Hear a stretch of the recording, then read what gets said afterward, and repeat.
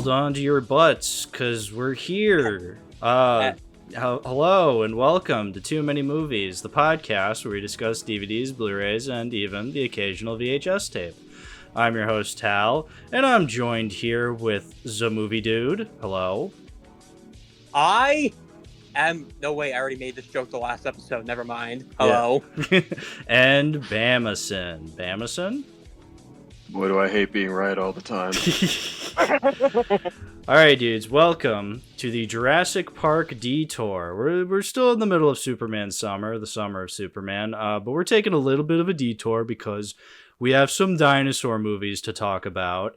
And yeah, we're going to be talking about those today. Are we excited or what?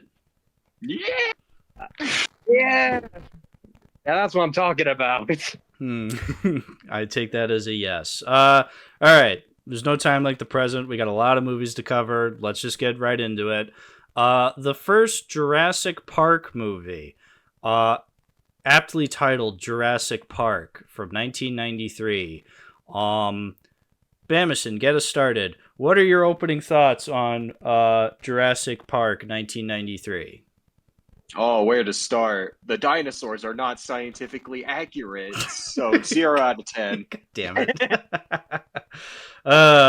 Yeah, no, they're not. But, like, also, who cares? Shut up, nerd. The dinosaurs in movies, judging by accuracy seems pretty unfair. Like if I were to judge 65 by its accuracy, it would just immediately be an F-tier movie. Though not counting the accuracy, the movie's still ass, though. Mm-hmm, mm-hmm. I mean, I've seen people complain about, the Spinosaurus redesigns and Rebirth, and I'm just about their accuracy. I'm just like, dude, there's a mutant T-Rex in the movie. Come on. Yeah. And plus, about that Spinosaurus, I at least can appreciate that the animators did care about accuracy to make it more look like how we know it now. God bless you, Gareth Edwards. Yeah. I mean, yeah, that's the thing. But I don't think it's a matter of we just didn't know. I mean, it is just that. It's a matter of we just didn't know what we know now about dinosaurs. Back in the day, back in the early 90s, that's just what we thought what dinosaurs looked like. 1990s paleontology was pretty different back then. It's been 30 years. There's much more discoveries that we didn't even know back then. I don't think anyone knew back in the early 90s that dinosaurs had feathers. Yeah, no, we didn't. Well, because I remember, I always think back on this image I remember seeing. I don't know if it was a meme or an image or something like that, but it showed this is what we know what Tyrannosaurus Rex's skull looks like, and this is what we interpret it as. It's yeah, that makes sense. But then I saw a picture of it's a picture of a hippo skull, and it's all right, this is what a hippo skull looks like, so this is how you would interpret that if we're applying that same logic to that. It's okay.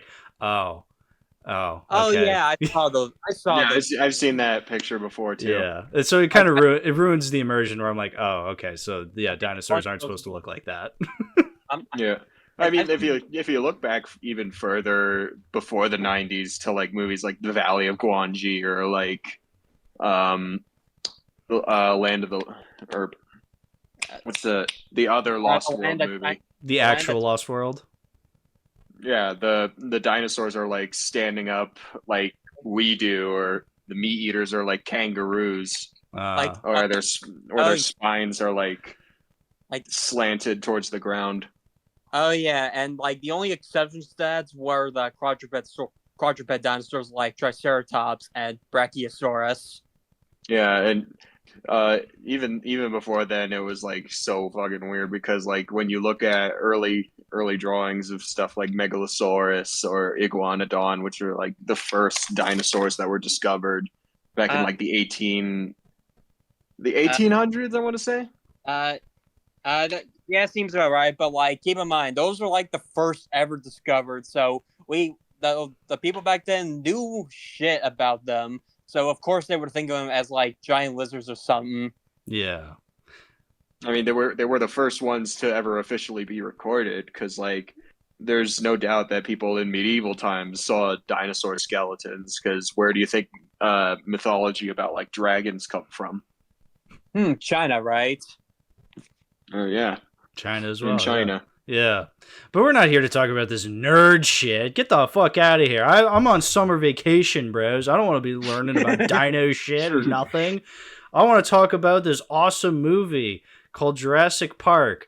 ZaMovieDude, you can get us started actually with this. What's your earliest memory? Like, how did you discover Jurassic Park?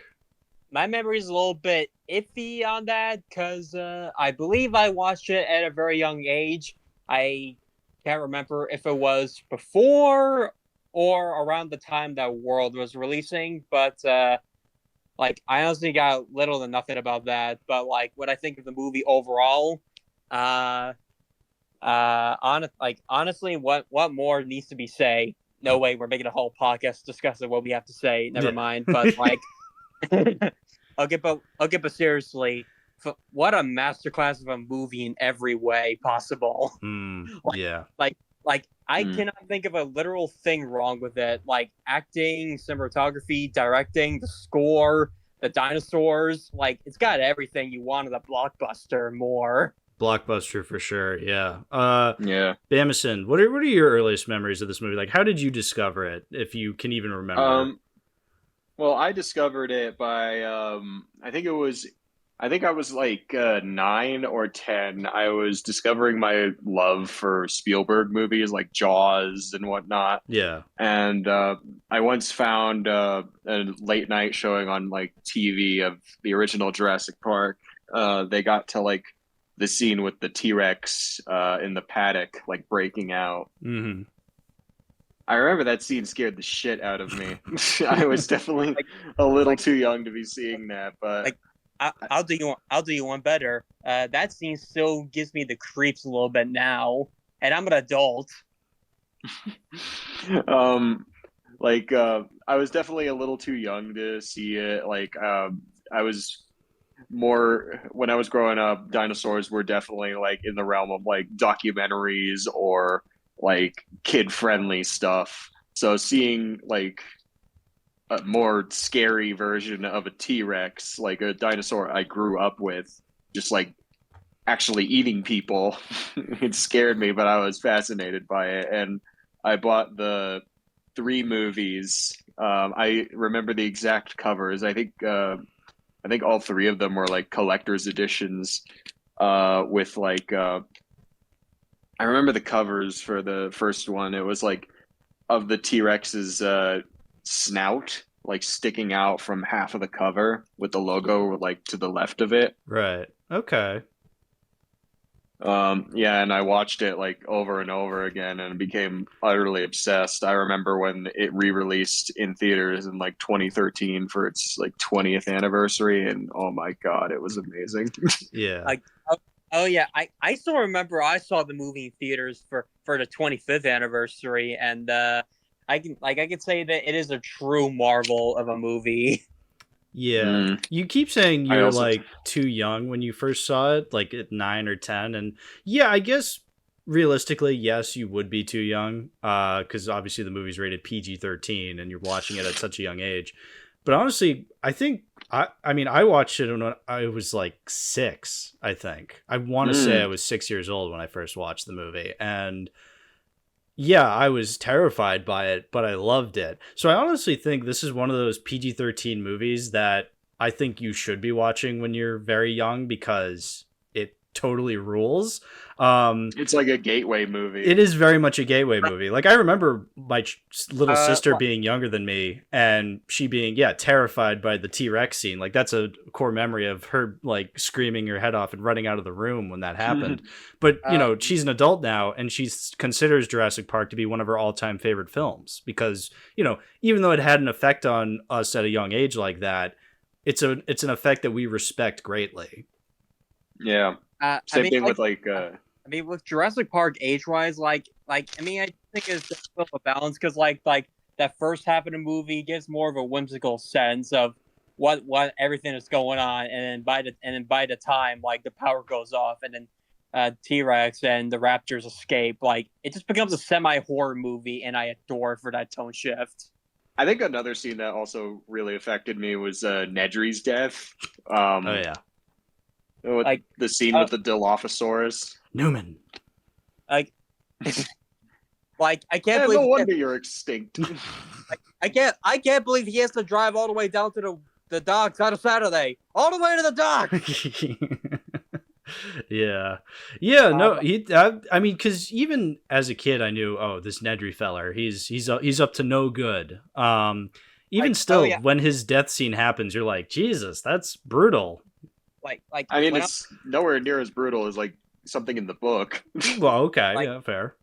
Which I have never read Michael Crichton's novel, but I heard like the deaths in that one go a little bit more gruesome. And also like Bamason, have you read the novel? I have once, like a while ago, but I do remember bits and pieces of like, the book and the movie are like pretty different, both in terms of like how the plot goes and in terms of tone. The book is definitely way more of a horror experience. The book kind of treats the. Oh, sorry. Did I interrupt? No, not really. You go on. But I was I was thinking that the only change I'm the most aware of is John Hammond, which in the book I heard he was just a generic greedy money villain, like akin to the villains in most of the sequels. Yeah, in the book, John Hammond is very much kind of a money hungry kind of billionaire mogul kind of dude. He's unconcerned with like people dying in the park. Like he's very much a one-track mind kind of guy, and he dies like in the book as well. Of course. Like he gets eaten by compies. Yeah. Like okay. Actually, Bamason, they're called Pro-Compsognathus, which is confirmed in the Lost World. Shut up, nerd. To the locker with you, nerd. Here you go.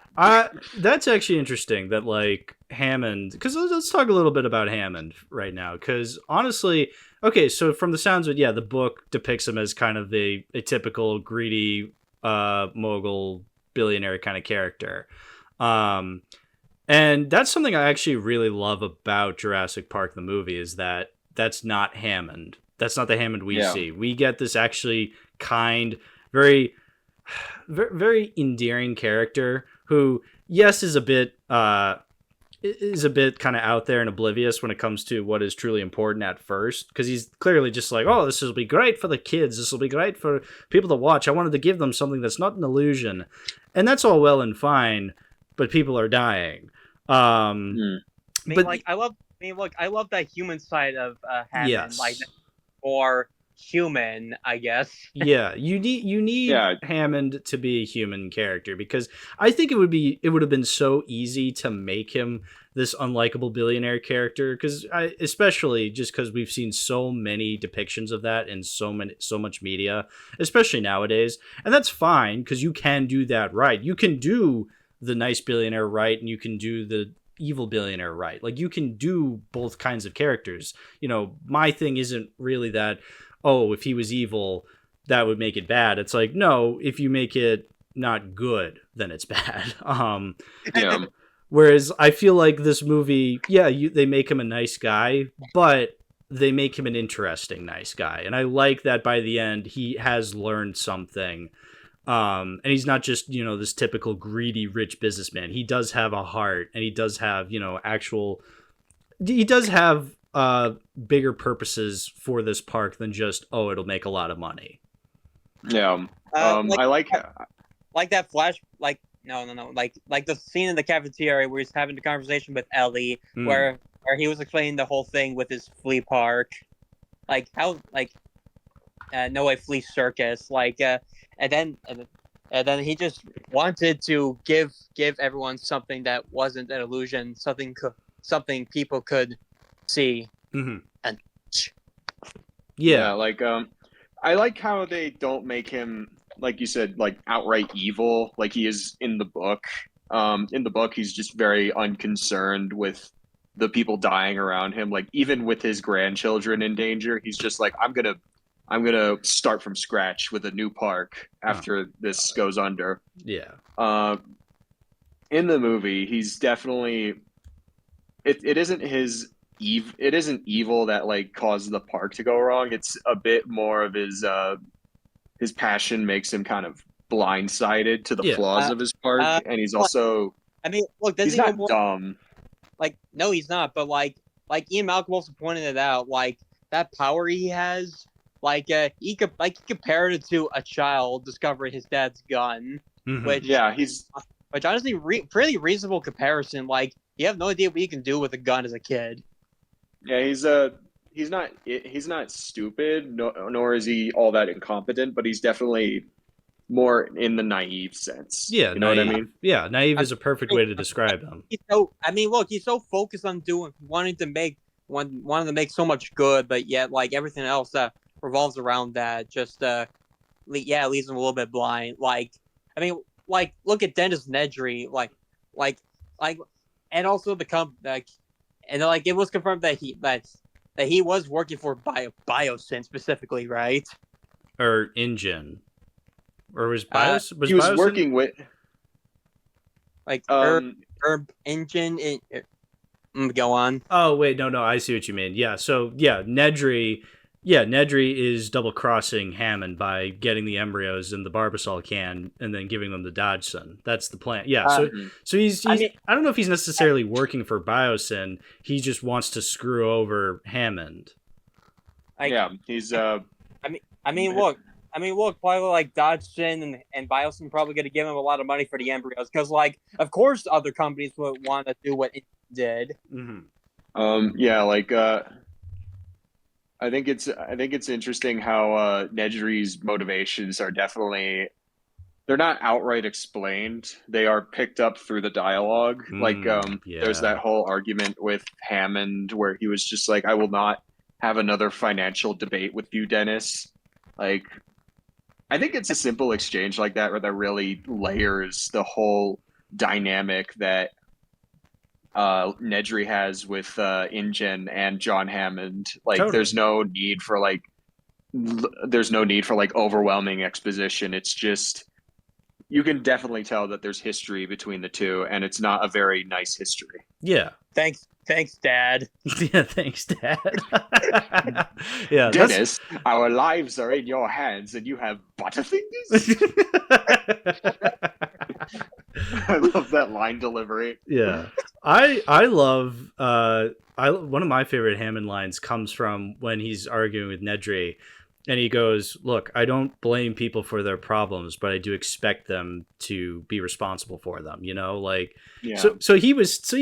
even though Hammond, does not get along with Nedry, he's still willing to be like, "Hey, man, I still expect you to fix this. I don't want to just." He's still trying to be nice to Nedry, even though Nedry's totally trying to fuck him over. So it just shows you just how great this character dynamic is. But yeah, Nedry ultimately in the end gets his comeuppance through his own greed because I just love the can being lost into the ground like that. He's trying to get the Jeep out of the little rut he's gotten himself into, and through his incompetence, he slips at one point. He slips. He drops the can with all the embryos in it, and it just gets buried underneath all that mud. Ironically, these dinosaurs are being buried back into the earth because you don't fuck with nature. Oh yeah, that's actually a really good. Wow, that is so good. Yeah. Yeah, I didn't even think of that. It's one of my favorite visual metaphors in the movie. How you just have the can being buried again by all the mud, and then Nedry's getting his ass chewed out by the fucking black goo dinosaur. Hello, Taurus. I love. Small thing to comment, but I just love this version of this small thing being not so dangerous, and then froze come out, then spitting the goo. Mm-hmm. Yeah, it's a very iconic moment for a reason. Yeah, I always like I like how the Dilophosaurus doesn't really roar as much as it kind of bellows. Yeah, you know, it kind of like screeches. it makes a real like guttural sound. Yeah, I would just so threatening display. Yeah, like oh man, that scene is. I also like how there's like no music in both the Dilophosaurus scene and like the scene where the T-Rex breaks out of its enclosure, like back to back. There's no music at all whatsoever. That increases all the more tension. Like if the movie was made like maybe 10 years after it would have probably had like this bombastic orchestra. Yeah, with like overwhelming amounts of like music. Yeah, I mean, because the music in the movie rules because it's John Williams, but I think the movie is very clever with where it puts the theme. You know, where it puts all the Jurassic Park themes. Yeah, it's used very sparingly. Yes. And it all comes to life like of when they get to the island for the first time. Like that theme, and then the other theme that comes across like when they saw the Brachiosaurus for the first time. Mm-hmm. It feels so magical in a way. Oh my god, yeah, magical is a perfect way of describing it. I think my favorite scene in the whole franchise, probably one of my favorite scenes of all time, period, is when Dr. Grant is like, when he hears that the park has a T-Rex and he's like collapsing on his, like, he can't even stand up. We have a T-Rex. Like Dr. Grant, welcome. Like the thrill of that, just like setting in on him is so great. And when he looks out into the field and the music is like swooning, it gives me goosebumps every single time, without fail. Just seeing something so beautiful on screen never fails. Like, it's just that they move in herds. They do move in herds. They eat their own shit. They do eat their own shit. They do eat their own shit. They grow in herds. They do grow in herds. Yeah.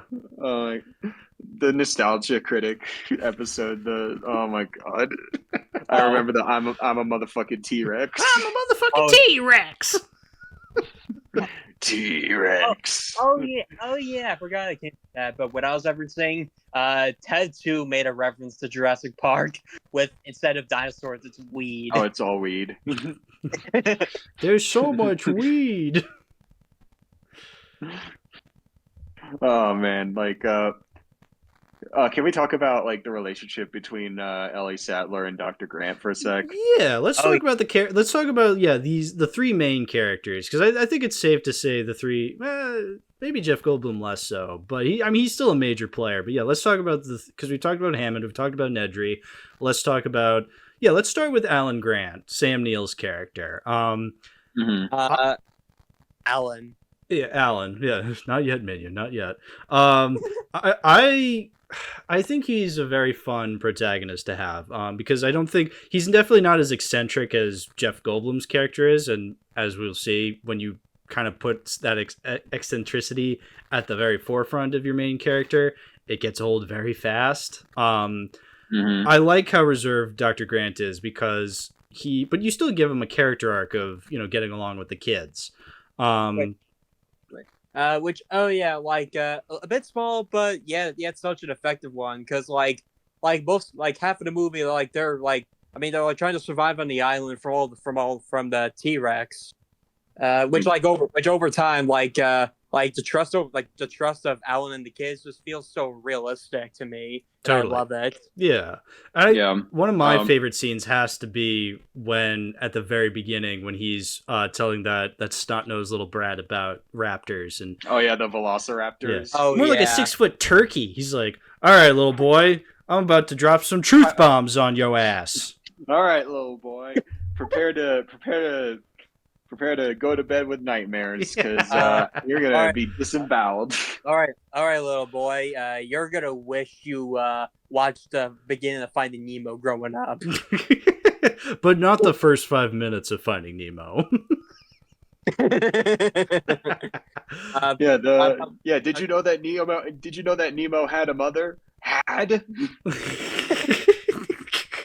But I want to mention what I love about that scene. He tells the kid that velociraptors are pack hunters, and they don't attack from the front; they attack from the side. Which that comes back later with Muldoon. Mm-hmm.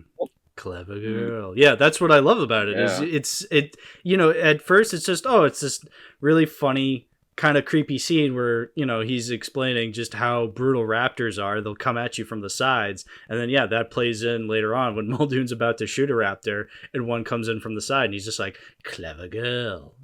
Game respects game. Great fucking tight script right there. I love that.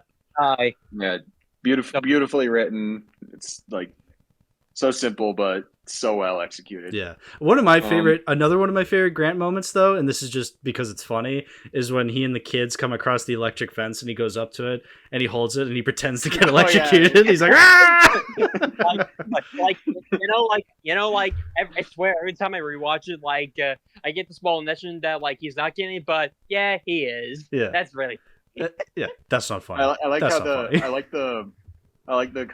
the one theme with Dr. Grant just being a very in the past kind of guy. He doesn't like kids. He's not very good with technology.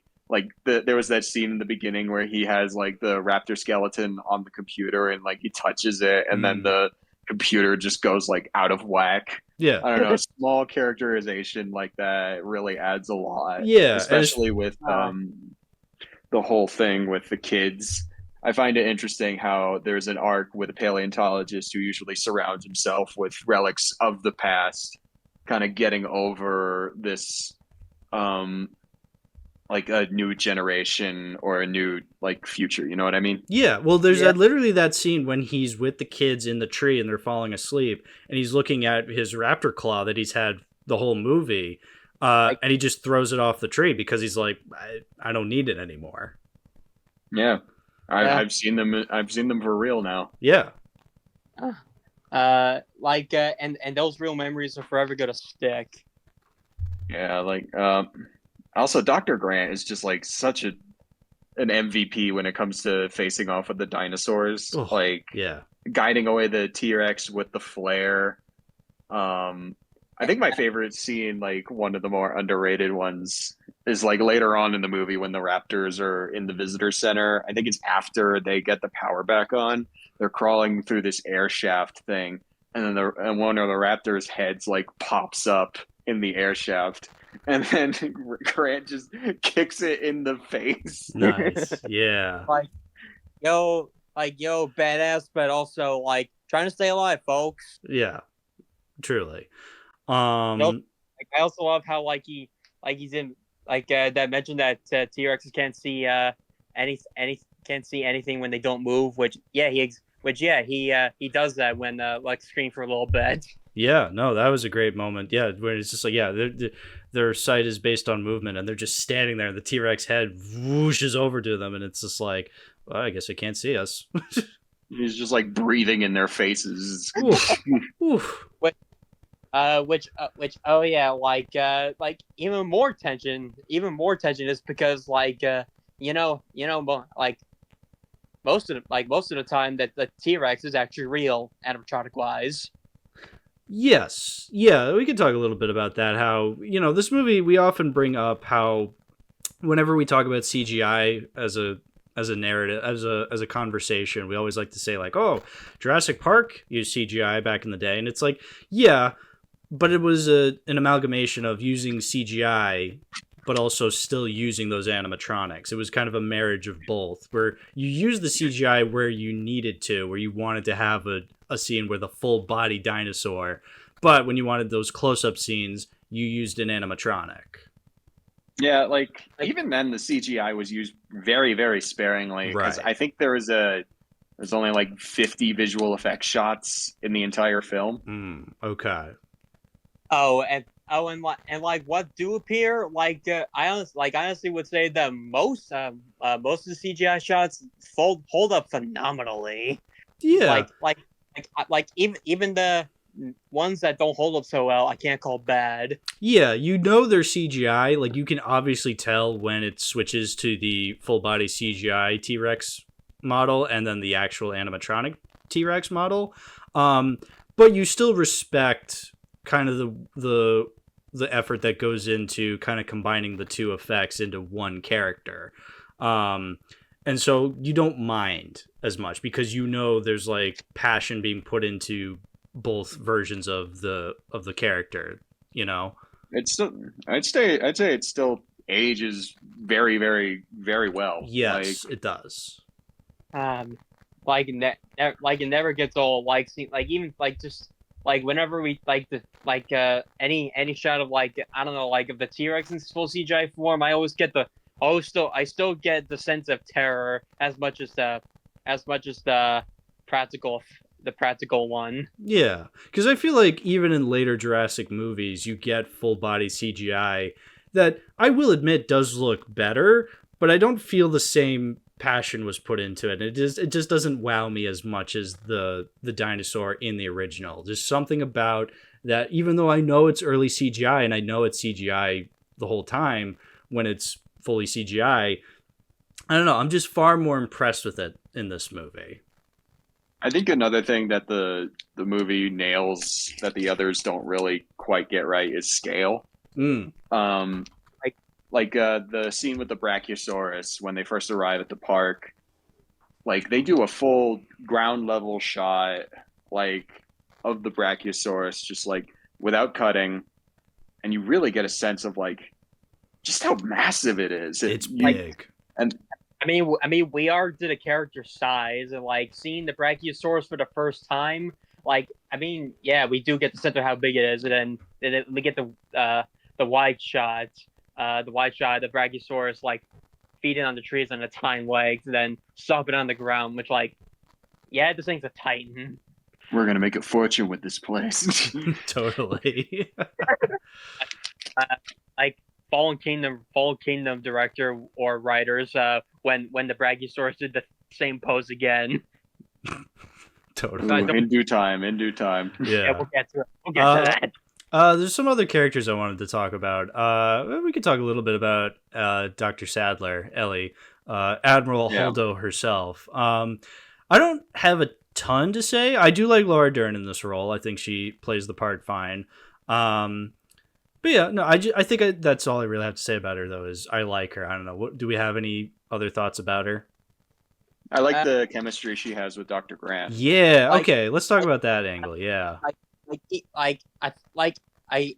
like they are in a relationship, right? And yet most of the time they feel like they're just really good friends. Right. Yeah, that's kind of the weird thing is that I don't think it's ever explicitly said that they're together in this movie. I guess that you have vague mentions here and there. It's never really explicitly explored. So I'm not really that disappointed that they're not together in 3 and then especially in Dominion. But like, I don't know, just any time after this movie, whenever they're together, it's just never the same. Just their chemistry, I don't know. I mean, it's clearly Spielberg, but just putting them together, they're just amazing together in this movie.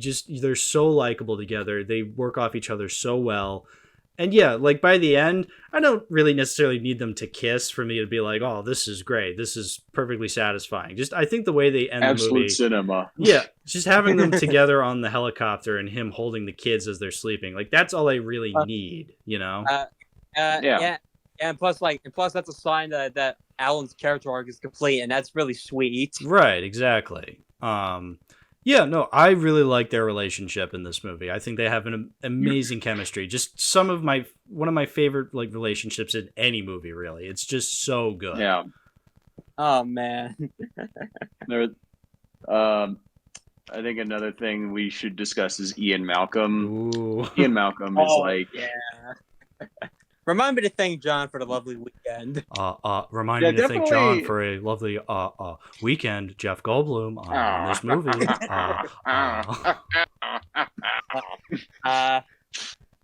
Also, I also want to mention the casting for the movie. There are like multiple auditions for Alan, Ellie, and Ian. I just hold up. I just want to find the precise actors. Like for Alan, there was Harrison Ford. No, I can't see it. I mean, look, I love Harrison Ford, but no. Apparently, Jim Carrey was going to be Ian Malcolm at one point. yeah. No. Good God, no. Look, I love Jim Carrey, but you cannot replace Jeff Goldblum. No. No. I don't know. No. I think I'm more mildly curious about it, if anything. Like, if I had an opportunity to go to like a parallel universe where Jim Carrey was cast as Ian Malcolm, or like, alrighty then. Probably. Your scientists spent all the time thinking that they could. They didn't think if they should. No, the trade off is like we get Jeff Goldblum as Dr. Robotnik in Sonic. Sonic, I don't really appreciate you running fast. That's what I call. My finger is on the button. That's elder abuse. Now that's chaos theory. Smoking. Oh God! No. Absolutely not. No, I'm glad we got Ian Malcolm.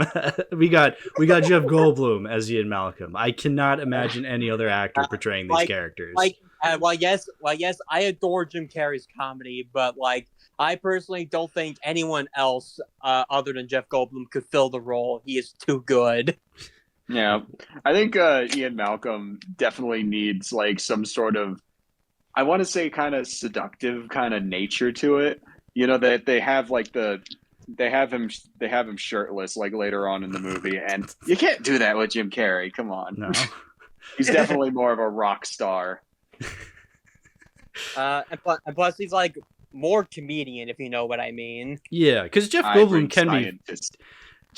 can be funny, or Jim Carrey. Okay, no, the point I'm trying to make is yes, Jeff Goldblum can be funny. But yeah, you don't want the comedian side to go too far. Like, yeah, that's what Jim Carrey does. Again, Jim Carrey, I love him, but this is not the role for him. Like, no, but with Jeff Goldblum, like, his comedy feels a lot more laid back and down to earth, which which makes all the things he says like yet hilarious yet iconic. What do you call Discovery? I call the rape of the natural world. Yes, that's chaos theory. Here I am just sitting there talking to myself by myself, talking to myself. That's chaos theory. That is one big pile of shit. Yes. What they have in there? King, Kong.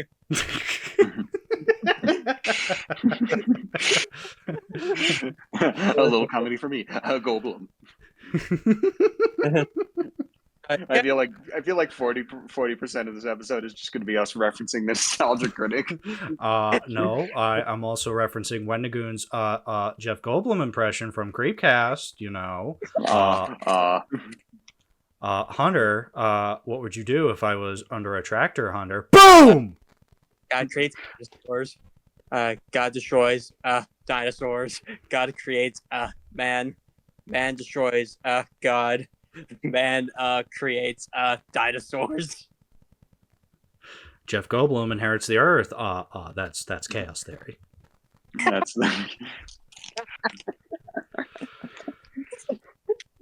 just blame everything on chaos theory. like Aaron Bamason, that show's pretty good actually. We'll get to it. Will we now? Are you sure? Are you sure about that? Are you sure? You sure? Are you sure? Are you sure? Let's talk about the kids, the kiddos, Lex and Timmy. I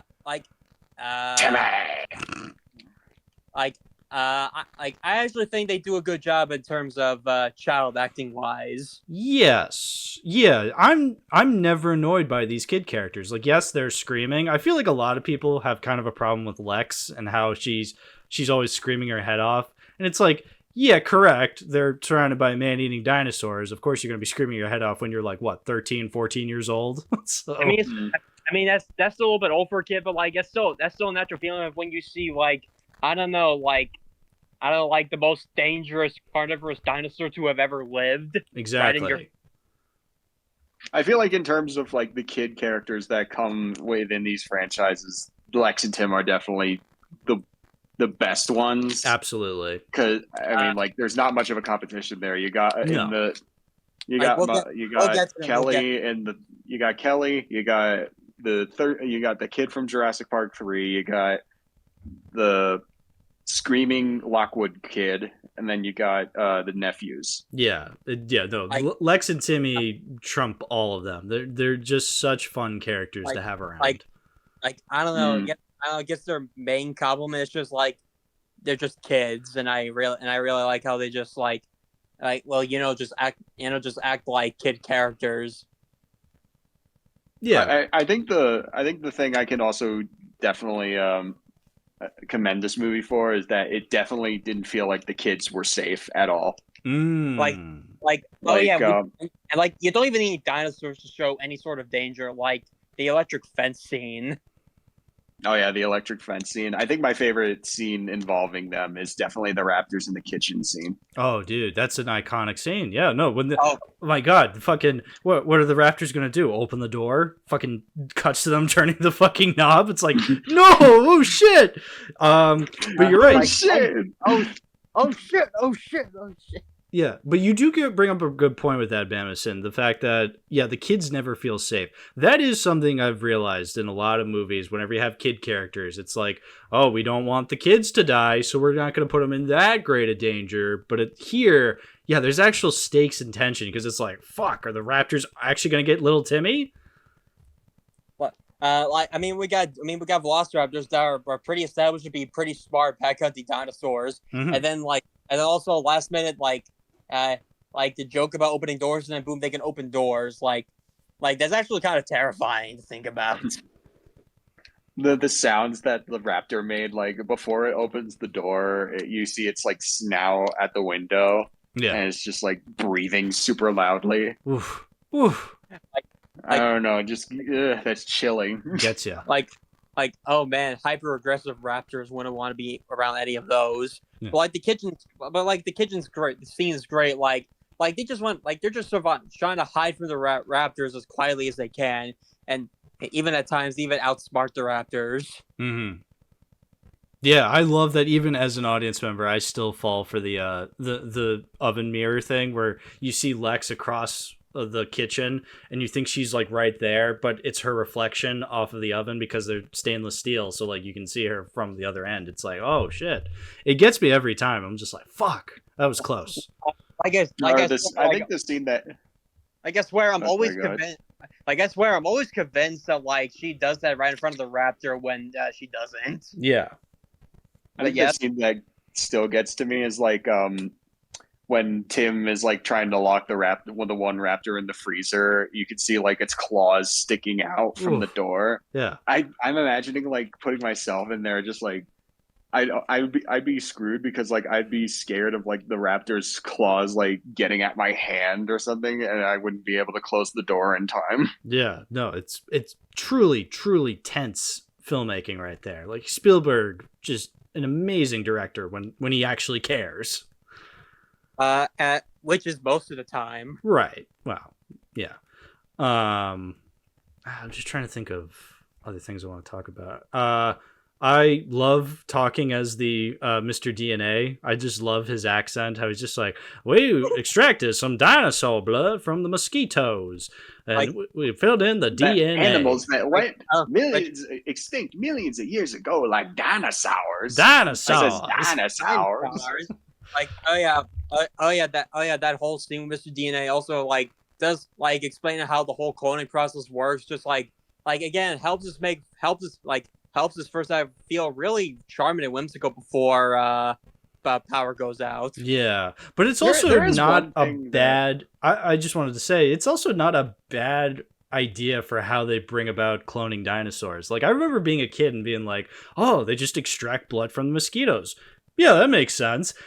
Truly thinking about it, it's like the the percentage of that actually being able to be possible is very, very small, and asking quite a lot of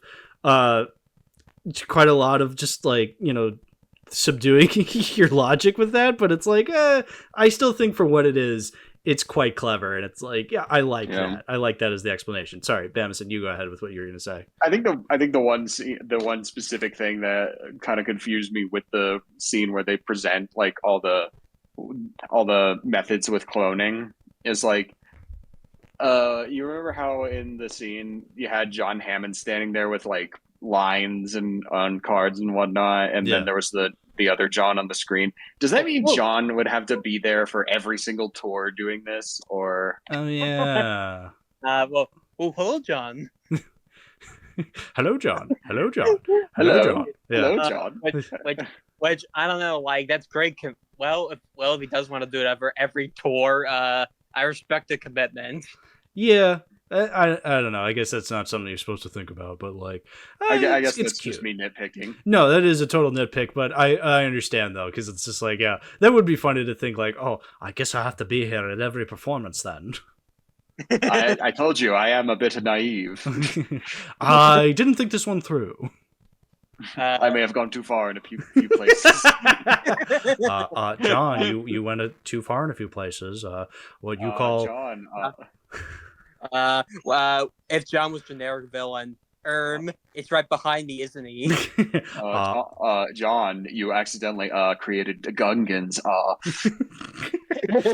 Misa Wanawanga. Yes. Misa, watch Poodoo later. As they say on the Gungan planet, we saw going home.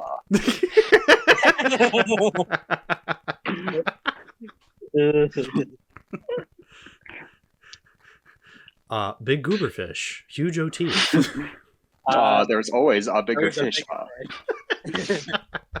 All right. Before let's not turn this episode into Jeff Goldblum hour. What else is there to talk about the movie? Because I know there's so much to talk about, but my God, like, how can we point out everything? We'd be here for 10 hours. I don't know. We've the characters, the dinosaurs, the visual effects, the character relationships and character arcs, the music. Oh yeah, John Williams never fails to make a fantastic score that sticks to me for decades on end. He's incredible. Yeah.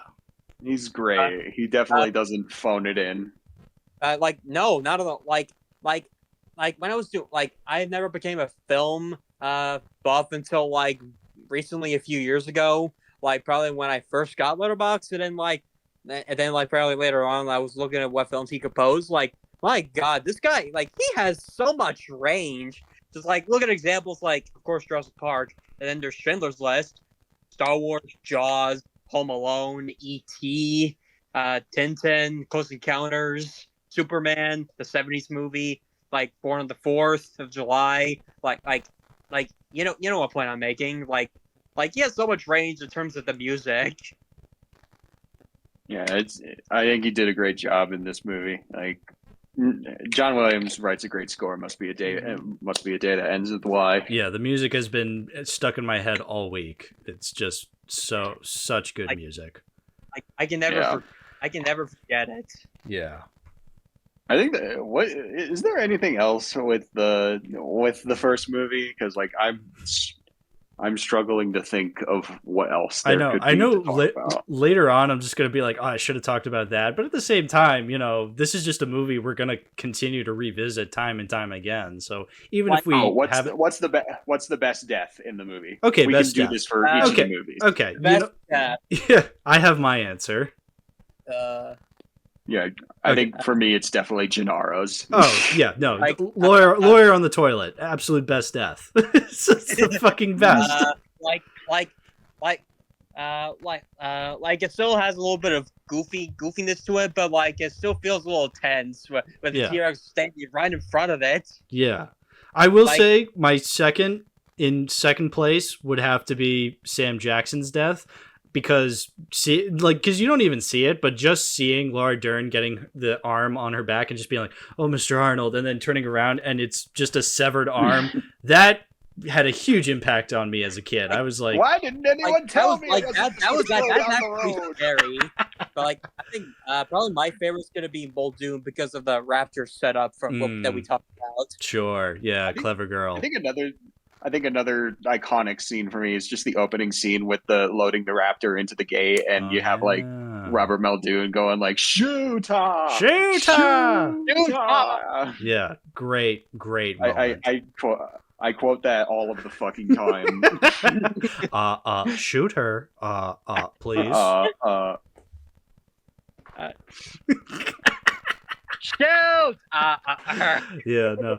But honestly, yeah, out of every death in this movie, animals included, like if we're going to count the cow that gets fed to the raptors or the goat that's fed to the T-Rex, I think Lawyer on the Toilet is the absolute pinnacle because it's just Lawyer on the Toilet. You know, the fact that you have a scene like that and we can still take the movie seriously, that just shows you just how well crafted of a movie this is.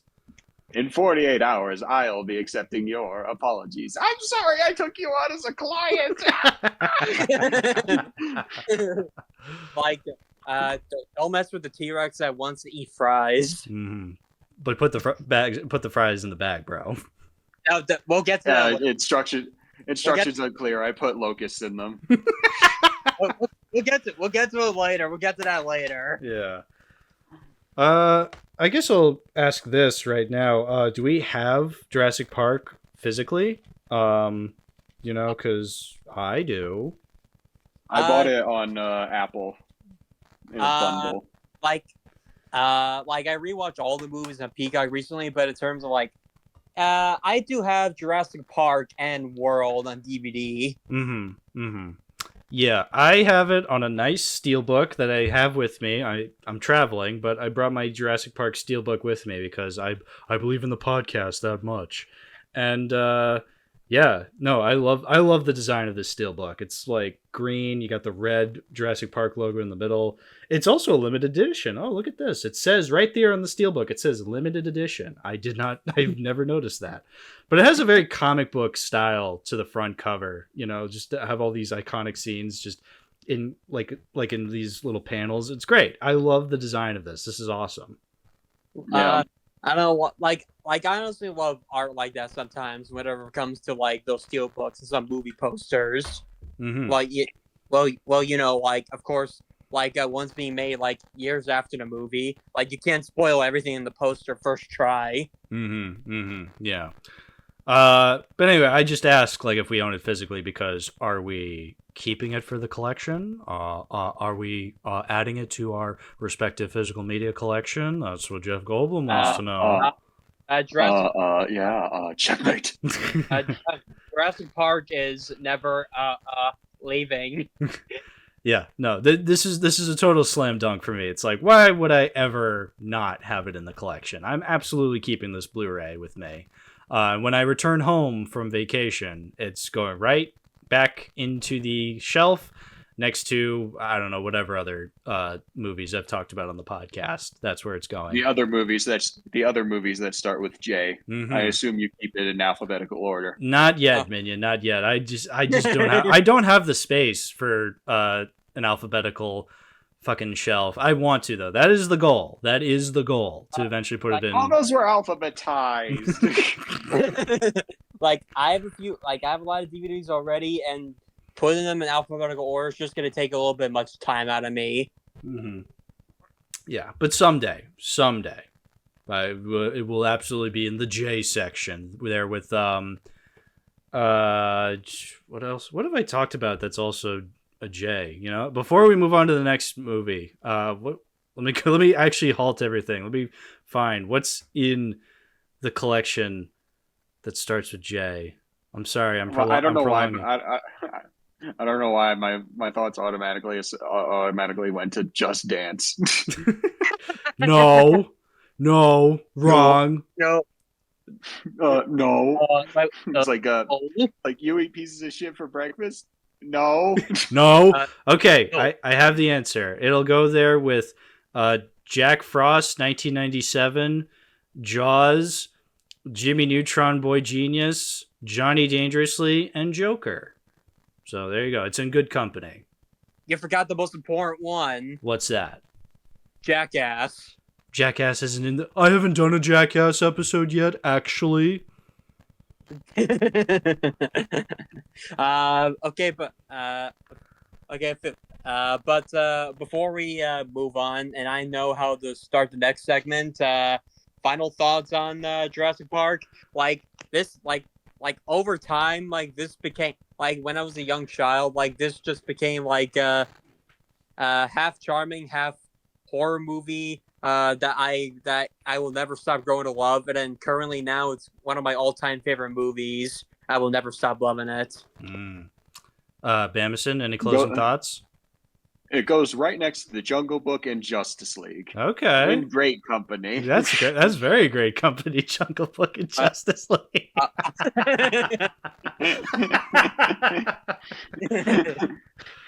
I guess you could say those are the bare necessities.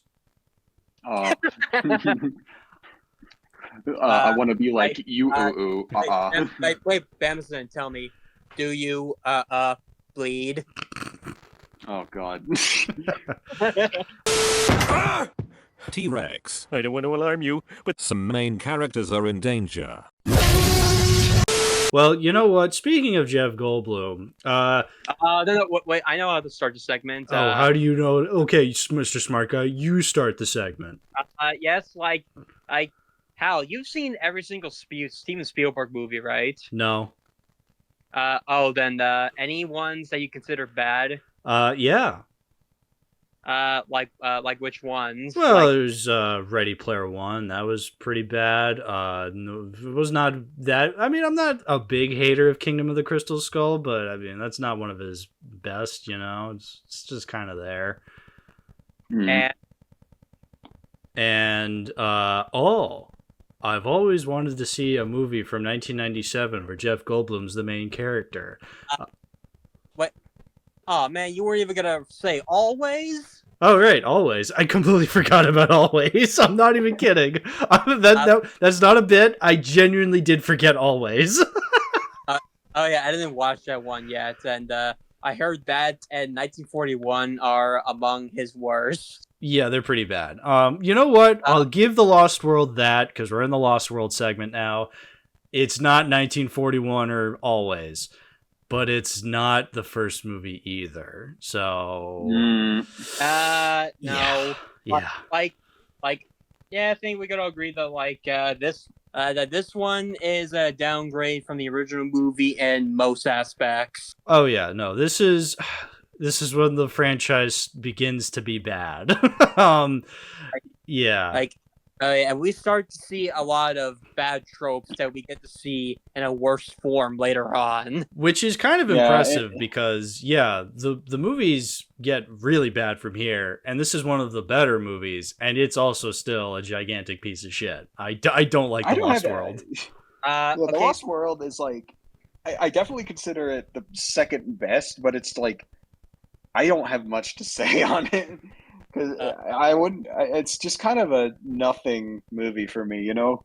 I think it had a lot of ideas to be a fun movie and to expand this the Jurassic expand this world. I actually kind of don't mind the introduction of Easel Sorna, even though it kind of comes out of nowhere. But there's world building's got to be somewhere. But had a lot of fun, had a lot of ideas for again, I think it could have been a fun movie. I even think it kind of starts a little bit fun, minus the opening, but it just continues to go on and on without anything interesting to keep it going. Yeah. I gotta be honest. Okay, you be honest. I gotta be honest with the introduction of Isla Sorna. I feel like Jurassic Park 3 uses Isla Sorna better than The Lost World does. Our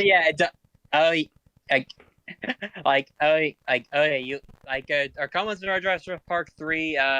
Not yet, man. Not yet. Not yet. I'll discuss it more when we get there, but I'm gonna put that thought on the table for later. That's fair to say. I think that's very fair to say. Just because my biggest thing with Jurassic Park 2, The Lost World, The Lost World, Jurassic Park, that's what it's called. Fuck off. No, it's called Jurassic Park 2: Revenge of the Raptors. I wish. I wish.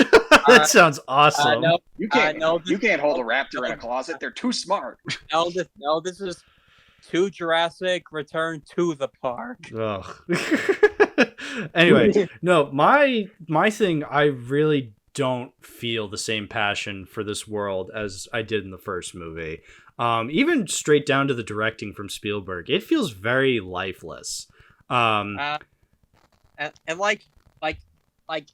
his direction is usually one of the greatest aspects of his movies. You get to see the immersion of everything that's presented on screen. Like, Jurassic Park, like many other examples come to mind, like Indiana Jones, Jaws, Schindler's List, Saving Private Ryan, The Adventures of Tintin. Anyone who hasn't seen The Adventures of Tintin yet, you've sinned. You have sinned, and you should watch The Adventures of Tintin. It's so underrated. Okay, enough about that. The direction in The Lost World honestly feels pretty weak to me. Yeah. And this is coming after 4 years after the first movie, and he was still making, and he was making a lot of movies during that time too, right? Yeah, but even still, it doesn't. I just don't like because there's a lot of long takes in this movie, especially at the beginning when you have Jeff Goldblum going to Hammond's mansion and he's meeting Hammond there, but he sees the kids there at first, which awkward implementation of the kids, because they just come in and they're like, "Hey, Dr. Malcolm." He's like, "Hey, kids, how's it going?" "Oh, I guess I'm talking to another character." Yeah, remember us? We're at the Ham Mansion. That reaction would feel more in line if they saw Alan instead of Ian. Well, I don't even mind that aspect. That it's just that they just come in and then it's on to the next scene, and they're just kind of awkwardly in the background for the rest of that scene. When Goldblum is talking to Hammond's nephew, they're just off in the back. And again, because it's a long take, you just have the camera slowly going towards while Hammond's nephew's like filling out paperwork or something, and he's talking to Jeff Goldblum, and they're just going back and forth. And you just see the kids awkwardly in the background there. It's like, what is this directing? This is really, really distracting. I don't know what's happening right now. No, yeah, it's really awkward. And then there's Jeff Goldblum. He's great in small doses. I don't like him as the main character. He's got a few lines that I like, but most of the time it just comes just as a pretty flat to me. Yeah. Which making Jeff Goldblum not funny, you're doing something wrong. They make him not funny, and there's a lot of scenes where he's just it genuinely feels like he's just kind of on autopilot. There's that scene when they're on the island, when they first get to the island, and they're trying to find Julianne Moore's character, and he finds her bag and he yells Sarah, but he goes Sarah. It's like a really Sarah. Yeah, Sarah. It's a really awkward yell. There's a difference, man. Sarah and Sarah. It would be enough if it was if it's Jeff Goldblum on autopilot, so he's just kind of adding nothing to the role. But at times in this movie, I feel like he's kind of irritating to watch. I think the scene where he's dangling from the trailer after the T-Rex knocks it off the cliff, and the pudgy guy is just do you guys need help? What do you need?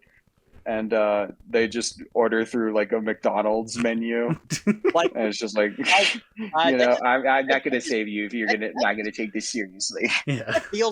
That feels so out of place. It does. I don't mind Ian Malcolm doing it, but I don't know, Julianne Moore and Vince Vaughn, no, I don't believe their characters would be that sarcastic in a situation like that. Well, that's the thing. I don't know what their characters are. The movie does not do a very good job at establishing these characters. They try to make Vince Vaughn a badass, and I'm sorry, I don't see Vince Vaughn as badass Vince Vaughn material. And badass are not compatible. I don't know. I don't know. I guess the only side character I would consider badass is the guy played by Richard Schiff. Ooh, now's my chance to make this about the West Wing. So, Richard Schiff. Yes, Richard Schiff is in this movie. Famously, Toby Ziegler in the West Wing.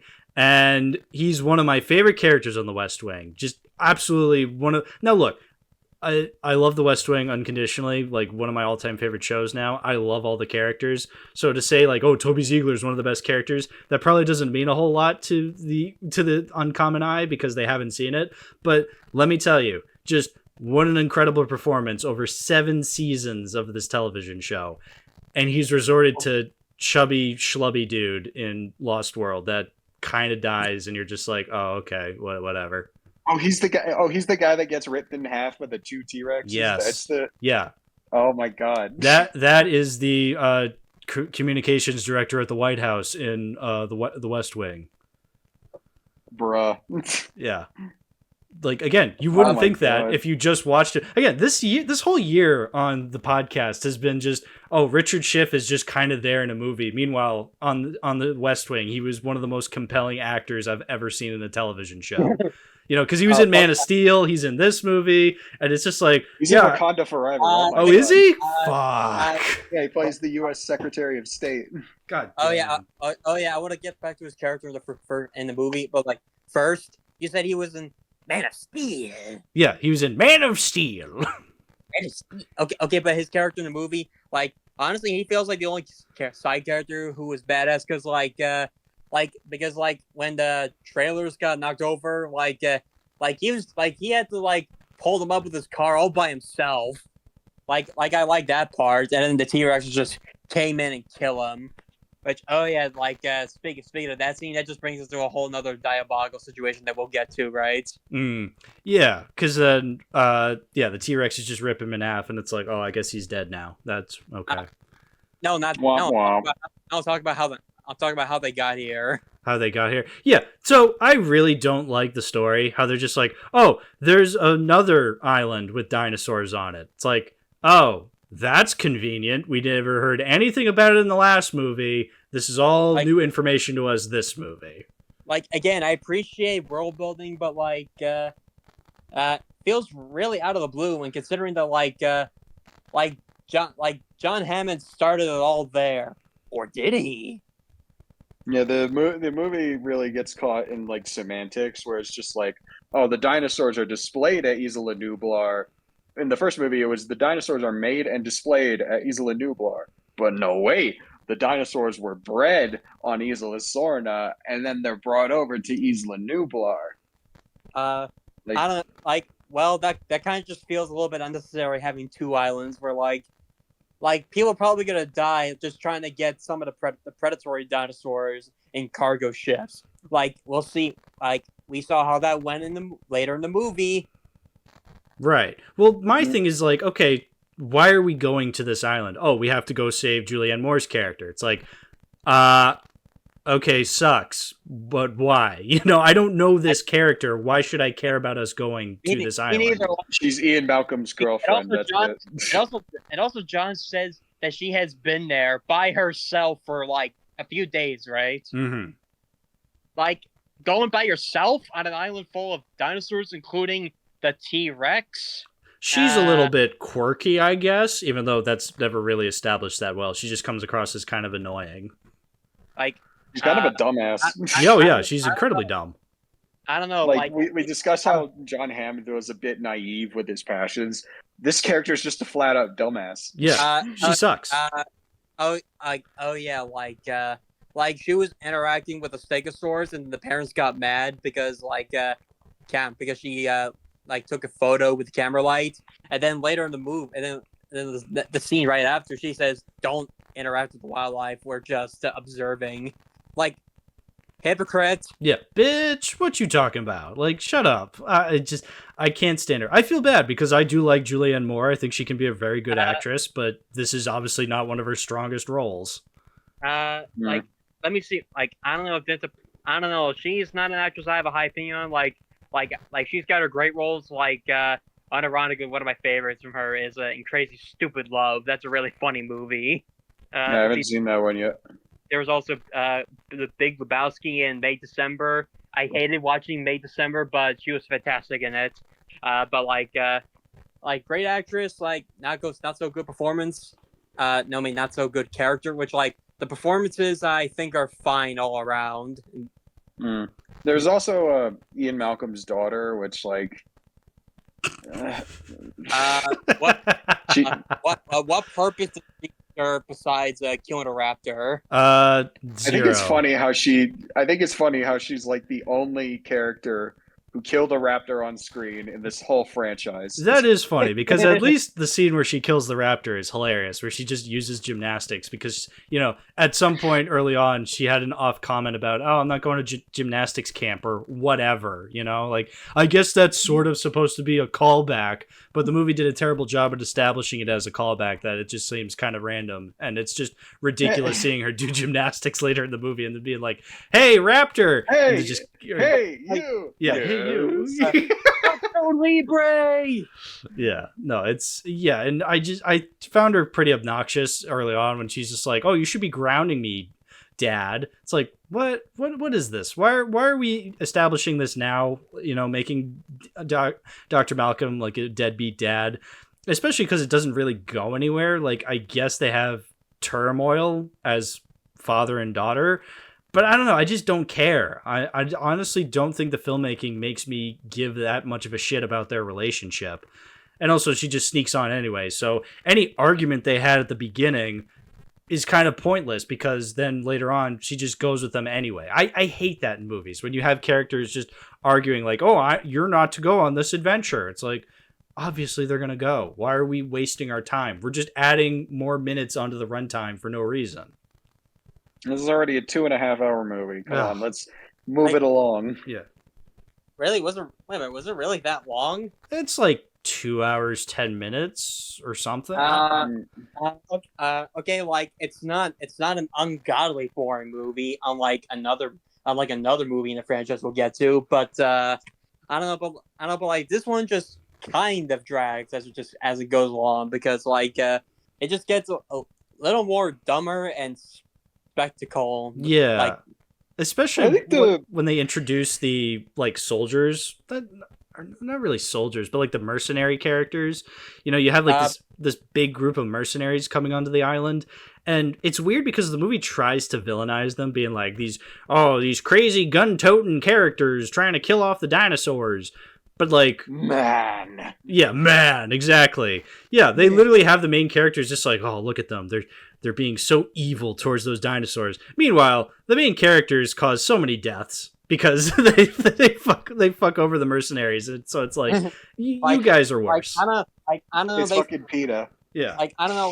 Like, they freed a bunch of herbivores that like, of course they're gonna be angry for being captured, and they destroyed the place. Like hell, like. I don't know which dinosaur was able to flip that car. Like, you know, like the car just landed in the tree. There was, was it the Babe Ruthosaurus? The what? The Babe Ruthosaurus. That's good. Oh, I get it. There was another comment or line in the movie that was also very stupid. I think it was after the T-Rex starts rampaging in San Diego. Ian Malcolm tells Peter that's like, oh, now you're John Hammond. Oh, I was just like, wait, really? I don't get it. That's very different. Yeah, like, I don't get what that line's implying. Right, like, because it's like, is it implying that John Hammond is a bad guy? Because that's not at all what the movies were showing us before. Yeah, he's just like, now you're John Hammond. John Hammond was naive, but Peter is like a fucking egomaniacal tycoon. Yeah, it makes no sense. And also, if John Hammond was more like he was in the book, then that line would make sense. And also, speaking of like that scene, let's see how stupid everything got before the T-Rex made it to the San Diego Zoo. Complete with fake rocks. Wow, that looks real. Oh god. Yeah. Well, let's talk about that. Like the villain, Peter Lutlow. I got nothing for him. He's just a generic businessman. He really is. I think he's just kind of there. Yeah, I guess. He doesn't do that much. Like I would say if we're going to talk about an antagonist, and even then the movie doesn't really make him an antagonist. There's that Roland character, Pete Postlethwaite's character, the bald mercenary guy. Yeah, the guy that wants to hunt like a T-Rex or something. He kind of rules. I'm not gonna Well, lie. Well, I think that whole gig with him was just trying to tranquilize the buck T-Rex. Yeah, I would have loved more from him, but the movie doesn't really focus on him, and the movie decides later on just to be like, hey, he's not really a villain anymore. You know, he was just a bit of an anti-hero. But then like he's out of the movie by the climax. And it's like, oh, okay, well we had kind of an interesting and fun performance, and we're just gonna get rid of him. So then we have the evil businessman as the main villain now. It's like, this is ludicrous at this point. And because the evil businessman, I hate this nephew character because he doesn't do anything to really make. What they do with him is they make him kind of like smug and swarmy, but not in a way that makes him fun, just in a way makes it feel like I'm being talked down to by the movie, where it's like, see, you're supposed to hate this guy because he's the villain. It's like, I don't care about this guguy. He hasn't done anything. This guy has no sauce. Exactly. Even performance wise, yeah, I do think he's fine, but like never does anything outstanding. No. But yet he gets eaten by the T-Rex at the end because he got his wait, comeuppance. No. I was contradicting myself. Like he did something outstanding. Oh. Bringing the T-Rex to San Diego. Well, yes. That's okay. Now It was a fun scene. Now tell me this, why have the dinosaurs in the first movie on an isolated island? for safety's sake. Then what happens when the T-Rex breaks loose on the mainland? Oh, shit goes wild, yo, for, I don't know, 5 minutes, and then he's sitting. Well, I'll tell you what, you get your own screenwriter eaten. Yeah, that's right. That was David Kopp as the guy who gets eaten. That was really fun. The unlucky bastard. Yeah. I think he's literally credited as unlucky bastard. which he was the screenwriter of the first two movies, and then no wonder why he didn't come back in the sequels, because he's dead. And then because he got eaten. And then somehow David wait a minute. Somehow David Coop resurrected to return for Jurassic World Rebirth. Oh. His character name is literally Unlucky Bastard. Movie character.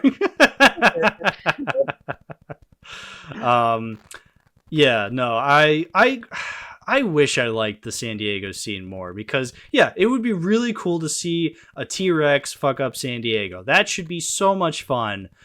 And I just kind of don't care. Like, they have the moment where the T-Rex goes into suburbia and starts drinking out of a pool, which, first of all, me being a pool guy, just being like, hey, there's chlorine in that pool. Can the dinosaur drink chlorine? Is that okay? But whatever. I'm not supposed to think about that. I don't know. I recall tasting it myself, and no, it's not it at all. Yeah. I get it. It's supposed to be like, hey, Mom, there's a T-Rex drinking out of our pool. There's a dinosaur in our yard. Yeah. Oh God, that fucking kid. Besides that one, I love the T-Rex roaming around San Diego. Before that, that one stupid moment where he got the parents to look at the T-Rex, and then he took a picture of the T-Rex. Like, dude, do you want to get noticed? Yeah. Well, here's my other thing too about the dinosaur coming to San Diego. So the T-Rex ate all the crew and then went back down into the boat. Like, you remember, there's that scene where they go into the captain's, the head of the ship, and you see the boat steering wheel, and there's a disembodied hand on there. How did the T-Rex get to that the captain like that? Oh yeah, he just likes to clean up after his meals. I get that. Clean Plate Club. That's a scene of an anomaly of itself. If the T-Rex did get in there, I don't know, it was just showing signs of damage to the ship. When looks like no damage to the actual ship. Just but the bodies all over the place. Yeah, which bro needed a quick power nap. If there's something explained in the novels, which I don't know, I of course don't know, or any other sources, please, I would really like to know. Yeah. Which I need this nonsense explained. But even if it was described in the novel, that's fine. It's not described in the movie. So it's just a bad scene. It's just a bad bad error that they just don't seem to explain. It's so frustrating. Like, I don't get it. Like, but the T-Rex, like, when it does roam around San Diego and start causing havoc, pretty fun. Like, David Coeb gets eaten. Nice gag, but like, you remember that clip where a bunch of Asian guys were just running away? Oh, I get it. Oh, it's Godzilla. like that movie Godzilla 1998 specifically. Get out! Do we want to talk a little bit about the fake movies that are in that video store, like the Arnold Schwarzenegger What King was Lear? it? What was it? Arnold King Lear. King here. Yeah, We need it. yeah.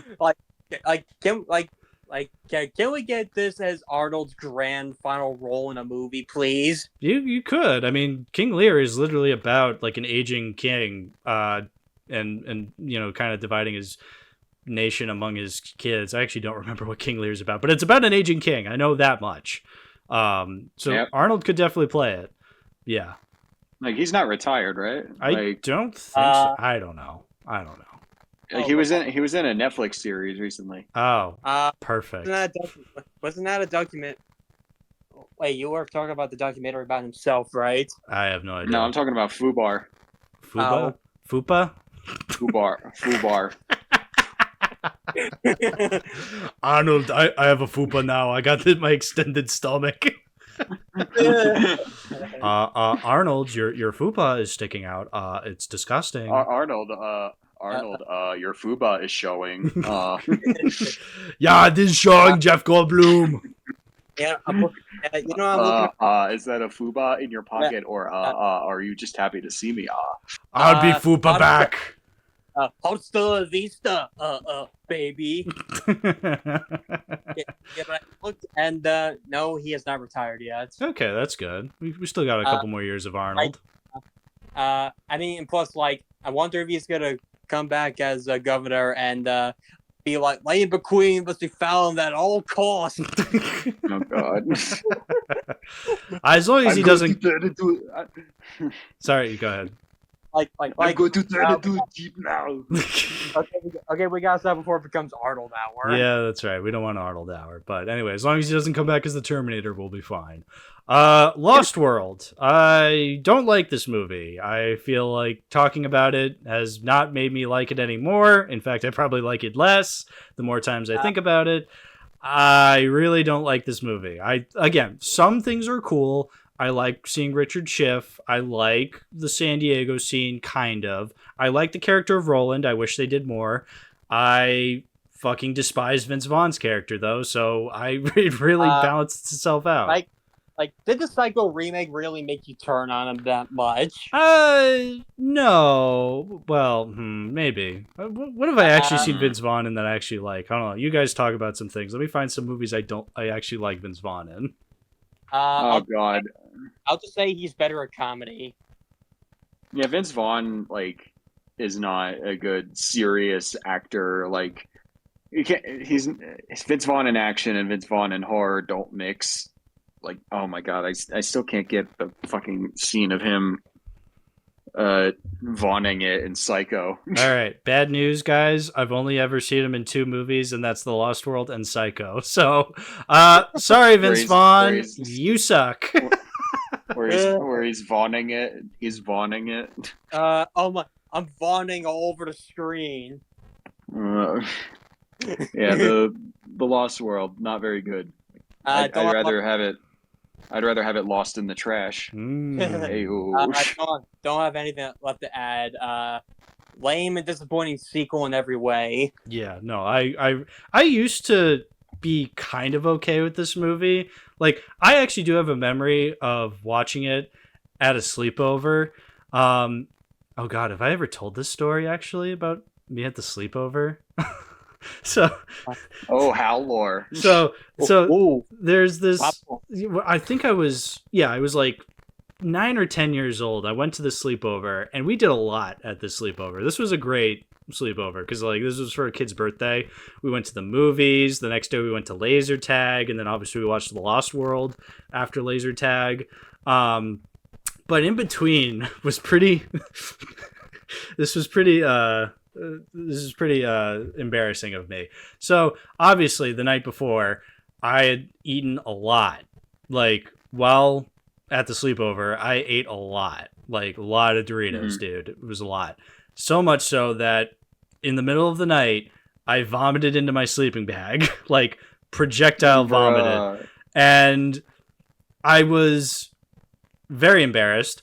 But like because I was sleeping at a friend's house, I didn't want to go up to my friend's parents. Yeah, I didn't want to wake them up because I'm like, well, they're my friend's parents. They're not my parents. I can't just wake these people up in the middle of the night being like, hey, I threw up. So I threw up. Yeah, I felt embarrassed. I'm like, that's not my parents to wake up in the middle of the night. Like, like if they were my own parents, yes, I would wake my parents up being like, hey, I threw up. But I was at a kid's house. So I was like, I can't really wake them up. That would be rude of me. So I got out of my sleeping bag and I fucking slept on top of it. And I just had like this vomit in my sleeping bag for like the rest of the night.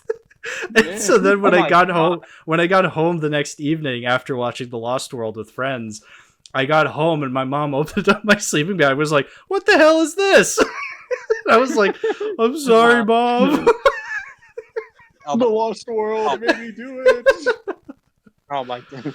So, yeah, no, it's embarrassing. Why did you I clean was it? subjected to too much Goldblum. I was 10. I didn't know what to do. I was just like, I can't disturb the parents. So I just got up out of the sleeping bag and just slept on top of it. And just just remember the next time you feel nauseous, when you gotta go, you gotta go. Exactly. But anyway, Lost World, yeah, should remain lost. I'm never adding it to the collection ever. Mommy! Daddy! I found something! Probably gonna skip out on it, unlike the next movie. Like, which now we got the shit out of the way. Let's get to the hype moments in aura. Hype moments in aura. That's what we're That's what we're describing Jurassic Park 3 as. I mean, if any Jurassic Park sequel deserves it, I guess 3 does because it's. I'll be honest. That movie is so baffling to me at many times. I'll be honest. Jurassic Park 3, I've had a weird relationship with because, before I ever really watched it, I watched the Nostalgia Critic on it, and I was like, yeah, this movie sucks.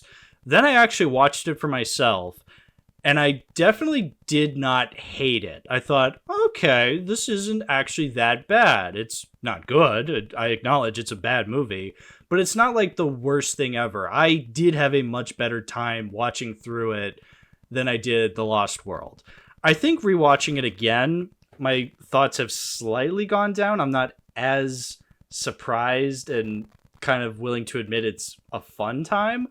But I think there's enough going for Jurassic Park 3 that I think out of comparing it to The Lost World and especially some of the later sequels, I think it is a fun movie for what it is. And it's also only 92 minutes. Thank fucking God. Like, that was super nice. It's a total breeze. Oh yeah, it's like the only movie in the franchise that is an hour and a half, right? Yeah, because they're all like 2 hours or 2.5 hours. Except for the Battle of Big Cock. Yeah, Battle at Big Cock is like 10 minutes.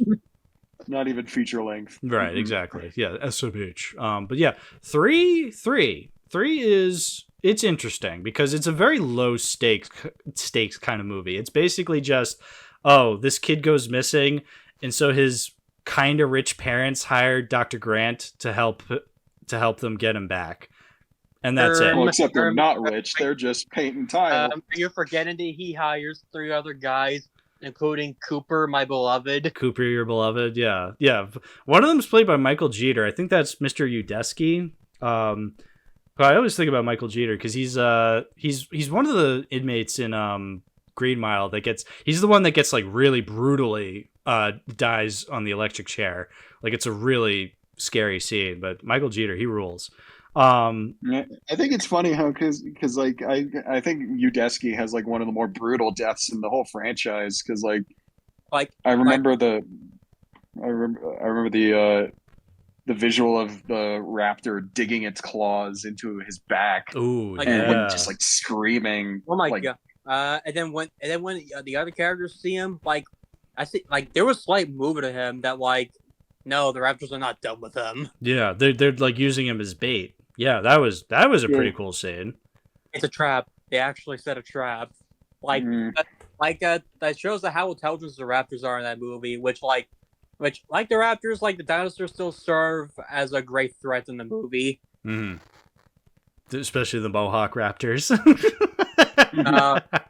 Darth Vader mucus buildup. Yeah. Like, oh yeah, I legit forgot about the nostalgia critic mucus line until like today, which like, oh my god, that's actually scary to think about.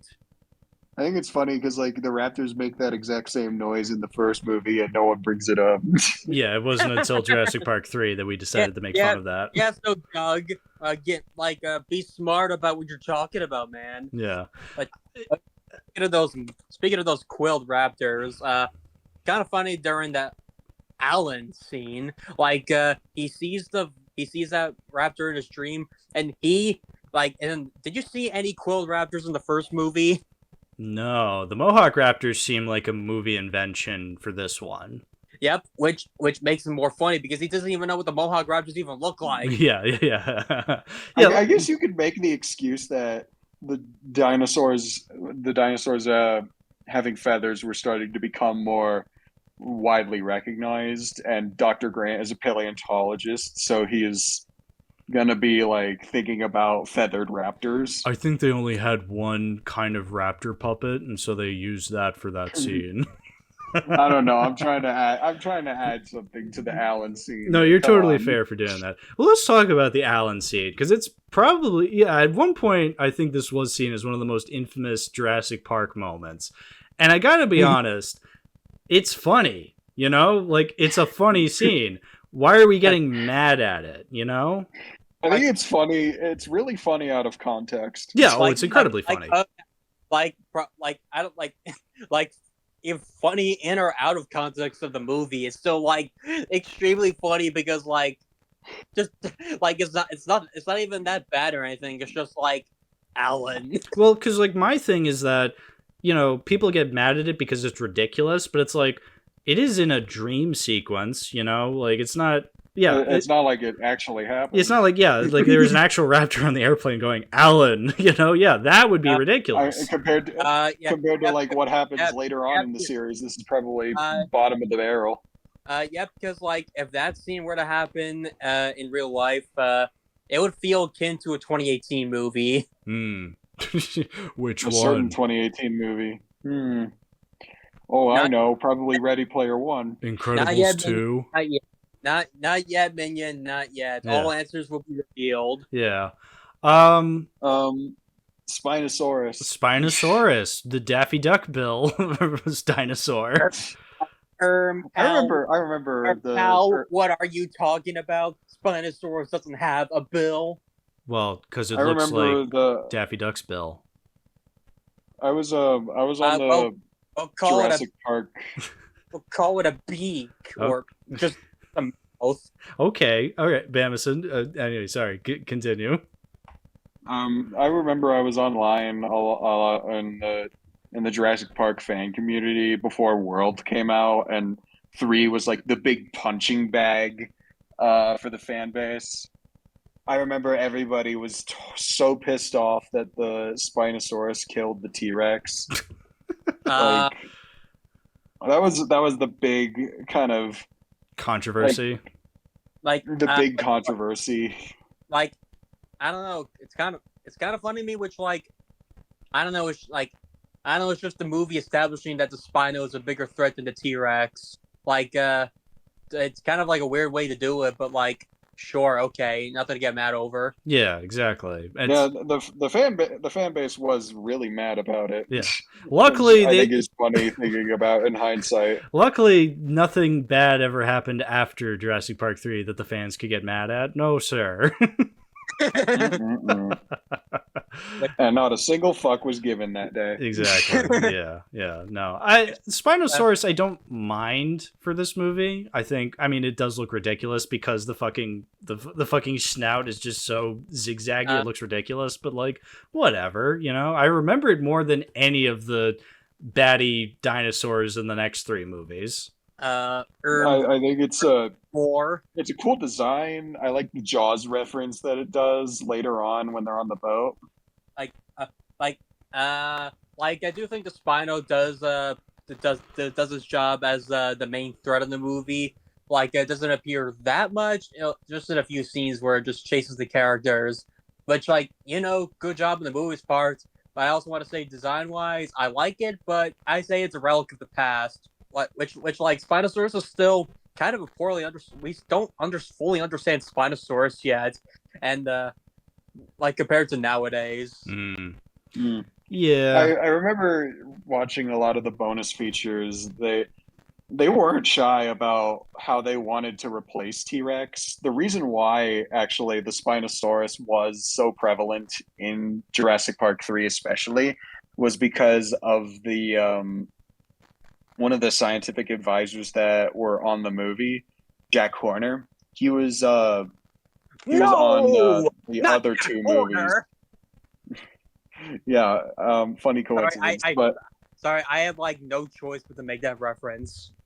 Yeah, he was a scientific advisor on the other 2 movies, and for some reason in the late 90s and early 2000s, he had this big hate boner for the T-Rex. Yeah. Wait, Hal, do you know why? Do I know why? No, I don't. I'll tell you why. He thinks that T-Rex was a scavenger and nothing else. Yeah, the reason why the Spinosaurus won against the T-Rex was so that he could peddle the T-Rex being a scavenger rather than a predator, which is just come on, dude. You're working on the biggest dinosaur franchise ever, and you're gonna peddle your theories on it. Come on, dude. Yeah, that sounds obnoxious. It's a movie. I don't care. Yeah, and plus I know the 4th movie was in development shortly after, but then it just stopped after it was in production hell. But there was no replacing the T-Rex. No. Yeah, the T-Rex is too iconic. And again, I think that's unfair to the Spinosaurus in this movie, because then it has big shoes to fill. But I mean, at the same time, I think it does, its job fine in this movie. It's just not as iconic as the T-Rex. The T-Rex is just far too iconic that trying to kill it off in this one just obviously did nothing, because then it came back full force in the next few movies. No, Jurassic Park. Plus, Jurassic Park's T-Rex is the most iconic dinosaur in history. Just think of any dinosaur you know of made a T-Rex, and you just come back to this movie, Jurassic Park. I think what also undermines the Spinosaurus in a way is that there's I'm kind of hinging this on a theory, so I'm basing this on kind of hearsay. The T-Rex that the Spinosaurus kills, there's theories going around that it's the baby T-Rex from the Lost World grown up. So I'm just sitting there thinking, if this is true, the Spinosaurus just basically killed a juvenile T-Rex, which is not really all that impressive. You killed a minor, dude. What the fuck? You killed a minor. I didn't know that the Spinosaurus was the dinosaur equivalent of EDP. No, I wouldn't be surprised. Well, I was coming out here to pick up a cupcake. The cupcake being you. No, I wouldn't be surprised if the Spinosaurus had the same type of attitude as Darkwing. Miners guy. Miners. I know there's people to eat, but I can't stand it, and I need to kill this miner.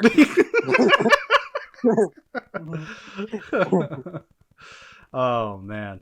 I want to talk about the vending machine scene. I know this is a completely random scene to bring up, but Oh yeah, but that's another iconic bit in the movie. It really is. Tell me, you have some change? Who's got some change? Yeah, who's got some change? Yeah, and then he just kicks the vending machine. I love that. It is honestly, in my opinion, this is up there with the donut shop scene from RoboCop 3, where it's just like this inexplicably brilliant comedic setup in an otherwise weird and bizarre film that just does not have any other scene that is this good in it, you know? Because again, you have William H. Macy, who is this delightfully mousy kind of character, just being like, who's got some change, guys? And then Billy's character, Alessandro Nivola's character, comes in and just... The guy that plays the villain in Kraven the Hunter. Yeah, Rhino from Kraven. Also... I keep forgetting it's Rhino. Dickie Moltisanti in The Many Saints of Newark. Hey, look at that Sopranos reference. But yeah, he just kicks open the vending machine and just takes a whole bunch of bags of chips. And William H. Macy just goes, well, I can do that too. And so then he kicks it. And the cherry on top is him just limping away after trying to kick it and not being able to kick it open. Just perfectly comedic scene. I love it so much. It's so dumb. Too good. Speaking of the characters, Alan Grant. No. Is back. There's also one more iconic moment. You guys love that cell phone ringtone in the movie. Yeah, classic cell phone ringtone. And then what would happen if a dinosaur were to just eat it? You could hear it, but you couldn't hear the footsteps of the giant dinosaur. Oh, like I said, like I said in the server, the dinosaurs, the big carnivores, probably had padded feet, so they were probably more suited for ambush hunting. Yeah, but even still, I think the real question is later on in the scene where the Spinosaurus breaks through the fence but can't break through the door. Yeah, no, that is ridiculous. No, I'll give you that. Why did it just give up? Like, nah, I don't really feel like it. Yeah, I guess so. Unless they could figure out how to open doors, cut to the Spinosaurus still trying to break through the door and not opening. Yeah. Well, it's because my bigger thing though too is that okay, yeah, I guess he could have kind of snuck up on them, but okay, you could hear the cell phone all the way across the field like that because the field it's kind of a ways away, like in the opening. I guess this is all semantics. Again, it's just pure setup for that image of just seeing the dinosaur right there, and you just hear the cell phone ringtone. I also love how it just resumes playing when the moment needs you to listen to it. Sure, that too. I think it's also funny how later on they do that again, but they have to fish through Spinosaurus shit. Yeah, that is funny too. It seems like a good time to the characters. Before we discuss our favorites, Alan seems like a good place to start. Alan's back. He's back, and he's kind of flanderized. I'll admit that it's a better watch than Ian Malcolm in the last movie, but still nowhere near as good as he was in the first movie. You know what? We'll see him at the conference. He's like, no force on heaven or earth can get me on that island. And then William H. Macy and let's see, what's her name? I'm just gonna call her Amanda Kirby. Tia Leone. William H. Macy and Amanda just gives him money. They just pay him. They just pay him so he can go with them. I think it's funny later on because none of the money, they weren't even a rich couple. They were just this random people from suburbia. They were literally just going random. They were literally just scamming him, which I don't know. I would have preferred if they were to went for his help to find Eric, which actually would have been more in line with his arc in the first movie. Oh my god, this kid's in trouble. We gotta do our best to get him. Would you agree that would have been a better motivation for him to go to the island than just being paid? Yeah, I feel like that would have definitely made more sense for the character. But that's the thing with this movie. I don't think it has a point. That's the thing with Jurassic Park and the World movies even is, I'll give the World movies credit. They at least try to have some form of subtext with their movies. They're horrible at the subtext, but they're at least trying. Whereas Jurassic Park 3 is the only Jurassic Park movie that I can tell has pretty much zero subtext. There's nothing going on underneath. Because you have the whole plot of the parents trying to get their kid back, and then you also have that kind of subplot with Billy stealing the raptor eggs, and then they try to give the raptor eggs back. They don't really play into kind of the dichotomy of that, the fact that the parents are trying to get their kid back and the raptors trying to get their eggs back. Like, they don't play around with that and kind of comparing the two. Like, the movie just has it and does nothing with those two things, Like when it was revealed that Billy had the eggs in the movie, it was literally before, right? They went into the pteranodon aviary birdcage thing, which again, I do think it's like too late into the movie to introduce that thing for order to have a balance. Yeah, I think the thing with the raptors especially is just this is kind of I don't really like how they're personified in this movie. Like, the other movies later on have this problem way worse than this one, but I feel like the scene where they surround the main characters, and then Dr. Grant is like, everybody get down, they're challenging us. I'm just like, oh, come on, seriously, dude. Just eat the fuckers. Yeah.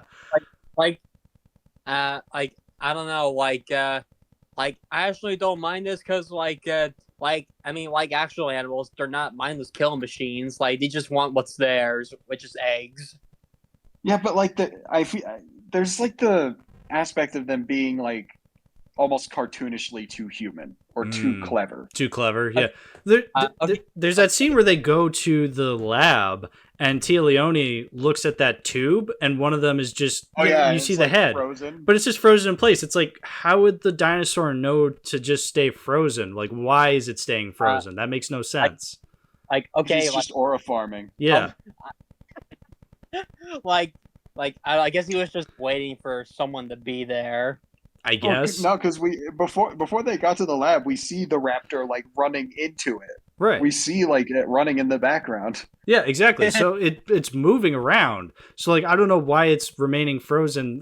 If it was camouflaged by something and the characters didn't see it, then I'd understand it being frozen. But clearly the characters are looking at the raptor hiding behind the glass, so it knows it can see them. It just makes no sense. A human would do that, but I don't know, just an animal. I just don't see an animal being able to do that. No matter how smart they are, when they start planning that's where it kind of clashes into the realm of okay, this is ridiculous. Yes, absolutely. Ridiculous.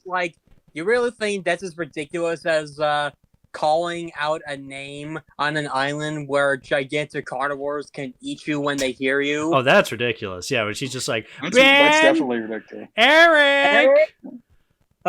Amanda, honey, Dr. Grant says this is a bad idea. What's a bad idea? I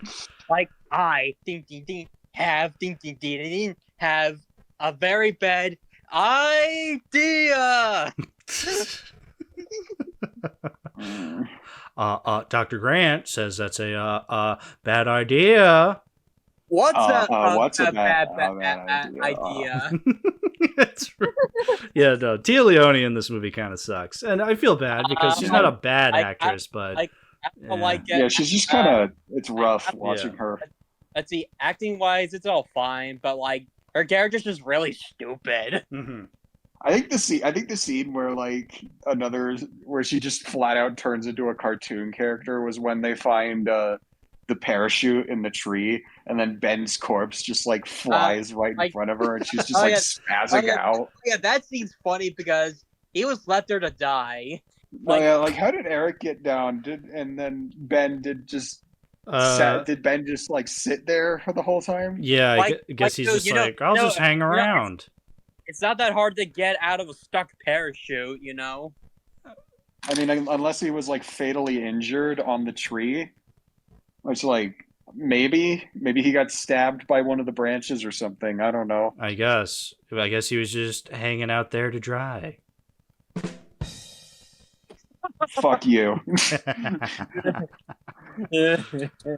It's really rough watching Tay Leone. Same with William H. Macy. Like, he's not great in the movie, but he's not like insufferable compared to like. I don't know. He's fine. He's much better in a lot of movies. I can think of plenty other movies where I'm just like, fuck yeah, William H. Macy's in this. But yeah, this is not one of them. Would you unironically say the 2010 Marmaduke? Wait, was he in that? I genuinely don't remember that. How do you not remember? He played the boss. He played the boss. I forgot about that. Listen, that was episode 36. We're on episode 157 right now. Okay, that was a long time ago. No, it was episode 35. But how dare you not remember William H. Macy and Marmaduke? I remember William H. Macy and Curious George. I remember William H. Macy in Fargo. Oh, yeah, he's in Fargo. I remember he was in the Kingdom of the Planet of the Apes. Small role, but effective one. Oh, yeah, he was in Kingdom of the Planet of the Apes. Yeah, but, yeah, no, I usually like him in a lot of movies, but this was just not something... I mean, yeah, it wasn't, like, horrible or anything. I would like it if he was like a little bit more Weasley and kind of conniving, like he was in Fargo. Yeah, like a bit of a Newman-esque character, like a bit of a Nedry character, but like not the same Nedry character. You know what I mean? Not the same kind of characterization, just definitely a little bit more Weasley. Yeah, you could definitely do that. Yeah, so basically Nedry if he was good. I guess. I'm not wrong. Not wrong, am I? It's debatable. Like, also, I just saw like William H. Macy's the second actor we've come across today that was in the Psycho remake. Oh yeah! Wow. Was he? Yeah, because he was what the fuck is his name in Psycho? He's the inspector that like they hire. He's Arbogast. Arbogast. No way, I'm wrong again. 3 because Julianne Moore's in the Psycho remake. Oh yeah, Oh my she's God. fucking. What was her name? But yeah, she was. She was Leela. Crane. Oh my god, these movies are so bad. They're draining any facts I know about good movies. Fuck. Yeah, no, Julianne Moore. She was in the Psycho remake. You're right. Oh my God, that is crazy. And it came out like a year after the fucking Lost World. Yeah, and a couple years before this. Yeah. Okay. Yeah. Okay. Great. Yeah, the Jurassic Park and Psycho have some connections. Oh my god. Great. Yeah, great. Like I wonder. Eric.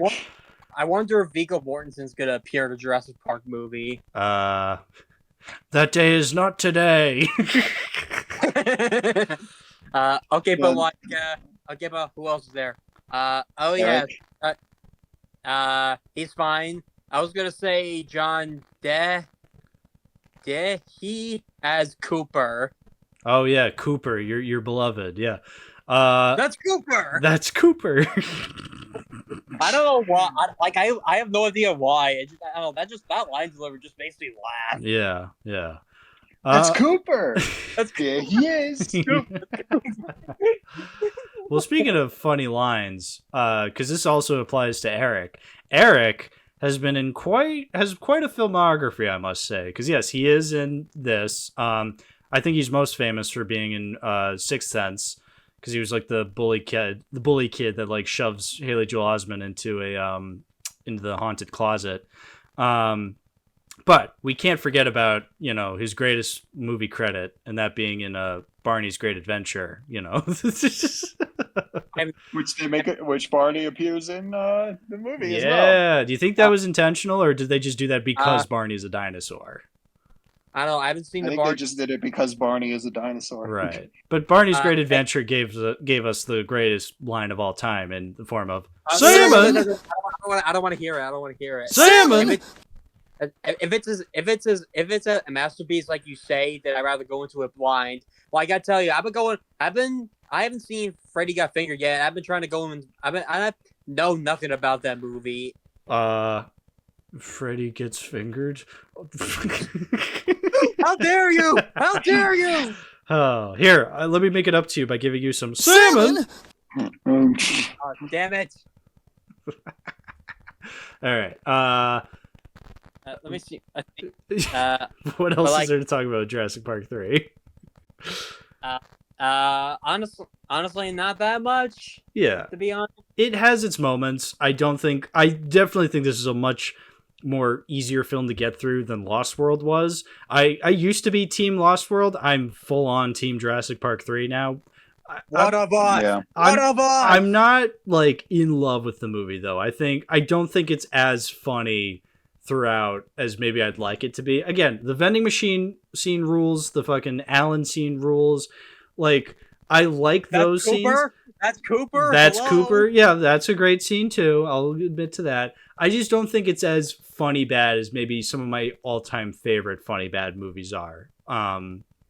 But I honestly, I think it's just fine at best. sure, that's fair. That's completely fair. Yeah, I think when it comes to Jurassic Park sequels, I would rather revisit this a million times over than Lost World and some of the later ones.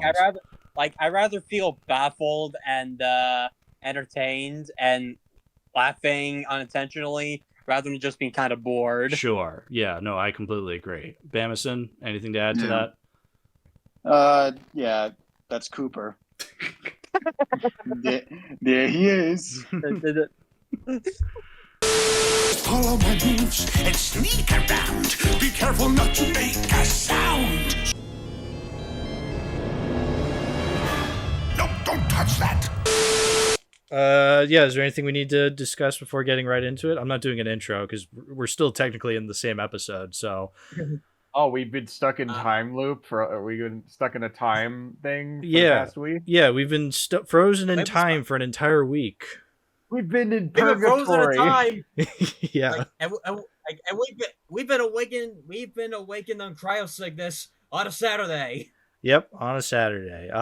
We're like those mosquitoes. That's Oh very my true. God. Yeah, we were stuck in amber for a Also- week. So now we're gonna move on with the episode. Does this mean I get to eat Jeff Goldblum? Yes. Please, I want to eat Jeff Goldblum.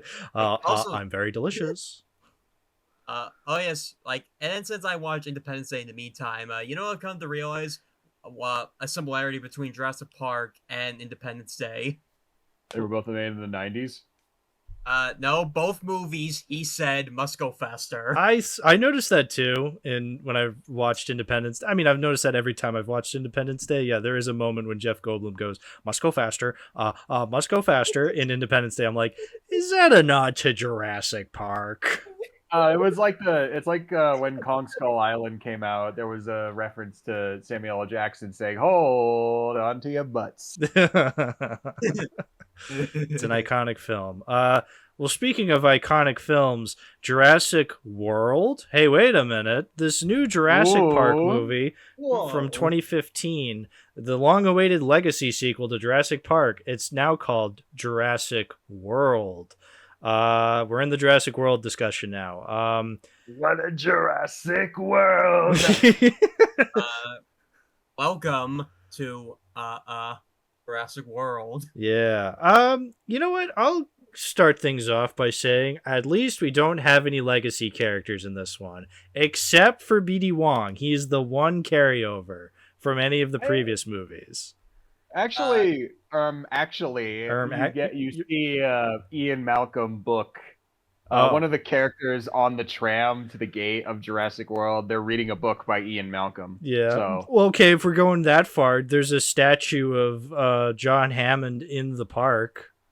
Oh, well, if we're going that far, there's a whole scene dedicated to the original park. Well, if we're going that far, we're not going that far. No, Hal, I'll do you Somehow one better. Nedry returned. Yeah.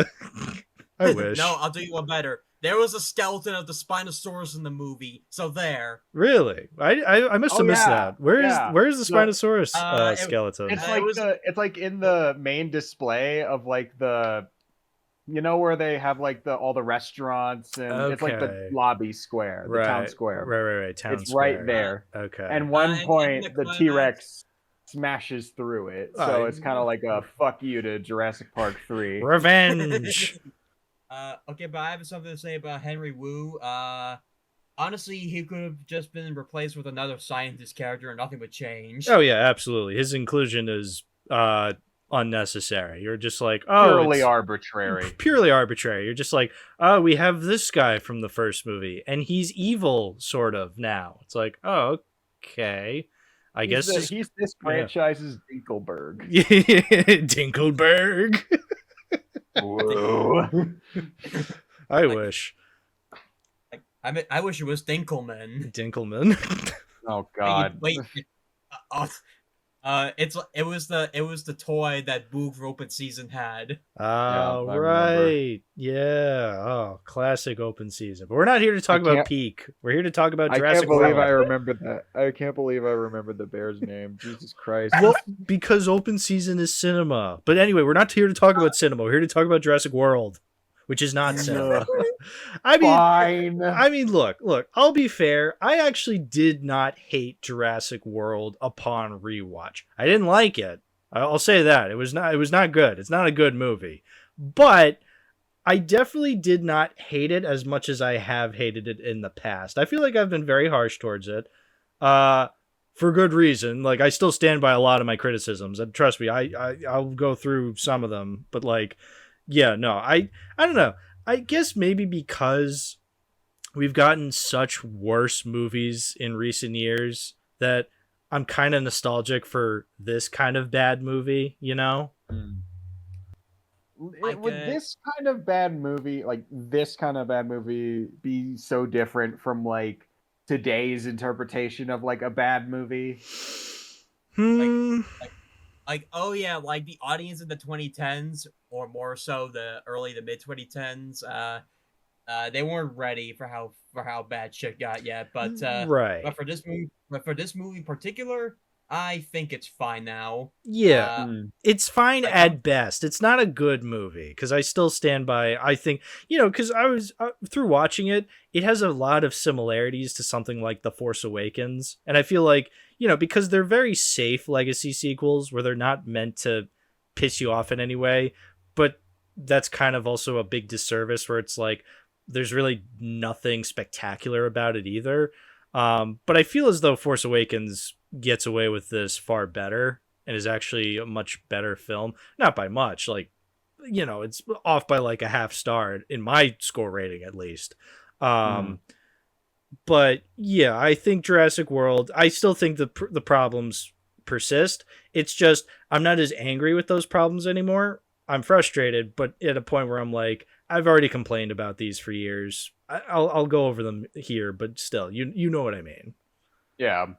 The complaints that I remember the very first thing after the movie came out, it was like the high heels shit. Well, that's just funny. Of course, that's like, how, like, legitimately, how do you like outrun a T-Rex in those? Yeah, that's. I mean, yeah, it's dumb. I think the only kind of answer I would have to that is like, the T-Rex is old now. Like, it's at least 20 years older. Yeah. Like, I don't know, but yeah, it can still put up a fight. It's a very, very old T-Rex. Yeah. Yeah, but like I said, she could still put up a fight. I guess she. Oh yeah, she chose fights like a. She fights. She full on goes into a brawl with like the Indominus Rex. Right. Yeah. I mean, no. I think I find it annoying that that's the biggest controversy from this movie, is that people were complaining that Bryce Dallas Howard was running in heels away from the T-Rex, when it's like, I feel like there's bigger issues. It's dumb. Don't get me wrong. It's dumb that she's bless you. It's dumb that she's running down the road in high heels and the fucking T-Rex is going after her. It's dumb. Don't get me wrong.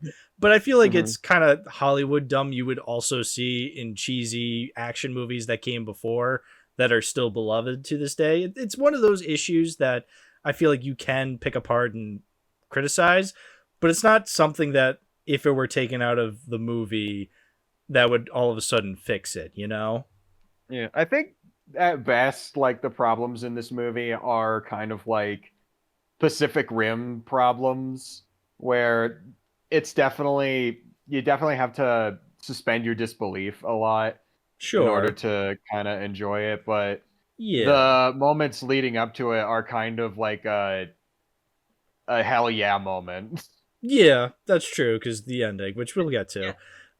Yeah, and by the worst aspects of this movie, unlike Pacific Rim, do piss me off. Which how do we get to that point? How about we talk about some of the characters, shall we? Yeah, let's start with the biggest character, that being Chris Pratt, playing Chris Pratt. Well, that's the thing. He was put onto this movie back in the day when we still had Chris Pratt in the good graces of the general public. I mean, I would still say people still like Chris Pratt, but it's undeniable there is a bit of a a hatred towards him, and that's through Chris Pratt fatigue. Yeah, Chris Pratt fatigue. That's a good way of putting it. Yeah, because he's in a lot of things now, and it's not really. They're not really roles that really suit why we like Chris Pratt. When you think of why we like Chris Pratt, it's movies like Guardians of the Galaxy and the Lego Movie, where he can play this leading main character, but still give this like goofball energy to it that you don't really see in a Schwarzenegger or a Stallone. You don't really get that goofball nature in this one. He's just bland, He's just Guy. Yeah. I don't know. I thought he was fine all around. Nothing more, nothing less to him. I think. I don't hate him, but I don't really see why he's the main character. He's got like a little bit of the charm. Like he's got some of the snarky. Instead of like being more jokey, he's way more snarky, kind of cold and sarcastic. Yeah, but I don't know. I feel like I feel like it isn't really a trait that showed off all that much. No, you're right. You're right. Exactly. Yeah, and those little moments, like you could probably trace back to the two movies that came out the year prior. Yeah, no, though, like I said, Lego Movie and Guardians, those are the movies I think of when I think of why I want Chris Pratt, why I want to go see a movie with Chris Pratt in it. I think we touched on this at one point, how almost kind of hilariously perfect he is. Yeah, like it gets so much worse in the other movies, but even in the first Jurassic World, it was kind of stupid. Like the first scene we're introduced to him, he grabs a fly out of thin air, like. He does it with his two fingers. He is a bit of a Gary Stu in these movies. It is kind of obnoxious. Oh my! Like he like I think he literally just watched Raimi's Spider-Man for reference. There's this there's that one moment where Claire takes a gun and shoots like a pterodactyl, or shoots one of the flying dinosaurs to save Owen. Dimorphodon. Thank you, nerd. And the nephews like see it, and then they get it. All four of them get into the car, and they're like, "We're never leaving you," or something. And Claire's like, "Oh, don't worry, guys. Like it's okay." And then the both nephews go, "No, we're talking about him. Like they want to go with him." And it's like, they haven't really seen him do anything cool. Like. Yeah, Chris Pratt has done cool things in this movie up to that point, but the nephews didn't see that. If anything, they only saw when Claire had the gun and shot the dinosaur. So even at that point, Owen was like pinned down. They don't even know him. Yeah, they don't even know him too. Anyway, sorry, Bamason, you said, what did you say? Even at that point when the nephews showed up, he was pinned down by a Dimorphodon, which is what prompted Claire to use the gun. Right, exactly. Yeah, so like if you're gonna have them fawn over the Chris Pratt character, at least make it make sense. Like have him do something cool. So then they're like, yeah, we're going with Chris Pratt. It's like okay, like visual storytelling, guys, 101. Speaking of something that doesn't make sense, like after she tranquilizes the Dimorphodon, like they kiss in the middle of the invasion, which confuses me. Yeah. Oh god, I hate that scene every time it comes up. It's just... I'm not one to be all like, oh, heteronormative storylines in Hollywood, pushing the heteronormative agenda. I'm not like that, but even that's where I believe that is a thing, where it's just like, okay, you have a man and a woman in a movie and they kiss because they're man and woman, they must kiss. It's like, no, like, yes, you have them, you're trying to establish a relationship between them because apparently they dated according to expository dialogue, but like, the moment needs to be appropriate. That's a very inappropriate moment. Like, have them kiss at the end when everything's all saved. Yeah, it's in the middle of an action scene, and then they just kiss each other for really no reason. Again, cut it out of the movie. It doesn't change anything. It just makes things more awkward. I like, what if Claire wasn't into the kiss? Like, would she just like all of us? There was a similar scene with a different set of characters, actually. Do you remember the nerdy guy? Yeah. Oh yeah. Oh yeah. When the Jurassic Melvin tries to hit on the nerdy girl, and she's like, "Oh, I have a boyfriend." He's like, "Oh, I thought we were having a moment." It's like that.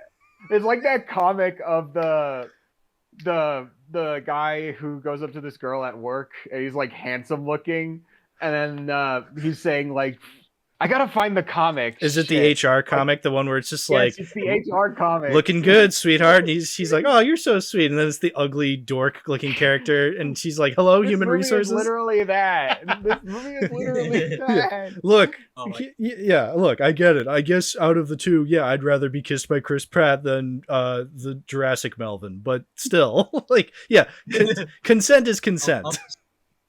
Also about that scene, like, imagine if those two just ended up in the same fate as the babysitter. Ooh, yeah. Can we talk about the babysitter scene? Because oh my god, that's one of the why is it so unintentionally funny? Yeah, that's one of the most bafflingly memorable moments of Jurassic World. Where you have the nanny character looking after Claire's nephews. Because, Claire is a workaholic and she doesn't actually hang out with her nephew characters, blah, blah, blah. Who cares? Anyway, there's a nanny character and she's trying to find the nephews. And then she gets abducted by one of the dinosaurs.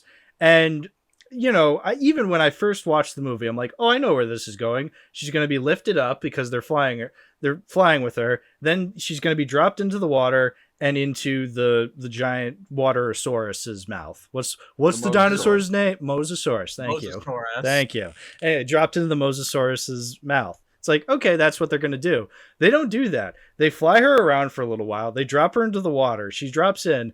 And then the dinosaur comes back and picks her up and starts just dunking her head in the water. It's brutal. Why does the Pteranodon hate her so much? I remember actually the trivia about that scene is that scene was supposed to go to someone else, but the actress that played the babysitter specifically requested it because I think she had some clout with the studio or something. But like she specifically requested that death go to her. Really? Okay. Yeah. Okay. I wonder why I wonder why she wanted her character to be killed off. I mean, just because she was a bit busy? Busy? if I were cast in a Jurassic Park film, I would love to be killed off. That would be awesome. Yeah, killed off in a gruesome way. That's what David Kopp did when he got killed off as unlucky bastard in Lost World. Like, you gave him a pretty brutal death. Yeah, you always want to get the brutal death in the movie because that's memorable. But I guess that explains why. We're going to touch on like that later, but like they continue this tradition in Dominion when they had this contest, and the contest winner would be eaten by a dinosaur. Oh, was that the scooter guy? Oh, yeah, that was the scooter guy in Dominion. We're gonna get to there when we get to there. Okay, not yet, Minion, not yet. Not yet, Dominion, not yet. Yeah, no, so like it is a very brutal scene where you just have the nanny just killed off in such a gruesome way, where it's like, this wasn't a very unlikable character. I mean, I don't remember her character at all. She didn't have a character, and they just do this brutal death scene to the point that it is hilarious. Like, it's so brutal that it comes back around to being hilarious, where I'm just laughing the whole time it's happening. It's great. I think in that scene in particular, I think she insults the boys and then gets instantly yeeted by the pterodactyl. Well, I recall her saying, she says, don't just stand there, and then she gets picked up. What a bitch.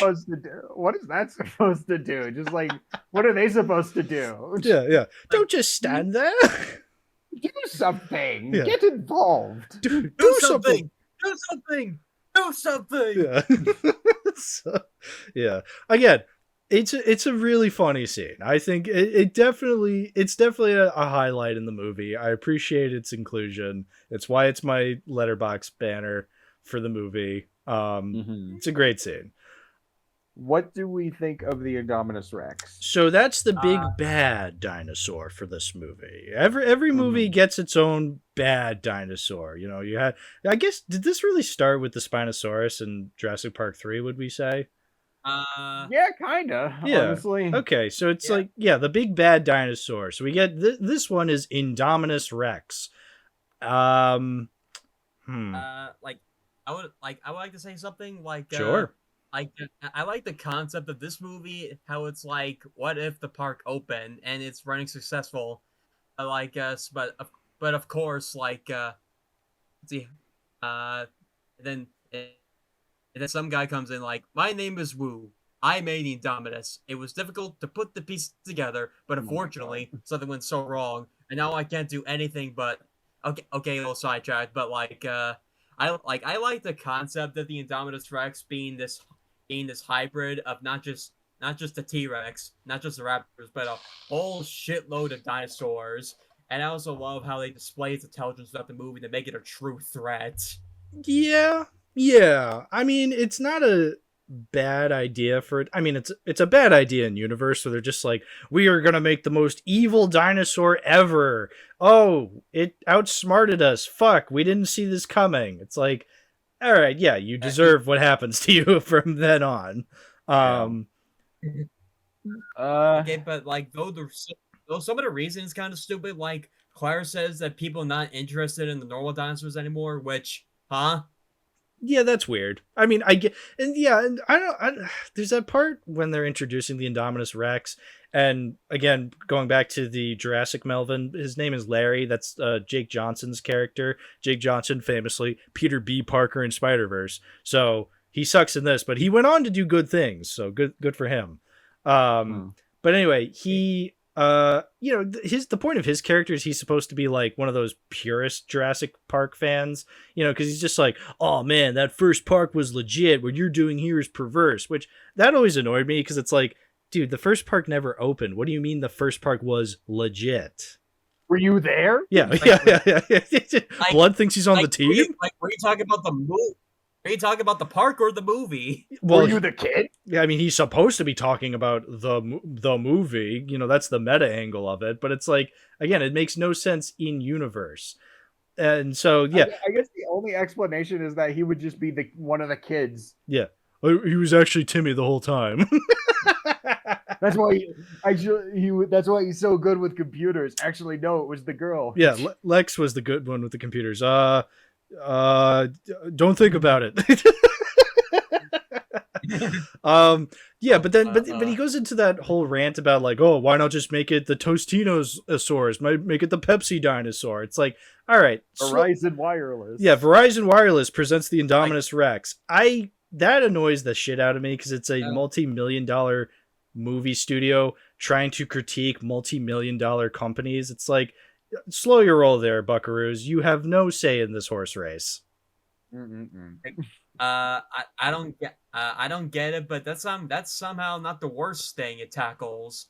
Let's see, a few other characters I thought were fine. Claire was fine. Those two kids were fine. Yeah. That one guy who says Owen is fine. The guy that Kingpin plays is. I guess I walked into that one. Vincent D'Onofrio. Yeah. Yeah, that's his name. I like Vincent D'Onofrio, but yeah, he's not a good villain. Yeah, he's a human villain in this movie. Yeah. This was the first. This was actually the first movie that introduced me to Vincent D'Onofrio. Oh, no kidding.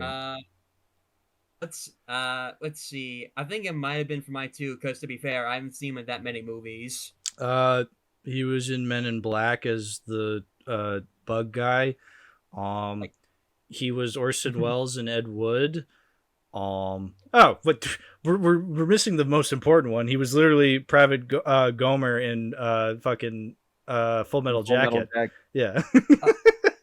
I still need to watch that movie. Oh, dude, it's a classic. It's much better than this movie. Controversial take. All Full Metal Jacket was missing was a Mosasaurus. Oh, very true. Well, Kubrick wanted it. I don't know. Gunnery Sergeant Hartman's yelling with the Tyrannosaurus roar. Well, You got a Bamason, war face? here's some good news. At least we got a Mosasaurus and Aquaman. Very true. Very Yes. true. I knew that movie was epic. Yeah.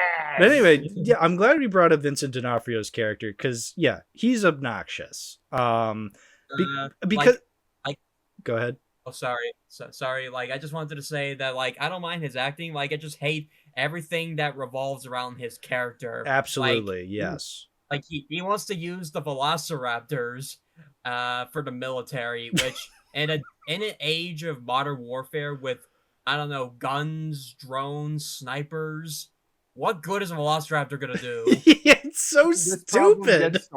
This problem gets so much worse in like the other movie. We're gonna get to that. Not yet, Minion, not yet. Yeah, the fucking plan is like. Whenever I think about Vincent D'Onofrio in this movie, I always think of the clipless review from Nostalgia Critic where it's Rob in like this really bad costume and he's just like, I want to weaponize these raptors because I'm the obvious bad guy. I adjust my belt buckle all the time. yeah. No, his villain's plan sucks because it's so stupid. Yeah, exactly, ZaMovieDude. In modern warfare, you have tanks, you have guns, you have drones, you have all this high-tech military technology. Why the fuck would you use dinosaurs as your... Like, again, that is such a parody level villain plan of being like, oh, Jurassic Park, except this time the villains are trying to weaponize the dinosaurs. Like, that's a Mad Magazine or a fucking YouTube parody. It's straight up fucking Dr. Evil. I want sharks with laser beams attached to their heads. Literally, yes. Look, I get it. I get it. I get it. You know, like, oh, military industrial complex bad. Okay, yeah, I agree. That doesn't necessarily mean you can just drop it in any movie. You can drop this like message in any movie and it'll apply. You can't just put like a fucking like imagine if they did that with a Smurfs movie. They're just like, we want to weaponize the Smurfs. It'd be ridiculous. It'd be stupid. Like you don't do that. Yeah, we're gonna turn the Smurfs into gas to use on all the creatures. We're gonna drop a Smurf bomb on Hiroshima. It's like what? This is ridiculous. Do you think Hiroshima blew up? We're gonna awaken. But in the aftermath, we're gonna awaken Smurfzilla. Yeah, awaken Smurfzilla. Yeah, it's ridiculous. Like if you're God, Smurfzilla, Jesus Christ. Yeah, it's so stupid. It's dumb. It doesn't belong in a Jurassic Park movie. Again, if it was like a superhero movie or an AI movie or a robot movie, like then I'd understand the idea of like, oh, taking this technology and using it for weapons. Like, you know, that's what they do in fucking like Iron Man movies or like in the fucking Superman movies. Like in the Superman Last Son of Krypton, there's literally a giant fucking robot suit that they use for war. It's like, yeah, that makes sense to me. Oh, sorry, go ahead. No, I'm just saying, I don't think you can take dinosaurs and make them into weapons. It's too stupid for Jurassic Park. I'm sorry. It does not work. It's like taking Pokemon and putting them into war. Exactly. It would be the exact same thing. It'd be stupid. Like, you know, this concept can work in many other things, like Ark Survival Evolved, for example. That's a fun game. And I also heard that Primitive Warfare is about dinosaurs in Vietnam, and that's getting a movie this summer. So, oh right, Primitive War. Yeah, there was a trailer for it that played before Jurassic World. Rebirth. Wait, was there? Yeah, there was like yes. It was like dinosaurs but in war, and so wait, it's literally dinosaurs in Vietnam. I don't know. That's what I've heard. Oh I've my never god, read, I never read the book it was based on. That is Tubi shit. That sounds awesome. Yeah, if that was the tone you were trying to go, like if you're going for like a Tubi movie and putting dinosaurs as like with military technology, that's like Tubi levels of bad. In which case, do that. But this is a Jurassic Park movie. There's a level of sophistication that comes with this. and you can't just throw that in there and expect it to be good. So Like this. Like, yeah. As the stupidity we'll get into later on, it's like more akin to the Jurassic games, and yes, it's exactly what it sounds like. Yeah, this sounds more like a video game thing. In which case, yeah, put it in video games. Don't put it in the fucking $200 million costed movie. I'm assuming this movie cost $200 million. The Chris Pratt motorcycle raptor scene is like straight out of a video game. Like, yeah, straight up Lego game activities. Like that kind of says something when there's like a short Lego a short Lego thing about 25 minutes long, I believe, that came shortly after the movie, which I personally would say is in the same boat as it, to be honest. And also how, yeah, you're right, it's 150 to 215 million. There we go. I'm a fucking clairvoyant or whatever. Anyway, I feel like we've been shitting on the movie for a little bit. Let's talk about something good. The climax, perhaps. Do we want to talk about that? Sure. I would say the dinosaur action we do get is decently enjoyable, I think. Mm-hmm. Yeah, like we actually get the T-Rex in this one, and it fights the Indominus Rex, and yeah, you know what? At the time when I saw this in theaters, I thought the T-Rex fighting the Indominus Rex with Blue the Raptor coming in as an assist was fucking cool. I was like, hell yes, this is awesome. Yeah. Oh yeah, we got hype moments in Aura. Literally, but actually somewhat entertaining. Like, but the scenes of the Indominus Rex doing action and terrorizing and murdering. I like all that with. Like, it literally just killed the soldiers with ease, it just killed an ankylosaur with ease, and murdered an entire herd of apatosaurs with ease. And, like, it didn't even eat them. It's killing for sports, and I like that. Proving that this is such a monstrosity. Yeah, killing for sport. That's a really cool idea for a dinosaur. And, yeah, I think then that leads to the epic climax between the T-Rex and the Indominus Rex. I will say it doesn't hit as hard as it used to. Like in the theater it fucking ruled, whereas 10 years later on my small TV it's not as cool, but it's still kind of cool. It's still kind of neat seeing the Indominus Rex fight some of the raptors. There's that one raptor that like fucking gets blown up in the hibachi stove and just like catches all on fire. Like that was cool. No, don't forget the raptor that this was before the fight, but the raptor that gets blown up like ran out of nowhere. Yeah. Oh yeah. Oh my. The classic GIF. Yeah, where the fucking like Chris. I think it's Chris Pratt looks at the raptor, and then the raptor sees Chris Pratt, and then this missile comes out of nowhere and just blows up the raptor.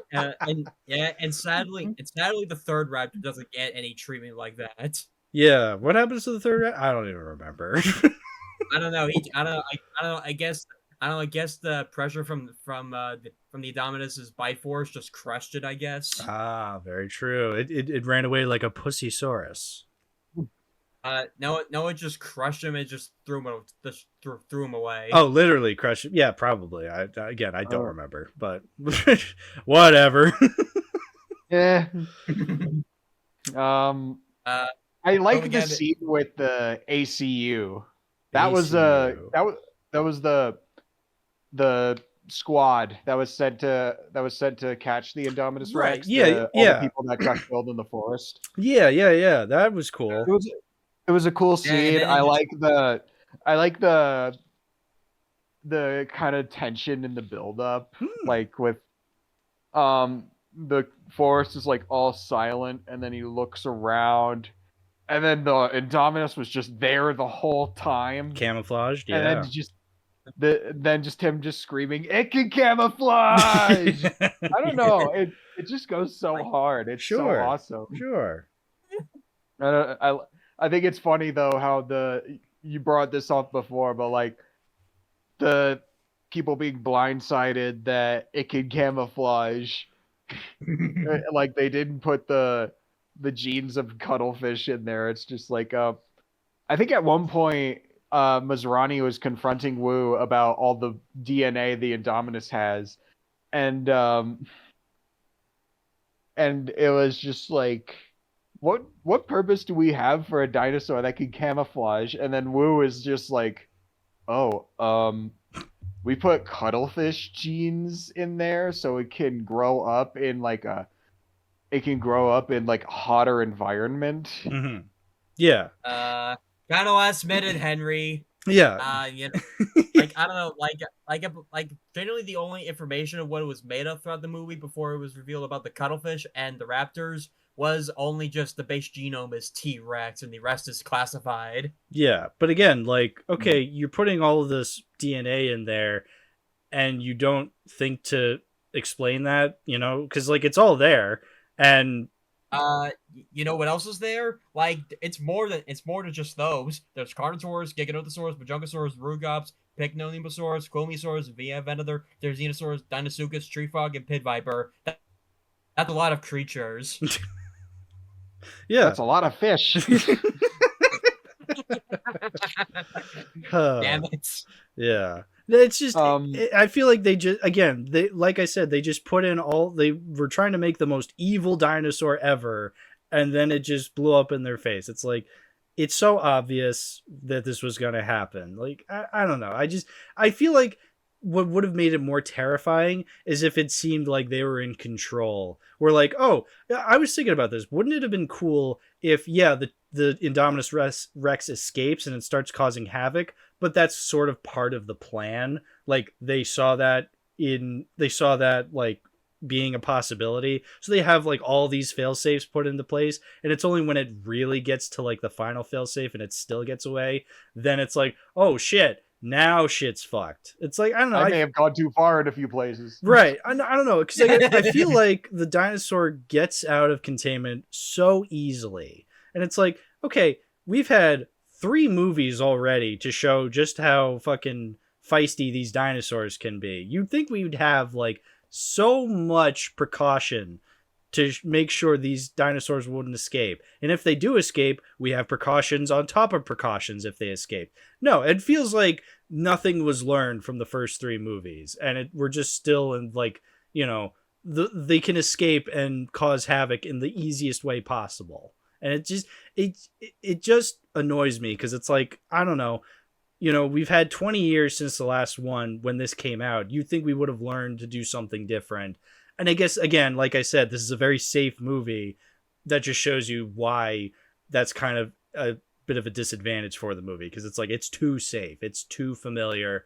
There's really nothing new going on for us to really find it that memorable. I like how you brought up the Indominus Rex getting past like various fail safes instead of just the ACU. Mm-hmm. Because one critique I have of the Indominus Rex is that I don't feel like we're shown enough of its like extreme intelligence. Right. We only get the scene where it makes the characters believe it climbed out. Mm-hmm. And we're told that it kills for sport, which requires like some form of intelligence to enjoy like to be conscious of and enjoy like the act of murdering something. Right. Yeah. So it's really that's the only 2 kind of thing, and I wish they went more over the top with it. Yeah, with that, it's only really intelligent comparatively so because the humans in this movie are such dumbasses. Yeah, like I remember the Jurassic in the original Jurassic Park. I think one thing that really cemented the Velociraptors as really good like competent threats is that line from Ellie that's just like, I think we're safe unless they figure out how to open doors, and then bam, they can open the door. Right. I feel like that oh shit moment was missing with the Indominus Rex. Absolutely. I mean, like the closest we get is that it can communicate with velociraptors. I don't know why that's a twist. Like we have all of these carnivorous dinosaurs, and I think it's a no-brainer that you'd put like the second most popular carnivorous dinosaur in there somewhere. Wait a minute, it speaks dinosaur? Oh my god! Oh, what a twist! This is like the Sixth Sense level twist. Yeah, eat your heart out, Shyamalan.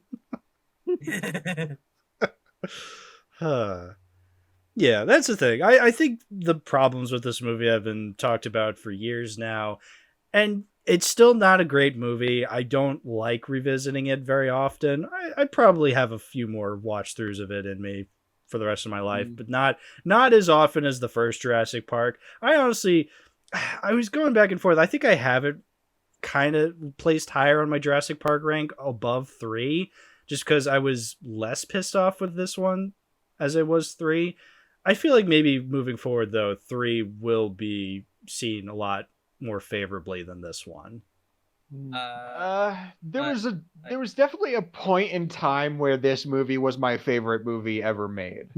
Like I was the perfect demographic when the movie came out. Sure. And I loved dinosaurs. Yeah. There were no Jurassic Park movies in my lifetime. Well, I was born like a month after the third one came out. Right. So not in my lifetime. And to see a new Jurassic World movie or Jurassic Park movie come out was mind-blowing. Sure. It was crazy. That's totally fair. Yeah, I can see Right now, though, it's definitely, now that I've grown up, it's definitely gone down a few notches. It has some really stupid moments, but like whenever I'm in the mood to watch it, it does just kind of hit, you know? Sure. Yeah. Looking back at It scratches that itch. Yeah. Yeah, but like nowadays, I did used to enjoy it much more than I do, which of course now I would consider to be decently enjoyably fine. But like, but when you start to acknowledge its faults, you can probably get the sense that you don't like this as much as you do. But hey, I enjoy it somewhat enough, so I don't mind revisiting it from time to time. Nowhere near as often as the first movie and 3. Yeah. It's not good, but it's not the worst. I think that's a good way of putting Jurassic World. Mediocre. Yeah.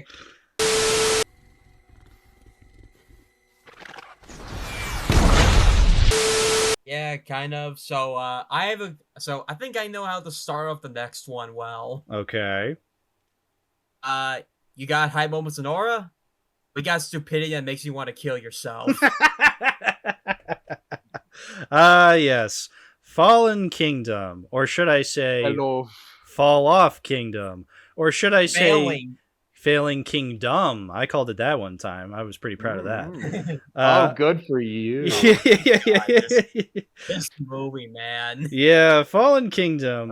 It's one of those, I feel like for years it's been one of those big movies that does get shat upon a lot because, well, and for good reason, because when you watch it, you realize, holy fucking shit, this thing kind of blows. It's really bad. I'm not going to sugarcoat it. It's really bad. I have quite the colorful history with this movie, but I will say the moment that I remember the exact moment in the theater where I was no longer enjoying the movie. It was like an hour and a half into the movie when Chris Pratt was like fighting off all of the guys in the mansion by himself, like using the stunt rods and like he's punching people and they're going flying. That was the moment in the theater where I was just like, oh my god, this is so bad. That's always fun when you're watching a movie and a moment happens where you're like, guys, I think this might suck. It wasn't the moment where I realized it sucked. It was the moment that I was no longer enjoying myself. Yeah, like this has gone too far. Yeah. Wait. Someone might have gone too far at a few places. His name starts with Colin. This isn't really Colin's fault. Yeah, I know, but like he was still a writer. It was like he was the second writer. I consider this. So this is like Derek Connolly and Colin Trevorrow. All right, yeah, fair enough. You know what? Yeah, because from a directing standpoint, it's fine. J.A. Boner, whatever his name is. J.A. Boner. It's so mean. I'm sorry. J.A., if you're listening, I know you're not, but if you're listening, I'm sorry. I just had to go for it.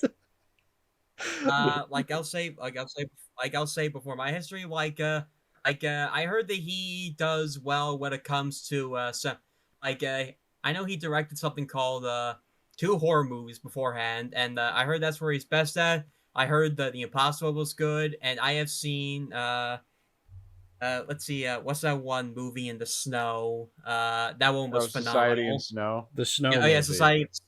Yeah, that was Society in the Snow. That was phenomenal. But I'll say that movie, Fallen Kingdom, came out 7 years ago, and that was at a time where I didn't have much film taste. Where I did enjoy it a lot back then, but over the years, where I came to realize its full stupidity. I honestly God would place it among and one other movie in this franchise to be among the worst sequels. A major one of the worst major franchise sequels ever made. I can't I would place it on the same boat as The Rise of Skywalker, Independence Day Resurgence, Pacific Rim Uprising. You know the drill. Yeah. All the best movies. The movies where we pretend that they don't even exist. Right, exactly. Yeah. Fallen Kingdom, I didn't watch it initially. I just heard all the reactions when it first came out about how bad it was, and I'm like, oh yeah, that sucks. I didn't watch it until years later, and I think because I was doing a Jurassic Park marathon a couple years back in 2021, and I watched it then, and I watched it on my own. I just went, oh my god, yeah, this is horrible. It's so bad. I think what's funny, especially about Fallen Kingdom, the writing is really bad. Oh yeah, but I think the directing though is the directing by itself is pretty solid. It's I'd fine. say it's probably the best directed movie in the Jurassic World franchise. Visually, sure, yeah, because I think the CGI looks okay. I think it can have some dark shadows that actually look kind of cool, especially when we get to the haunted mansion later on. Yeah. Even just one of my a shot I really fucking hate when the fucking Brachiosaurus comes out and it's abandoned on the island. Oh yeah. I actually still really like it visually. I think it looks cool visually. It's just bro aura farmed before he died. Right. Yeah. It's just from what the scene represents from a contextual and writing perspective, I fucking hate it. But yeah, from a visual perspective, I can give it some credit. It looks okay. The music is also great this time. Michael Giacchino. I mean, what do you expect? What do you expect from him? He always does. He mostly does great scores. Yeah, even beyond great scores. Yeah, but I wouldn't I wouldn't really put. I like Giacchino a lot. I just wouldn't put this in the same realm as the Incredibles or the Batman when it comes to his best scores. Yeah, this is definitely it's a noticeably good score. It's not a disposable score. Right, you definitely got the choir and stuff like that. I'll say the score's got high moments and aura. Sure, I can agree to that. Which impressive direction, competent visuals, and the score that does go hard. But why do I call this worthless still? Oh boy, but as we said, one of the reasons, the writing is beyond abysmal. Yeah, I mean, first of all, the way they introduced the movie, I mean, because you have that horrible opening where these guys are on the island, and there's that really obnoxious guy who's just, they're trying to communicate to him, and he's just like, what? I don't hear you. Why are you guys flailing your arms? Okay, you're on I can't reach them. Yeah, you're on an island of dinosaurs. You don't think maybe there's a dinosaur behind you there, dude? It's ridiculous. But anyway, he's right behind me, isn't he? Yeah, quite literally. But the thing that also pisses me off is how they start the movie where they go, oh, the island is gonna blow up because of an active volcano and all the dinosaurs are gonna die. It's okay, sucks, end of story. That's it. That's it. That should be the end of story. It's oh, these killer dinosaurs are gonna die from a volcano. Okay, good. That's the end of the story. It doesn't matter. Let me play a sad song for you on the world's smallest violin. Well, too bad. Don't think about it. We got Jeff Goldblum with fan service. Yeah, Jeff Goldblum in God. his one of 2 scenes in this movie, even though he was in the But trailer. they were milked in like all of the trailers. Oh He's, God, like, yeah. He's given that like, oh, welcome to Jurassic World. It was Yeah. like life cannot be contained. Yeah. Life breaks free. Life finds a way. Say that again. Say that again.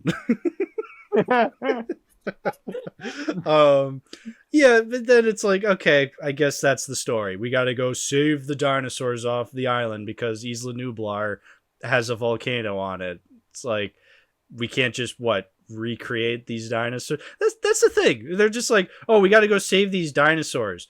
You cloned them. Just clone them again. You don't need to go save them. Fuck them. That's what I'm saying. Fuck these dinosaurs. We don't need them. But still, fucking not John Hammond is just like, oh, we have to go save the dinosaurs because I was the John Hammond's business partner. It's like, no, the fuck you weren't. Who are you? Who are you? Who are you? I'll tell you who he is.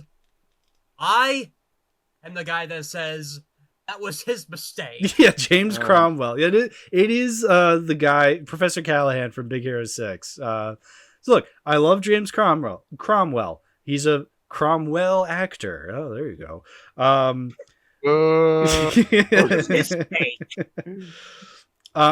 But I don't know. I don't like this whole, this character that was here the whole time. I hate that in movies where they go, hey, look, I was John Hammond's business partner. Okay, you were never established in any of the movies, so why are you here now? You know.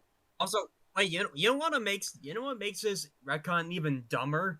That they created they brought back the dinosaurs under a mansion on the mainland. Yeah. Oh, yeah, exactly. So in the first movie, we created the dinosaurs here. Wrong. It was actually Site B in the Lost World. Even wronger. No, apparently we created all the dinosaurs in fucking Utah. Or no, where were they? Fucking Oregon? I don't know. California? They were what? Hawaii? Is it northwestern United States? See, nobody cares. California. California. Oh, of course. The world ended because of California. That's a shock. No, anyway. There's also the other stupid scene with James Cromwell later in the movie where he's just like, pick up that phone. I want you to call the police on yourself. Dude, the villain of the movie is right there. Are you asking to get killed? Oh yeah. Speaking of the movie, like that one guy, like that one business guy is shown before we see not John. Like he does talk about John for a little bit and wants to bring the dinosaurs to the Safe Land Island. He must seem like a nice guy. Yeah. Oh yeah. God, fucking. I don't remember his name in the movie. I don't even remember the actor's name. What's the actor's name? Fucking Rafi Spall. Rafe Spall. Rafe Spall. Rafi Spall. Rake Ball. Rapscallion. So Rapscallion plays Eli Mills. Sure, why not? Anyway, Rapscallion. Rapscallion.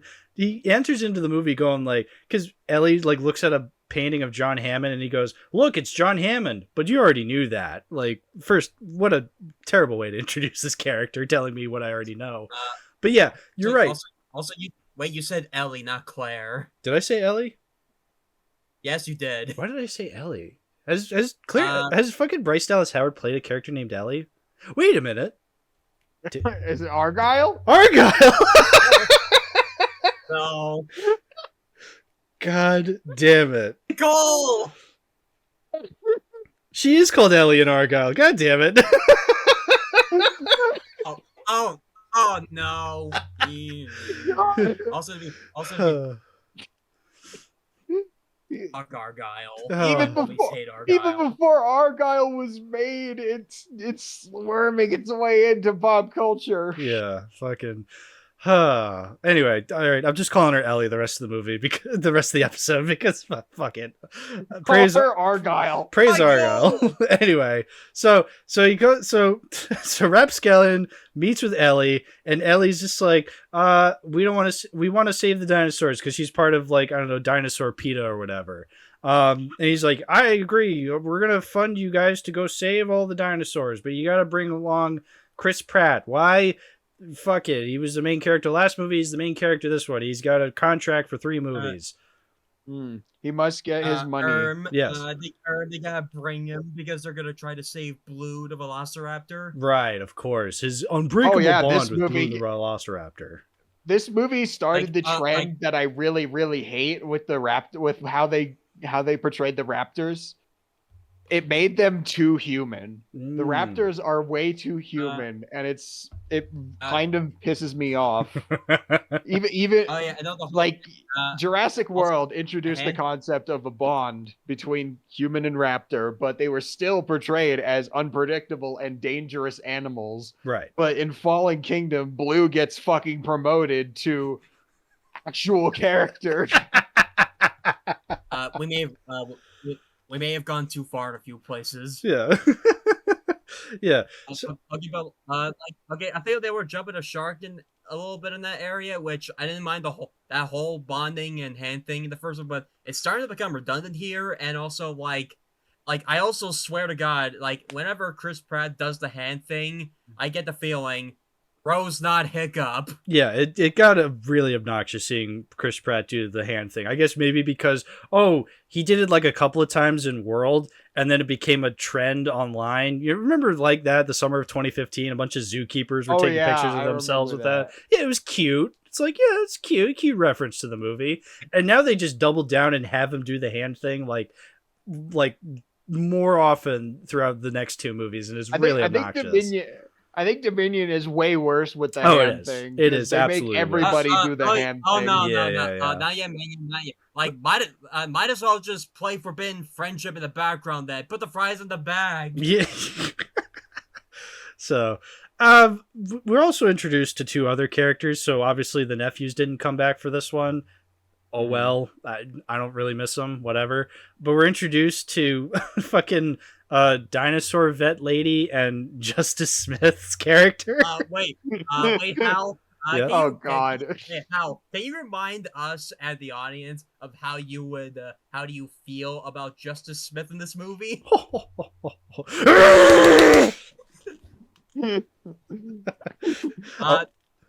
Your audio cut out for a bit. Oh, did it? Sorry. I'll just play the clip over that then, just because it's so funny. Yeah.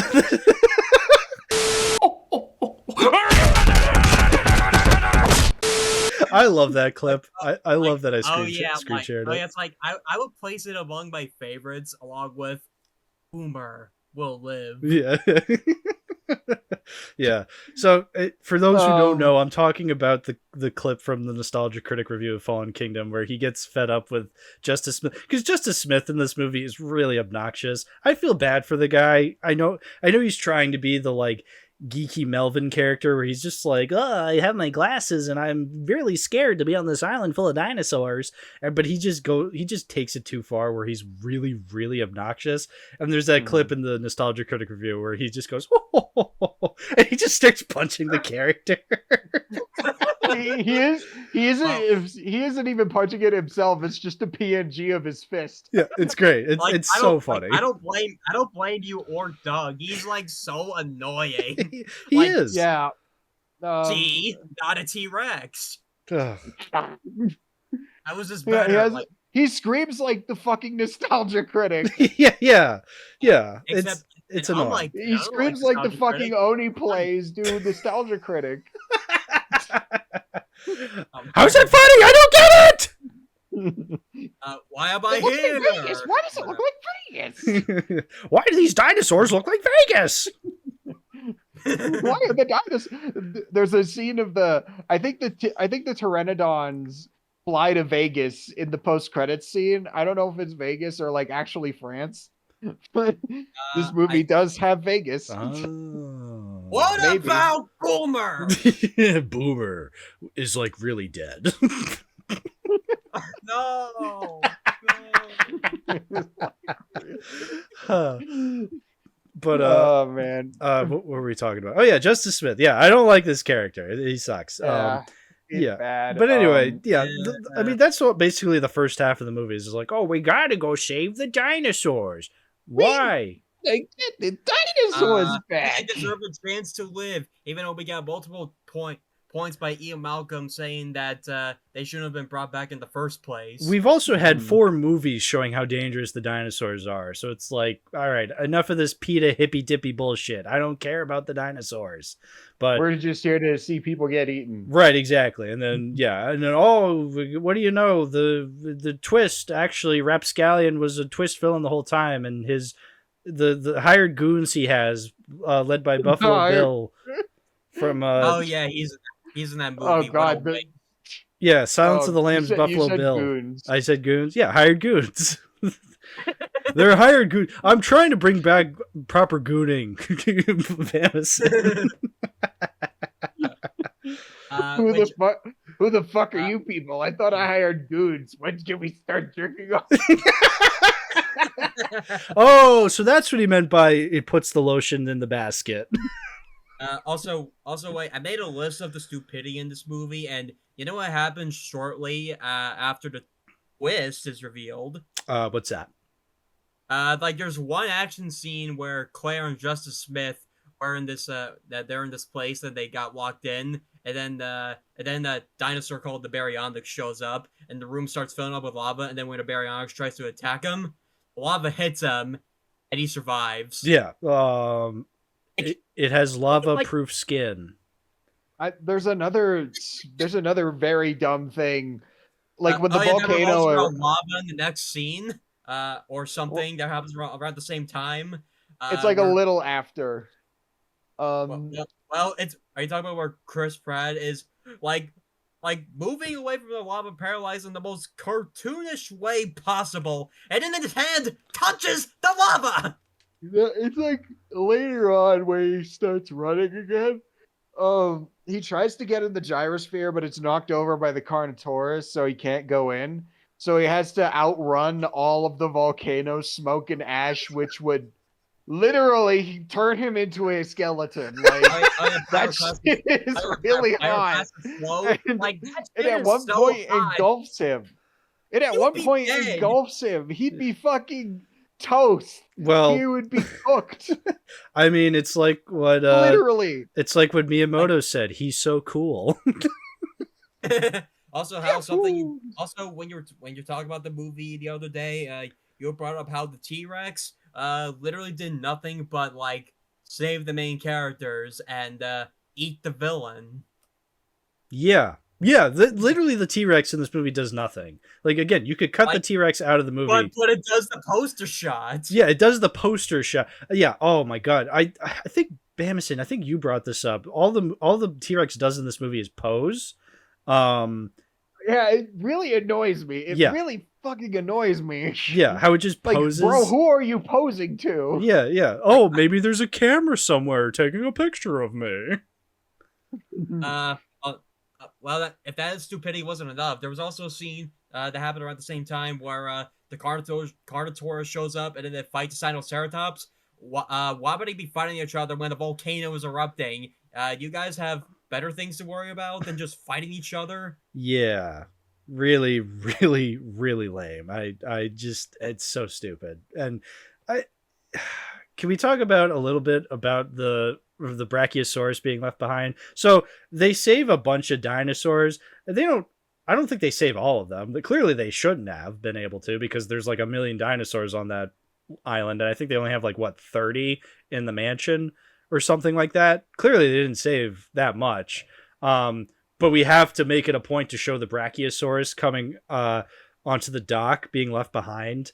This scene always tickles me because it's so funny, because I think the first time I heard about it, I think my sister, I forget how I found out about this, but I think my sisters were watching this together, and they texted me, like, my other sister started bawling her eyes out when the fucking Brachiosaurus died. And I always think about that because I'm like, oh, come on, it's not that sad. And then I watch the movie and I go, okay, I do feel something. Well, here's my thing. I feel sad for it on principle, because I think as humans, I feel like we have this feeling deep down where whenever we see animals in danger, we feel bad because they're animals. They're not as intelligent as us. And so when they're in danger and they're getting hurt or they die, it's a lot sadder because they don't understand any of that. I mean, we as humans barely even understand death and stuff like that. So to see an animal go through that is inherently very sad. But just because it's sad on principle does not mean I think it's sad in the moment. Yes. I wish I could feel sad, but too bad this movie loves referencing the first movie. Well, that's the other thing. Yeah. So that's something that also pisses me off. So Yeah. they don't explicitly say it's the same dinosaur from the first movie when Sadler and Grant first get to Jurassic Park and they see the Brachiosaurus. They say that in interviews where they're just like, oh yeah, that's the same Brachiosaurus, which why are you admitting that's the same Brachiosaurus? Are you trying to piss off the fans? Like, What pisses me off, especially about that, is the fans treat it as if it's a major character death. right. I really hate it. Yeah. But so it's never explicitly said that's the same dinosaur, but I realized this time around. They cue it by having it stand up. They get it on its hind legs because, that's what it did in the first movie when it got up on its hind legs to get some leaves at the top of this tree. And it's like, yeah, it did that for a reason there. But the only reason it's getting on its hind legs here is to cue in for the audience to realize that it's the same dinosaur, which is hilarious. That is one of the worst callbacks I've ever seen in a movie. It's It is literally laughably nothing bad. but a cheap trick. It's so fucking cheap. laughably Cheap bad. trick, and I hate it. Yeah, that's the thing. I mean, that's pretty common with these movies. The Jurassic movies have the worst callbacks to the original I've ever seen in any legacy sequel. It's some of the worst. It's like at the level of like it's literally at the level of Chewie getting his medal. Rise of Skywalker. Literally. Yeah, literally. Yeah, it's so bad. And it just pisses me off so much, that scene. I hated it so much. And we haven't even gotten to the Haunted Mansion stuff. Oh god, the Haunted Mansion stuff. Oh yeah. After the island blows up, like this, like the rest of the movie feels nothing like the first half. No, they turn it into like just the entire finale of the movie, like the last hour and a half of the movie takes place in the Lockwood Mansion. And like, why a mansion? Are you like intentionally limiting yourself to like only a few dinosaurs can like be in a scene at a time? What are you doing at this point? Putting all these dinosaurs in a fucking mansion? Oh, it's different. Put them in a fucking go-kart track. Ooh, that would rule. I'd love that. Also, when Put them in the CVS. Ooh, there you go. Also, in that mansion, They can buy all the Rebel Moon DVDs. Oh my god.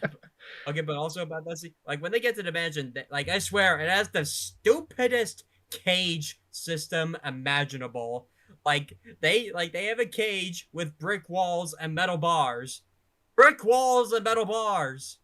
Like, and what's even stupider is that like the small dinosaur, the Sticky Moloch, can break through, and yet the T-Rex, a dinosaur 10 times its size, can't even break out through the bricks. Like the convenience. It's like the whole thing with the Spinosaurus in Jurassic Park 3. Yeah. They're selectively breakable. Selectively breakable is crazy. But it's true. Yeah, it's so true. It's convenient for the sake of the script. And your movies should never be written like that, where it's like, oh, it's convenient now, but it's not convenient then. Like, no. That's not how you write a movie. It's really obnoxious. I think there's the whole thing with the... Sorry, go ahead. I'm gonna divulge into something different.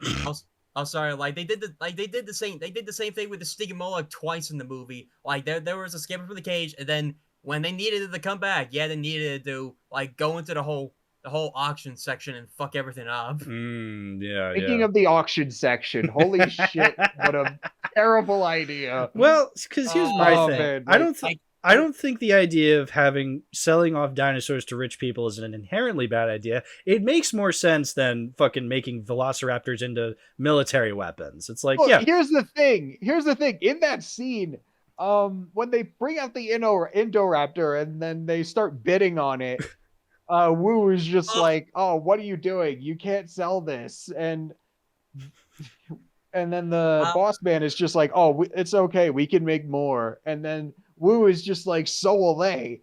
I'm just thinking, excuse me? All these people have their own genetic kind of modulation lab? And also, first things first, Peter Lutlow 2 is stupid for giving away this prototype. Right. Well, because they're not even selling it at first. They say, like, this is just a prototype, and then they start doing the bidding. It's like, okay, why did you bring it out in the first place? You knew this was going to happen. Are you stupid? Yeah. Are you guys stupid? Yeah. No, yeah. I don't think it's an inherently bad idea to sell dinosaurs to rich people for a movie. It's just the movie goes about doing it in the dumbest way possible where you can't even enjoy it. It's so once bad. again, Holy shit. it once again went a little bit too far a few places. Which, oh yeah, the Indoraptor is an anomaly of itself. Like the opening of the movie, like they went to get a piece of the Indominus Rex's skeleton, aka DNA, which they did use it to make the Indoraptor, which is already alive and breathing. Which what the fuck did they need blue for? To make it blue. I think they wanted blood samples to make it more like, I don't know, loyal. Right. I don't know, like the Indoraptor already exists, so there's no point for blue. They'll make more of it, but this time it'll be colored blue instead of black. They made it racist. They made one with just one piece of the Indominus skeleton. They could just why can't they just do it again? I don't want my dinosaurs colored black. I like them blue, like the blue lights. Which oh yeah, another thing I despise about the Indoraptor. How do I put this? In the movie, they show that when you use a sniper rifle, red dot on a target, that when they trigger something, the Indoraptor goes all crazy mode and kills and just attacks the target. Yeah, you need a. That's literally another military metaphor. Yeah, why can't you just use the gun? You have a gun. Why don't you use the gun? Shoot them with the gun. Shoot her! How do you make dinosaurs in the military when you get to shoot them with the gun? If you here's my thing. If you could take the laser and point it at anything, and the Indo will go after it. So could you take the laser and what happens when you take the laser and point it at the Indo? Is it gonna like implode it into itself and try to eat itself? How? I would love that. I would love if they did that wait, to deal with it. Yeah. Wait, Hal, what you said? Like the YouTube channel, what was his name? How It Should Have Ended. It literally, he animated that. Oh, of course. Oh, I'm stealing bits from How It Should Have Ended. My life is over. You should know better, Hal. Do better. I should just kill myself right now. This is how Hal should have ended. Now, your life is zero purpose. But yeah, so okay, you're never allowed to eat lunch in this town again. Yeah, so the whole Indo with the laser thing, and like you said, Bamason, you were telling me this while I was watching the movie, how it sounds like a toy commercial. It does. It does. Yeah, it does. Yeah. Like lasers, them triggers. They literally demonstrate it like they do in fucking Hot Wheels commercials or Lego commercials. Yeah. Lasers sold separately. It's literally a man has fallen into a river in Lego City. Scene. Literally. Yeah, no, it was really bad. Oh, it's so stupid. And then the Indoraptor also gets another dumb scene when Buffalo Bill. So earlier Buffalo Bill earlier shows off. He goes up to like a Stegosaurus or something like that, and he like pulls out a tooth out of its mouth and and you see like, oh, he's building a necklace full of dinosaur teeth. It's like, oh, okay, cool. And then later in the movie, when everybody's left the auctioning room because they ran away from all the scary dinosaurs. The Indo is left in the cage. And so for no reason, Buffalo Bill is like, this is the perfect opportunity for me to take the tooth. And so he goes into the cage to get the tooth from the Indo because it's knocked out. I think he knocks it out. He puts like two darts wait, in it. but Yeah. wait a minute. Right. But how come like a few seconds later he smiles for the camera? Right, yeah. So then like the tail goes up in the background and Buffalo Bill turns around and the fucking Indoraptor does that cheeky Looney Tune smile as he turns around. Like, dude, that does not work. That does not work. You know what this scene low key reminds me of? Which one? Do you remember that scene in Barnyard with the mailman? Yeah. Oh my god. He's gone. It's literally that. Yeah, literally Barnyard. Yeah, no, it's so stupid. Because again, I wouldn't mind it because look, I love Looney Tunes. I love fucking ridiculous shit. I wouldn't mind it if the movie didn't have such a serious tone. That's the thing. These movies take themselves seriously, so they don't get to have these scenes where something stupid like that happens and I'm able to like oversee the stupidness. Like, no, this is dumb, and the movie's taking itself seriously to the point that I can't really see that as working, as being a so bad it's fun scene. It's just ridiculous, straight up. Also, are you sure that this movie's serious? Like it has a bunch of attempts at comedy, like Chris Pratt slowly moving away from the lava. Right. Okay. Well, it's serious, but its attempts at comedy come from executives where they're just like, we have to put in comedy scenes. So like you have these scenes that are funny, quote unquote, but they're not funny because they're written by people with no sense of humors. Yep. And also something, and then after Buffalo Bill gets killed, something stupid happens. Like Toby Jones runs for the elevator, and a bunch of people were in the elevator, and then he pushes one woman out of the way, and then when she sees the Indoraptor, she screams. Why? Are you trying to get yourself killed by gaining its attention? I guess people act stupid when they're scared. Isn't that convenient? I remember I was complaining about that scene like a while ago, and one of my critiques was like, why didn't the rich people just leave in the elevator? But like apparently they needed to put a code into the elevator in order to actually use it, but then I'm just sitting there thinking like, why is there a code on the elevator? Rich people code. How do you put a code in an elevator? Do you dial the wall Five Nights at Freddy's 3 style? Just like the elevator, it always comes back. Oh my god! And then it does. The Indoraptor tail smacks something that stops the elevator from going up. And then there's another he's right behind me moment. Yeah. And then they die. Oh yeah, so they need a code to go up it, but they can just whack it with a tail and that opens it no problem. Like, that's a very highly convenient fucking elevator system, I must say. It's a very, very stupid elevator. Yeah, that was made by the Stupid Elevator Corporation. And then after that, we get like the most out of nowhere twist ever. Ooh, oh god! Yeah. Now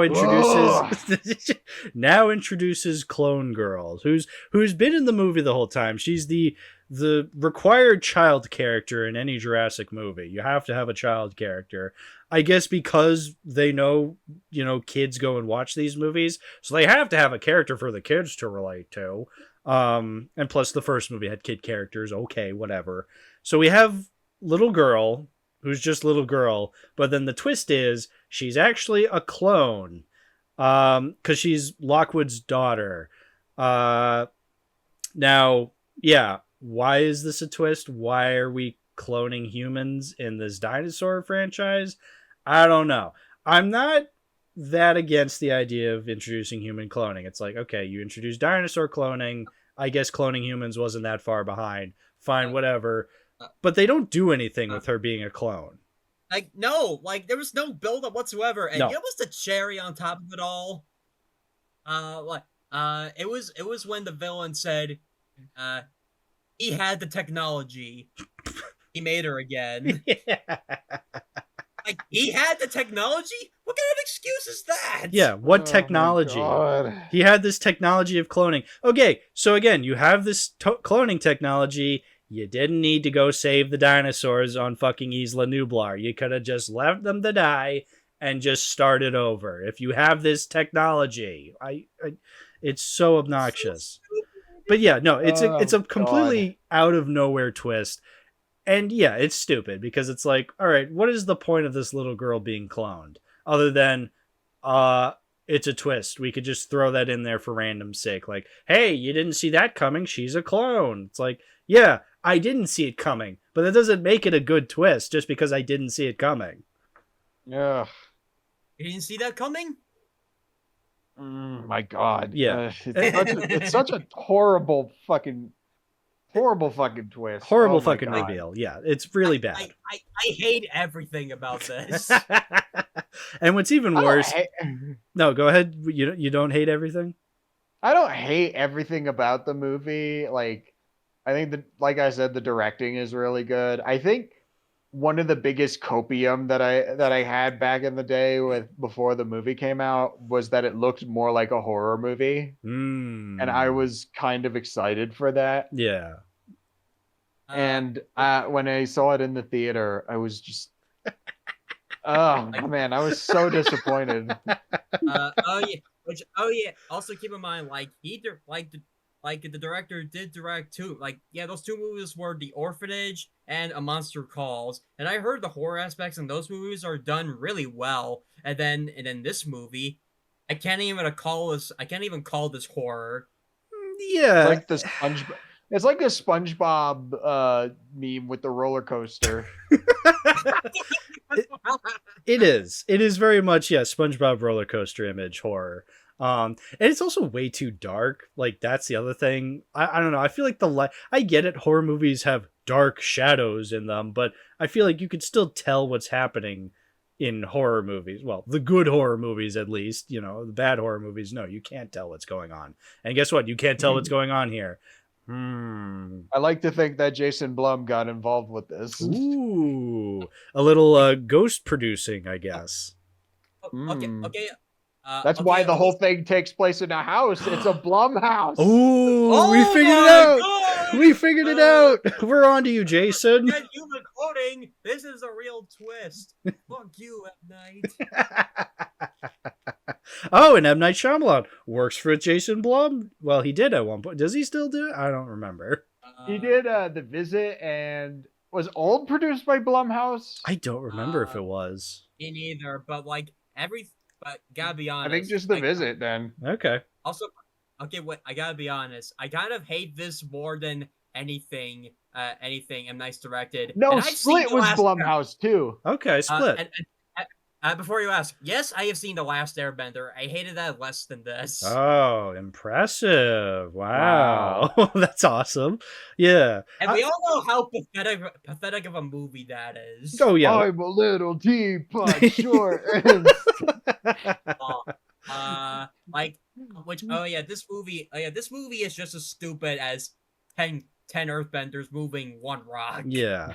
I mean, I still hate Last Airbender and The Visit more than I hate this movie, but look, I don't blame anybody for thinking this is one of the worst pieces of shit they've ever seen, because yeah, it is genuinely one of the worst pieces of shit I've ever seen. Like, it's bad. I think it's one of the worst.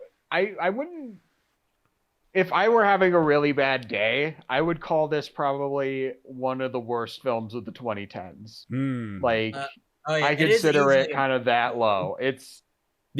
It's not quite on the same level as something like the Emoji Movie or Fant Four Stick or The Last Airbender, but it's very, very close.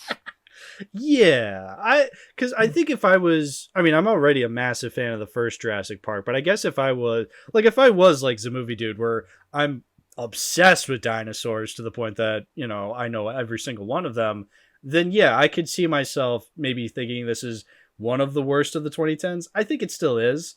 I don't know how. I'm just like, I don't know, like, but judging this like overall, like outside of dinosaur usage, like, yeah, and of course, like, it's so bad. Right. Yeah, I'm just saying, like, I don't know. I'm just not as I am angry with it. Like, that's the thing. I am angry. I guess maybe because I am upset with this movie. I can find things to like about it, like the directing, like some of the shots, like some of the ideas being kind of okay. They're not executed. No idea is executed well in this movie. Like, I'll straight up, it's not executed well. Yeah, no. So again, I'm not going to argue with this as being like not that bad. It's bad. Like, I'm just, it's so bad. Yeah. They're alive like me. Oh God. Yeah, that is the shit cherry on top. Where, like, I hate that ending so much. They're about to kill off all the dinosaurs because, I don't know, conveniently, like, killer gas starts being released where all the dinosaurs, they're in like one enclosure, and all this, like, I don't know, sleepy killing gas is going to kill them all. It's like, oh no, again, how sad. They're gonna die. Oh, cool. Yeah, whatever. But then the little clone girl, after finding out she's a clone, presses a button and releases them out into the wild, and she goes, they're alive like me, which, oh well, because you released them, people won't be alive like you. Yeah, she causes so much carnage. Yeah, that's stupid. Which also, this scene kind of like diminishes like life finds a way, when this is not life finds a way. This is life getting shown the way. Right. Someone tell her now she's John Hammond. Oh, that would have been so funny. Yeah. Oh, fucking Jeff Goldblum comes out of nowhere. Now you're John Hammond. It's like, who the fuck was John Hammond? Yeah, but like, now you're John Hammond. Yeah, but like, she's the reason to Jurassic World. She's the reason why those campers in Battle of Big Rock were in danger because of her. Yeah, no, she causes, you know, I mean, look, I like the idea of the dinosaurs being let up into the world so then they can, you know, cause havoc. Again, as we know, nothing happens with that, as we'll get into Dominion. But yeah, it's still a dumb ending, because again, even if you killed off all the dinosaurs, you still have massive amounts of technology to create more dinosaurs. So there's really no tension with that. You could have just had them die off, and I don't know, they would, again, life finds a way. They would have created more dinosaurs anyway. It's like, apparently all the billionaires have their own labs, right, according to Dr. Wu. All the billionaires have their labs. Lockwood has the technology to create Clone Girl. Like, yeah, there's no tension. Everybody can create dinosaurs now. Fine, whatever. I create dinosaurs. You create dinosaurs. Stakes. I can just... Which, honestly, God, throughout the entire movie, there was like zero stakes either. Right, yeah. So it makes no sense. It's just a bad ending to an already bad movie. And it just spits in your face. It's bad. Yeah. The Blue versus the Indoraptor also is not a great fight. No, it's really not.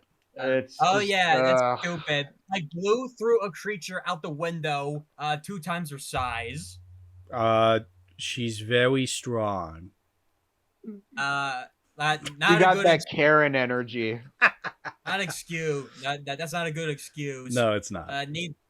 Neither of you try to defend the scene where the Indoraptor coincidentally lands on the Triceratops skull. Oh God.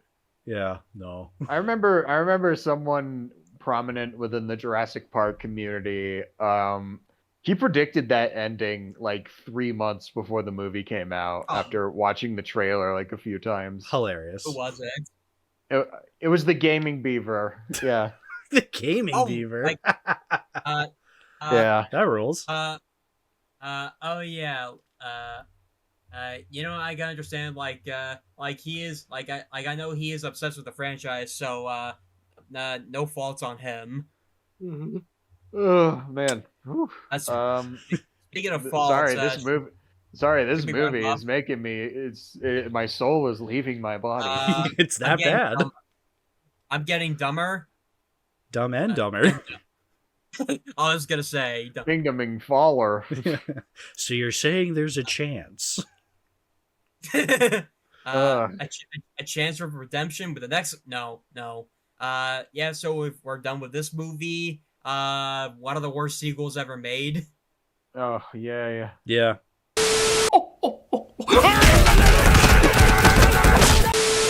Oh joy!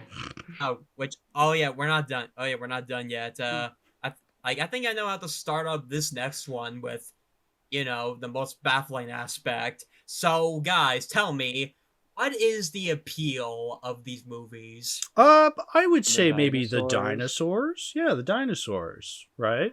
Yeah, the dinosaurs. Yes, that is true. Mhm. And then in the trailers, we see they were shown prominently throughout the trailer, like they served a significant purpose. And then when you watch the movie, wait, what? Why is there a plot about locusts? Wait, it's all locusts? Always has been. Why? Yeah, so we're in Dominion Why? now. So yay! Yeah, Dominion is weird. Duh. Dominion is weird for me because that was the last movie I ever did a quickie review on before I started the podcast. Like, Dominion predates the podcast. So that's how long it's been running. Dominion was so bad it basically ended any full-on reviews. Right, exactly. It was that bad. No, Dominion was not the reason I started the podcast. It just so happened to be the last video I made. But it is funny that I was making quickie reviews and my Dominion review was 20 minutes long. So, but I low-key miss those still. Yeah, I do too. From time to time, I do too, because I love doing like little reviews like that. But there was just no way I was going to keep that up. And I'm glad I've started the podcast, and that's kind of replaced it. Okay, but like full on summary thoughts before we get resuming into the locusts. This movie is somehow worse. It is like one of my least favorite movies of all time. Of all time. I have I've told you this story several times, both of you. The first time I saw this movie, I bought 4DX, IMAX 3D. I was working in California at the time when the movie came out, and I was staying not too far from the Chinese theater. Like, the movie had its premiere there, like, the other day. And I went there, and oh my god, I am never, ever, ever doing 4DX ever again. Holy shit. It was such a horrible experience. Every time a dinosaur roared, like, at the camera, it would blow air into your face, and not even like soft like the creature's breathing on you. It's like a pressurized air. I don't know, what does the movie think it is? 4D rides? Shrek 4D. I wish. Yeah, that'd be cool. I wish I could experience Shrek 4D one day. Yeah. I was just so pissed off at that movie when I walked out. Yeah, I mean, it's impressive that we hated Fallen Kingdom so much, because Fallen Kingdom sucks. But to follow it up with this movie and it rival Fallen Kingdom to the point that it is even worse than Fallen Kingdom, like, that just because that is crazy. It is crazy because, like, at first I didn't hate it as much. I mean, I hated Dominion. I will say that. Like, even back when I first watched it, it was horrible. But I think I was more jaded when I watched it because I'm like, yeah, of course this is the follow-up we get. Like, of course it's this bad. And every bad decision it makes, I'm just like, yeah, of course it made that bad decision. I think, rewatching it though, it truly did settle in just how bad it is. And what's even worse is that it's so empty feeling, and yet it's the longest Jurassic Park movie. And there's an extended edition. There's an extended edition that's 12 minutes longer. Oh yeah, I watched that. It's worse. It's so much worse. How? I don't know if you said, but can't remember if you watched the original or extended. I don't remember which version I watched. I don't care. Well, I'll tell you how to do. I'll tell you what's the difference. Does the opening have the scene where it takes place in the Cretaceous? No, Cretaceous. What was the opening of the movie? Like I said, it's just dinosaurs roaming around in the Cretaceous period, and then it cuts to the T-Rex attacking the outdoor theater. Oh yeah, no, I didn't. Yeah, no, I don't remember the outdoor theater at all. So, you saved yourself from the extended cut, but not by much. right, exactly. No, the version that I watched is the theatrical cut, where it starts off with the fucking Now This video, where you just have a bunch of like stock footage with dinosaurs put on top of them. Oh, this annoyed the fuck out of me even back then. There's this really obvious scene where it's because it's a very famous internet video where you have a car driving out of a tunnel and then off a cliff. Like if you've seen memes or you've been on the internet long enough, you've absolutely seen this video. And what they did is they took that video and they photoshopped the fucking Stegosaurus in it to make it seem like, oh, the car crashes because it wanted to avoid hitting the Stegosaurus. But it really frustrated me when I first watched the movie because I'm like, you're taking pre-existing footage that everybody has seen before, because I've seen this video before, and they're just putting dinosaurs over it. Like, was it really that hard to just have a scene of a character driving down a road and putting a dinosaur there? Was that really too much? Imagine they take. This is going to be a bit of a dark joke. I'm sorry, but like, go for it. Imagine if they take footage from like 9/11 and then they replace the plane with a pterodactyl. Yes. Oh no. They replace the plane with a pteranodon. Wait, no, Tyrannodon's not big enough. Bamason, so a Quetzalcoatlus. The Quetzalcoatlus hit the Twin Towers. So, Mr. President, a second Quetzalcoatlus hit the towers. Lyle, turn on the TV. A Quetzalcoatlus hit the Pentagon. The fucking Pentagon. Wait, no. It'll be like wait a minute, dinosaurs in the movie. Hey, dinosaurs in the movie. Turn your TV on right now, Locust. Turn off your TV. Turn off your TV. Turn off your TV. The Q in Quetzalcoatlus stands for Al Qaeda. Oh, of course. Oh no. How could I have not seen it? Oh no. But anyway, so yeah, it's an obnoxious opening where it's just like, here's where the dinosaurs have been the past couple of years. It's like, this is terrible expository dialogue, because then that opening has shown me that this movie has hit rock bottom. Right. Especially all we get for a title sequence is just the logo. Right. I hate it. Yeah. Why? Because then Rebirth did that too, where it just shows the logo. I don't understand why that's a thing. Rebirth did that better, though, to be honest. Right. I don't know. It still sucked. Yeah, but I don't know. I don't see the reason for it, where it's just like, you just have the logo. It's like, is the Jurassic Park logo really that iconic that you can just show it and that's enough for a title? Because I don't think it is, really. Like, then how are people who don't know the title supposed to know the title and when watching the movie? I think the T-Rex skeleton is iconic enough, but I think it's low-key pretentious. Oh yeah, pretentious. Totally. As the title. Yeah. I understand why they're doing it, but it's just like, oh yeah, you paid money, so you know the movie you're watching.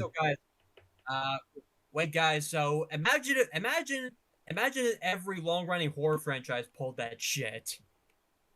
Like, you have Scream, where you just have the fucking ghost face as like establishing it's the new movie. And we have. And don't forget, I Know What You Did Last Summer. Oh yeah, and they just have. My God. What's iconic about I Know What You Did Last Summer that they could just have a logo there? I guess there's the hook. Yeah, but then I just think Candyman. I would just think Candyman if it was a hook. Or Captain Hook. I'd think Peter Pan. Like. Oh my God, they're making a Peter Pan horror movie? Oh, shame on you, Blood and Honey people.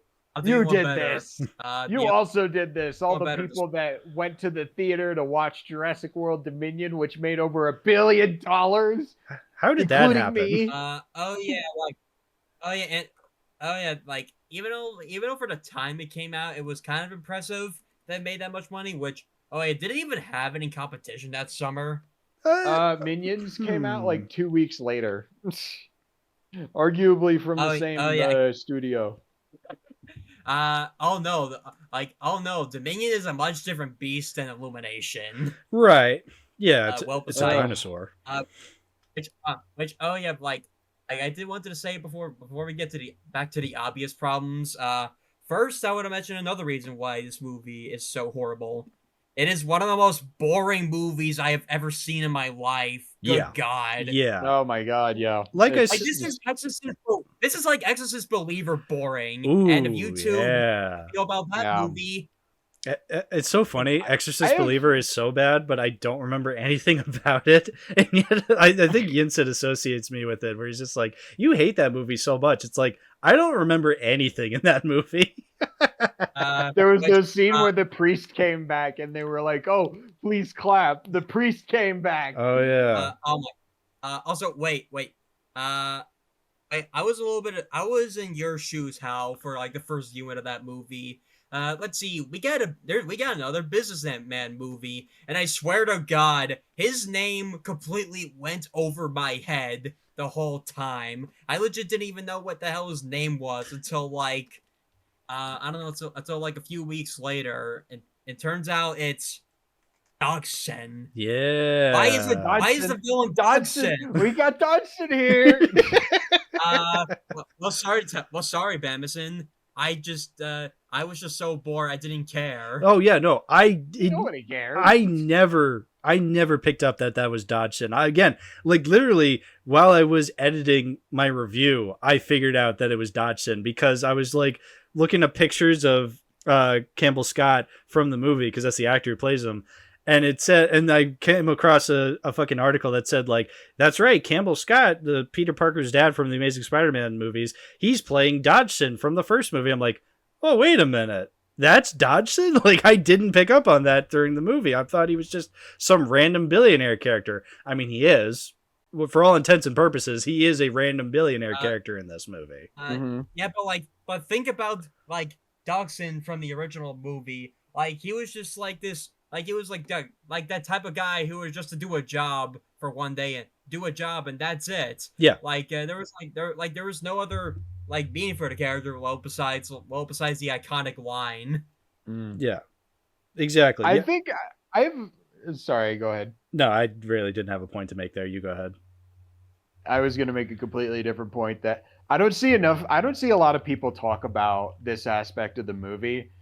It's sort of a problem in Fallen Kingdom, but it's a much bigger problem in Dominion. They really changed Claire's character. Like, if you compare her to the first movie where she's all cold but smart, and she's also like really like analytical. Mm-hmm. She's nowhere like that in Dominion. She's basically a trad wife in Dominion. Just the way I like it. Which revolves around like the plot of the movie, which really has nothing to do with dinosaurs for some reason. In a Jurassic World movie, like I guess we just gotta have locusts for some reason. Right. Like, oh God. Yeah. Why do we need locusts in this movie? I'll be completely honest and say the locusts. They weren't that prominent as I had remembered. They are. I mean, the fact that they're in the movie in general, it's like, okay, why? This is a dinosaur movie. They shouldn't be here at all. But also, yeah, it is so annoying though because the only reason they're there is to introduce Ellie and Grant back into the movie. When it's like, again, these are dinosaur people. Why are they dealing with locusts? You know, why is Dr. Sadler going back to Alan Grant and being like, hey, I need your help with these locusts? It's like, why? He's a paleontologist. He deals with dinosaurs. Because he's a character from the first movie. Right, exactly. Who Yeah. cares? It's so transparent as to why. Like, the story could have been literally anything else with bringing Dr. Grant back, and it wouldn't have mattered. I'll do you one better. Replace Alan, Ellie, and Ian Malcolm with completely new characters, and the story would not change. Sure. Bring back Billy. I mean, might as well. Do Like, it. Like why couldn't Billy just like ended up being the pretentious villain like that? Like, I don't care if it's Billy, it would have been better. I mean, Alessandro Nivola can play villains. Like, he was the villain in Face Off. I mean, he did in It would have so done. Craven the Hunter. Oh yeah, I the obvious choice. He was Rhino and Craven the Hunter, everybody's favorite movie. Oh yeah, but okay, but like I am confused on what the original trio's purpose is. Well, besides infiltrating Biosin secretly. Fan service. Yeah. Dude, See, so ugh. yes, so they serve nothing. Yeah. Let's see about Owen and Claire and Maisie the clone girl, which is basically just a semi Mission Impossible as plot. Right. Oh God, yeah. So Maisie is in this movie, and she's technically not a clone. She's I guess she had a mother after all. She's a naturally birthed clone. I mean, she's literally just her mother, because they make that a point where her mother had her, but she's just a perfect copy of her mother. Oh, minus all the diseases. Yeah, so that's another thing. So the mother was able to birth her. Again, random, because it's like, why would you want to go through the pains of child labor? But whatever, women be crazy, am I right, folks? But then, so then they make it a point where like, oh, she was dying of a disease. And so then she's like, so Maisie goes, oh, so I have the disease? And she's like, and then like the characters are like, no, she took all the disease out of you. It's like, so she took the disease out of Maisie, but not out of herself. Like she had the technology to take it out of Maisie, but not herself. What does it even mean to like edit out the disease? yeah, that too. It's like, oh, you just edited out the disease. I keep forgetting the disease. I keep forgetting that she even has this disease thing. Right. Well, that explains why she's not in the movie. Your body or form of conscious doesn't come with a checklist of all different types of diseases that you can just check off at random. So she's not a perfect clone, but she's also a clone. It's like, why are we retconning that she's a clone? Like, I get it. When she was revealed to be a clone in the last movie, nobody liked that. Like, not even people who like Fallen Kingdom for ironic reasons thought that was a good idea. They also thought it was stupid. But like, why are you going back on that? Like, that's what this movie does. Is it just goes back on everything it tried to establish at the end of Fallen Kingdom. Oh, dinosaurs are running wild. It's not what the movie's about. Oh, Maisie's a clone. No, she's not. She was actually not technically a clone. It's like, okay, like, this is like fucking Star Wars again. Yeah, it's Rise of Skywalker all over. Oh yeah, literally. Your parents were nobodies, but your grandfather, he was a Palpatine. Your parents were nobodies, but your grandfather is the most important character to happen in the Star Wars universe. Oh my god. Also, all these retcons prove that this movie was dead on arrival. Oh, yeah. Yeah. The next scene is just like, oh, Owen, the reason why you're so fast is because your mom was a raptor. Ooh. I mean, if we're going that far, might as well, right? Like, yeah. There's no point in not go, like, just go all out. Yeah, that's what I want. Go all out. Be stupid. But they don't. Let's see. Also about the dinosaurs at the end of the movie, I bet they're like, let's take the fight to them. No, we gotta remember the big bad in this movie, the Jokerosaurus. Oh yes. Hal, you got it wrong again. It's Giganotosaurus, and its presence is entirely wasted and pointless. Yeah. So again, much like how they said in interviews for the last movie that the dinosaur that dies on the island is the same Brachiosaurus from the first movie, in interviews, Colin Trevorrow, whatever his name is, the director says, oh yeah, our big bad dinosaur, the Gigantosaurus, whatever. Giganotosaurus. He's like the Joker because he wants to see the world burn. So it's like, okay, so you have a Jokersaurus. So that's the thing. When I first watched this movie, every time a new dinosaur came on screen, I was like, is that the Jokersaurus? Is that the Jokersaurus? Is that the Jokersaurus? I had no idea which one was the Jokersaurus. And when I rewatched this movie, I completely forgot that the Jokersaurus was the fucking I forgot what it was. I thought it was the fingernail saurus, like the fucking Wolverine, like long haired fucking dinosaur that had the fingernails. The Therizinosaurus.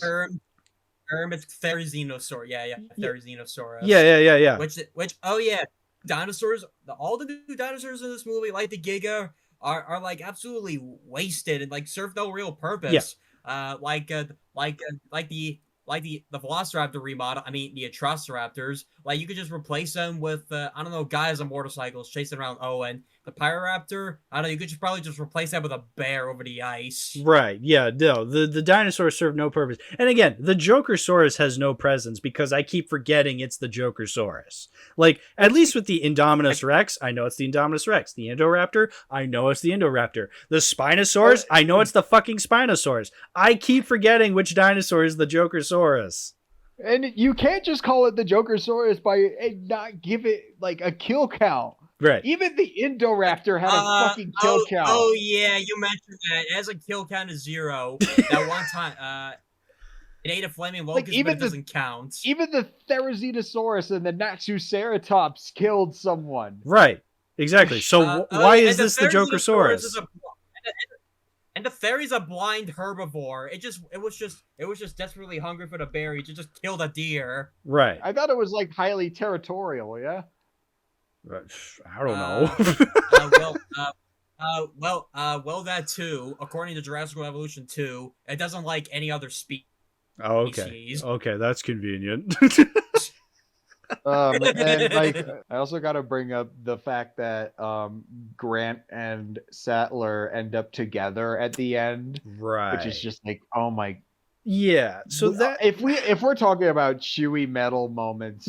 I think that's it, actually. So that's... Well, it's not just like a... Sorry, can I finish my point? No, go ahead. It's not just a Chewy metal moment, but I found out there was an actual reason as to why Ellie Sattler and Dr. Grant didn't get together in the first movie. It was because of the age gap between Laura Dern and Sam Neill. Like, Sam Neill is like 20 years older than Laura Dern. Right. I mean, look, it would have been. Finish. They were really for that idea, and they just kind of voted it out. Right. And then to like, I guess they're both old, but it still feels weird to like go back on that. You know what I mean? Well, it feels fan servicey, where it's just like, oh, we're correcting what fans have been complaining about for 30 years. Like, oh, see, they're kissing, they're kissy pooing, and it's like you want to see this.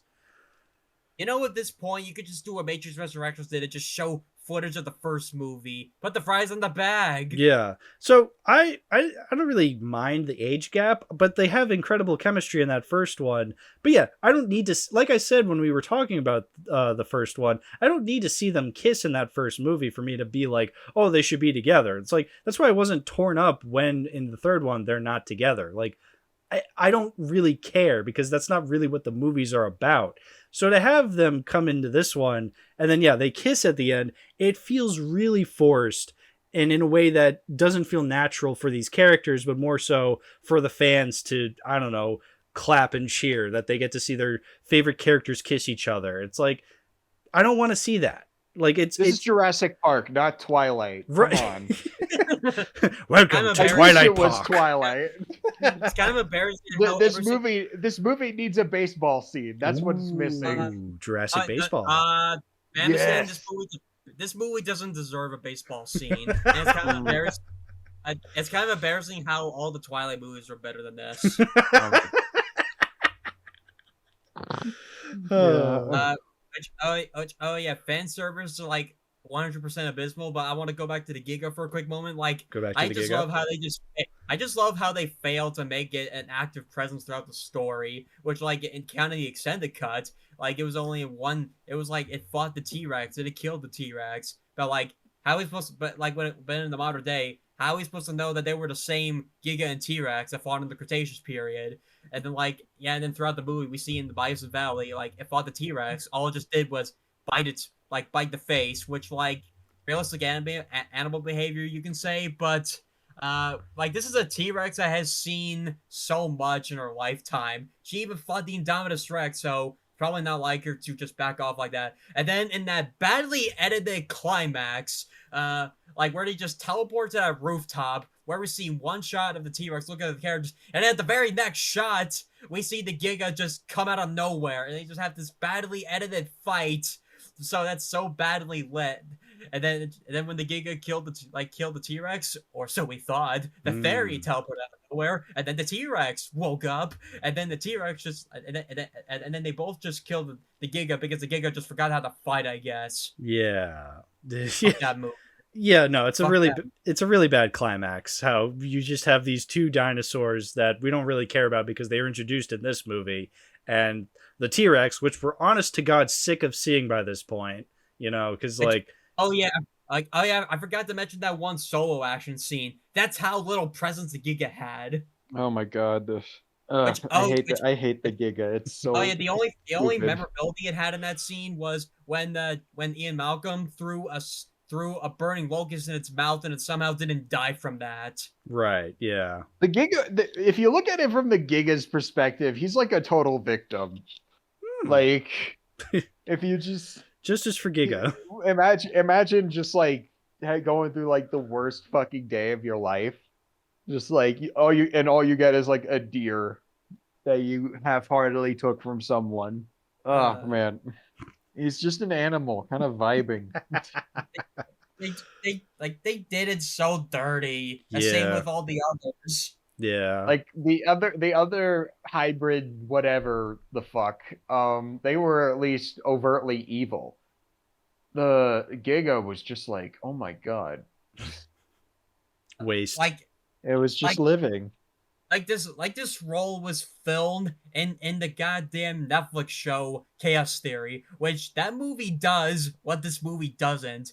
The whole dinosaurs on the mainland thing that the movie really skips over. Right. Which I don't want to get into full detail because I generally would recommend that show and say that it is really good. Yeah. So I guess when in terms of like, dinosaurs living in the real world, we get is again Scooter Guy. So Scooter Guy was the fan that won the contest to get killed off by a dinosaur in this movie.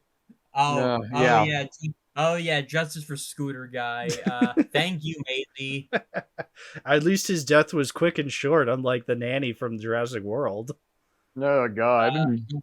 They even have a black market thing in this movie, and they barely did anything with that. Yeah, I misremembered when I did my review. I said, they cook dinosaurs in that movie. They don't even do that. They cook locusts and a snake. They don't have any dinosaur meat at all.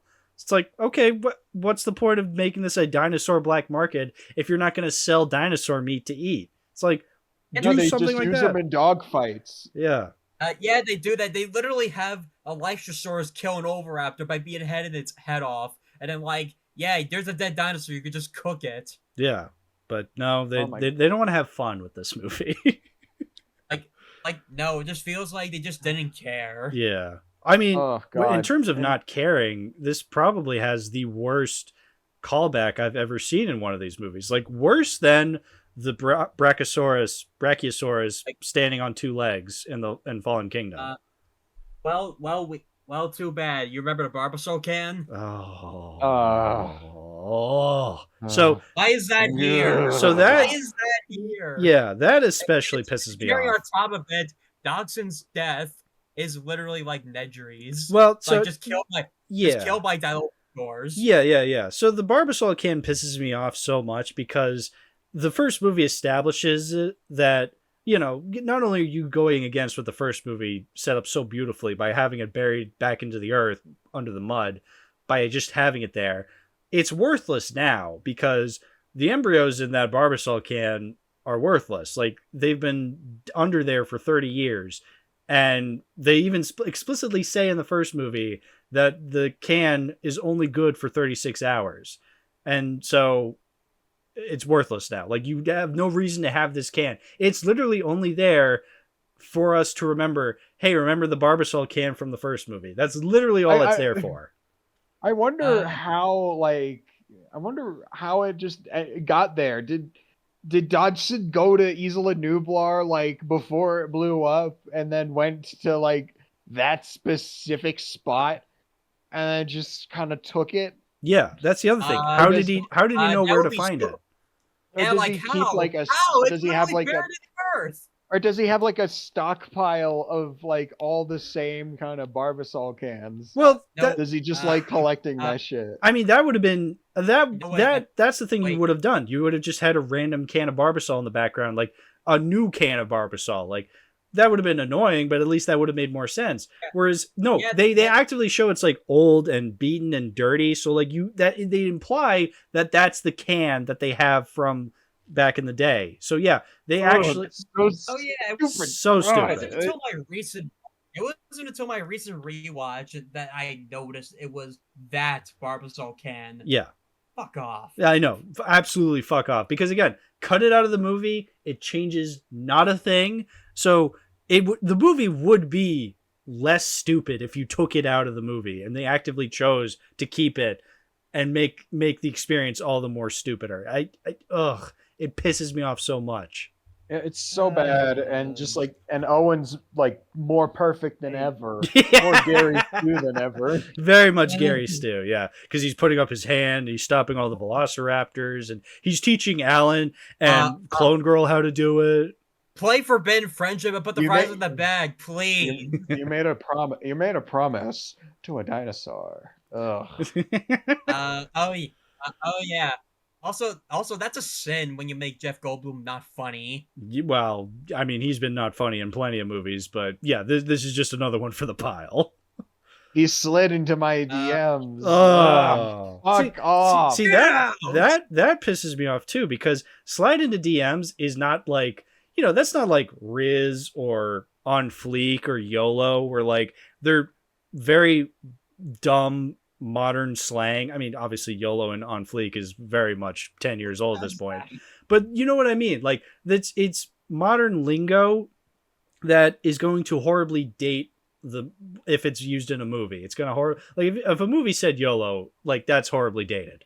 Whereas like here, like slide into DMs, that's not an inherently like modern slang. Like it's not on that level, but hearing Laura Dern say, "Oh, he slid into my DMs," makes it sound like it's on the same level as YOLO or On Fleek. It's like a corporate mandated line. Yes. We got to make these characters more relatable to Gen Z. Mm-hmm. Also, Fuck you. Oh, how do you want better? Okay, do the one entirety of Ralph. The entirety of Ralph Breaks the Internet. It's just as dated as that movie. Well, yeah. Ralph Breaks the Internet is a perfect comparison to He Slid Into My DMs. It's so stupid. Yeah, I really want Laura Dern, fucking, I don't know, 55-year-old Laura Dern, to tell me about how he slid into her DMs. Like, I as a Gen Z, I really relate to Laura fucking Dern. Also, you know what's another? Also, like Henry Wu returns, and he's another legacy character that does literally nothing. Yeah. Oh, they try to make him more sympathetic this time, unlike the last two. Out of nowhere redemption arc. Where Yeah. He now feels bad about it all. Yeah. They made him a villain for no reason, and now they're making him sympathetic for no reason. Why do you need this? Why do you need this? Oh my god! And like, what was I gonna say? What was I gonna say? Shit. Oh, it's really sucking the life out of you, Bamason. I mean, to be fair, it sucked the life out of all of us. Yeah, no, it's that bad. It's so exhausting. It's so bad. Yeah. Oh my god. Brad, at least some legacy sequels like that are on its same level, like The Rise of Skywalker, Independence Day Resurgence, like they're so cringe that you can't resist making fun of them. When like this movie, you can't even do that. No, yeah, I had less fun. I really did not have fun watching this movie. It was really soul sucking. It took me a while because I would just walk away from it being like, I just don't have it in me to watch this right now. No, it's like, oh, man, it is legitimately painful. Like, yeah. I've never cringed more at a movie. Mm-hmm. Colin Trevorrow, why did you do this? Why did you do this to me? It's not even fun. It's not even fun. Why did you do this? Hey, Colin. And it made $1 billion. That is the most shocking part, that it made $1 billion. Look, I get it, because Jurassic World made $1 billion and it sucks. Fallen Kingdom made $1 billion and it sucks. And I get it because they're dinosaur movies, but like, I'm surprised Dominion had enough gas in it to make $1 billion. So that really shocked me. Yeah, that did shock me. It barely scraped by, but it technically counts. Right. Okay. Because the other thing too you got to think about is release date. Like, it makes sense to me that something like Captain Marvel made $1 billion because that was made in between Infinity War and Endgame, and so people were hyped to see anything Marvel related. So that's why that piece of shit made $1 billion. But Dominion, it's like, okay, Fallen Kingdom proved to be a very controversial entry into the series. You'd think this would mean it would be like kind of. It would make less money to the point that it probably wouldn't even break $1 billion. And especially because it's so bad that people definitely wouldn't want to go see it. But no, apparently it still scraped by and made a full $1 billion. Like, that is weird to me. Hold on. Let me see what else was the competition besides Minions. Well, Top Gun Maverick. Lightyear. Top Gun Maverick came out like the month before, right? Okay, month before. Oh yeah. So why couldn't just like Top Gun Maverick still being seen? Like, I mean, it like, was. I know, but like Dominion had like what you said, like Dominion had competition, right? You said, in the form of Lightyear. You know what? I bet the audience just wanted would prefer just another Jurassic movie instead of like something to bore out of their minds, which, to be fair, Dominion was more bored than Lightyear ever was. Right. It's because animation is not cinema. But true. Audiences know that animation is not cinema. I mean, look, after I watched Lightyear, I too believe animation is not cinema. They'd rather watch Giganotosaurus. They'd rather watch the Jokersaurus. Oh yeah. People have spoken. They choose Jokersaurus. They rather watch Dominion. Dominions. Is that all on Dominion? Like, pretty much. Like, we didn't talk about that Kayla character because why would we? Who the fuck is Kayla?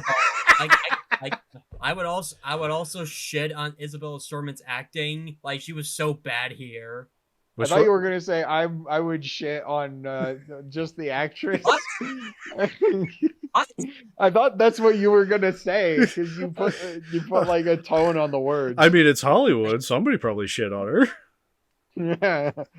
God. How else did she get this role? Okay, but still, like, her acting was so bad here. Like, she's basically like a bad Disney princess here. She's also stupid. Like, Owen and Clark keep telling her not to go into town, and then she tries to go into town, and then she gets kidnapped. Yeah, she's just a dumb kid. It's so annoying. Yeah. Can we start murdering kids in Jurassic Park? I'm all for that. But I still don't like her acting could have been better, but like, I don't know, it just seemed phoned in. She's younger than me. Like, there's no excuse. That's what we need. More murder. More murder, yeah. So, yeah, Dominion wasn't very good. I won't say the joke and call it Dominion because it wasn't mid. It was just flat out bad. Like beyond bad, beyond abysmal. Beyonce. It's the strongest contender. So it's the strongest contender for worst movie of the decade so far. Ooh, there you go. It's the worst movie of the decade so far. Impressive. Let's see. As someone like me who's seen the worst, Emilia Perez, like, I would say that this movie is probably among down there, along with Exorcist Believer and Deadpool and Wolverine. Yeah, I said it. No, yeah, I agree. Deadpool and Wolverine should And the How to Train Your Dragon remake, which for some reason is voted the 10th most highest rated movie on Letterboxd of the year so far. I'll tell you one better. Why does it exist? And also, yeah, I would also put it among the worst too. It's literally no different from the Disney shit. Why is it getting a pass? But I wonder if that guy ever wiped his ass with the wrong hand. Yes. I think we're probably gonna get off topic when starting that shit. Right. Well, let's talk about a different. I'll save it for the end of the year. Save it for the end of the year. Let's talk about a different 2025 movie now. We're not done yet. Oh yeah, the newest Jurassic World movie, Rebirth. More like retread. It all right. It all right. It not subtle or nuanced. It tasteless and lukewarm, but it all right. It's like unseasoned chicken. Gotta be real with you, Chief. This one was kind of bad. Yeah. So much in line with the other Jurassic World movies, this is also bad. But I'll be honest, Rebirth wasn't the worst. Congratulations, Rebirth. You're not the worst. A golf clap for you. Yeah, not the worst. Yeah, good for you. Unlike the previous two, this one has some good things. Some. Or comparison to those. Just the talent behind the talent behind the camera is too good for this script. Yeah. Gareth Edwards is too good for a script this bare bones. Which is really funny because in my experience, I've liked more stuff from David Kopp than I have Gareth Edwards. But yeah, I guess the script is the biggest problem with this movie. It's not even that it's the script and the characters are the biggest problems. Yes, very much so. Bare bones. Bare Jurassic bones. Yeah, that's a bare bones. But like the characters and bare bones plot just make this movie mostly feel like white noise. Yeah. Out the ear, out the other. Oh yeah. That's the thing. Like as I was watching it, that I'll tell that little story. So again, I was on vacation the whole week. So I was visiting my grandparents in New York. So when I recorded the first half of the episode, I was at their house. But halfway through the week, I went and saw Rebirth. I actually went into New York City to see Rebirth, and I actually met fellow guest podcast regular Lazy Bones actually in New York. We made a whole day out of it. We actually went and saw the movie together. So that was really cool. I got to see the movie with Lazy in a New York theater. We went to the AMC Empire 25. It's somewhere in Times Square. Anyway. Oh. Yeah, no, that was really cool. I actually recommend you guys check out that theater. It's actually a really good AMC. It's really cool because you go up like a million escalators to go up to like the different theaters on the different floors. It was really fucking cool. Ooh. Yeah, I really want to go. Oh yeah, I just want to go to New York again in general. Yeah. I'll do my best, Hal. But when it comes to New York City, visiting the Natural History Museum takes priority number one. Right. For me. Yeah, it's. But also, what a coincidence he would run into Lazy Bones. Oh, we planned it. He was just like, "Hey, I'm going to be in New York," and I'm like, "What a coincidence! Me too." So we went together. And then afterwards, we went to Raising Cane's. We went to where did we go after that? Oh, we went to fucking Book Off. That's this store in the middle of Times Square, where I've gotten a bunch of movies actually for the podcast from. So that was really cool to see. I actually got a couple more movies from there. I'll be able to show in future episodes, maybe, sort of. But anyway, wait, one more thing, because probably just meeting somebody in the city, like one of you guys there, would really sound like an experience. Yeah, no, it was really cool. I recommend that theater. Like that would be a cool thing to meet up in, and then like going to Book Off to like go to this media shop with all these DVDs and Blu-rays. Like that is something I want to do with a lot of people. All right. Yeah, that'd be cool.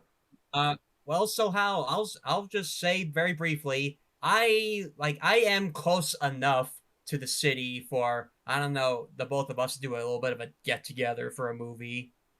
We'll see. Smurfs.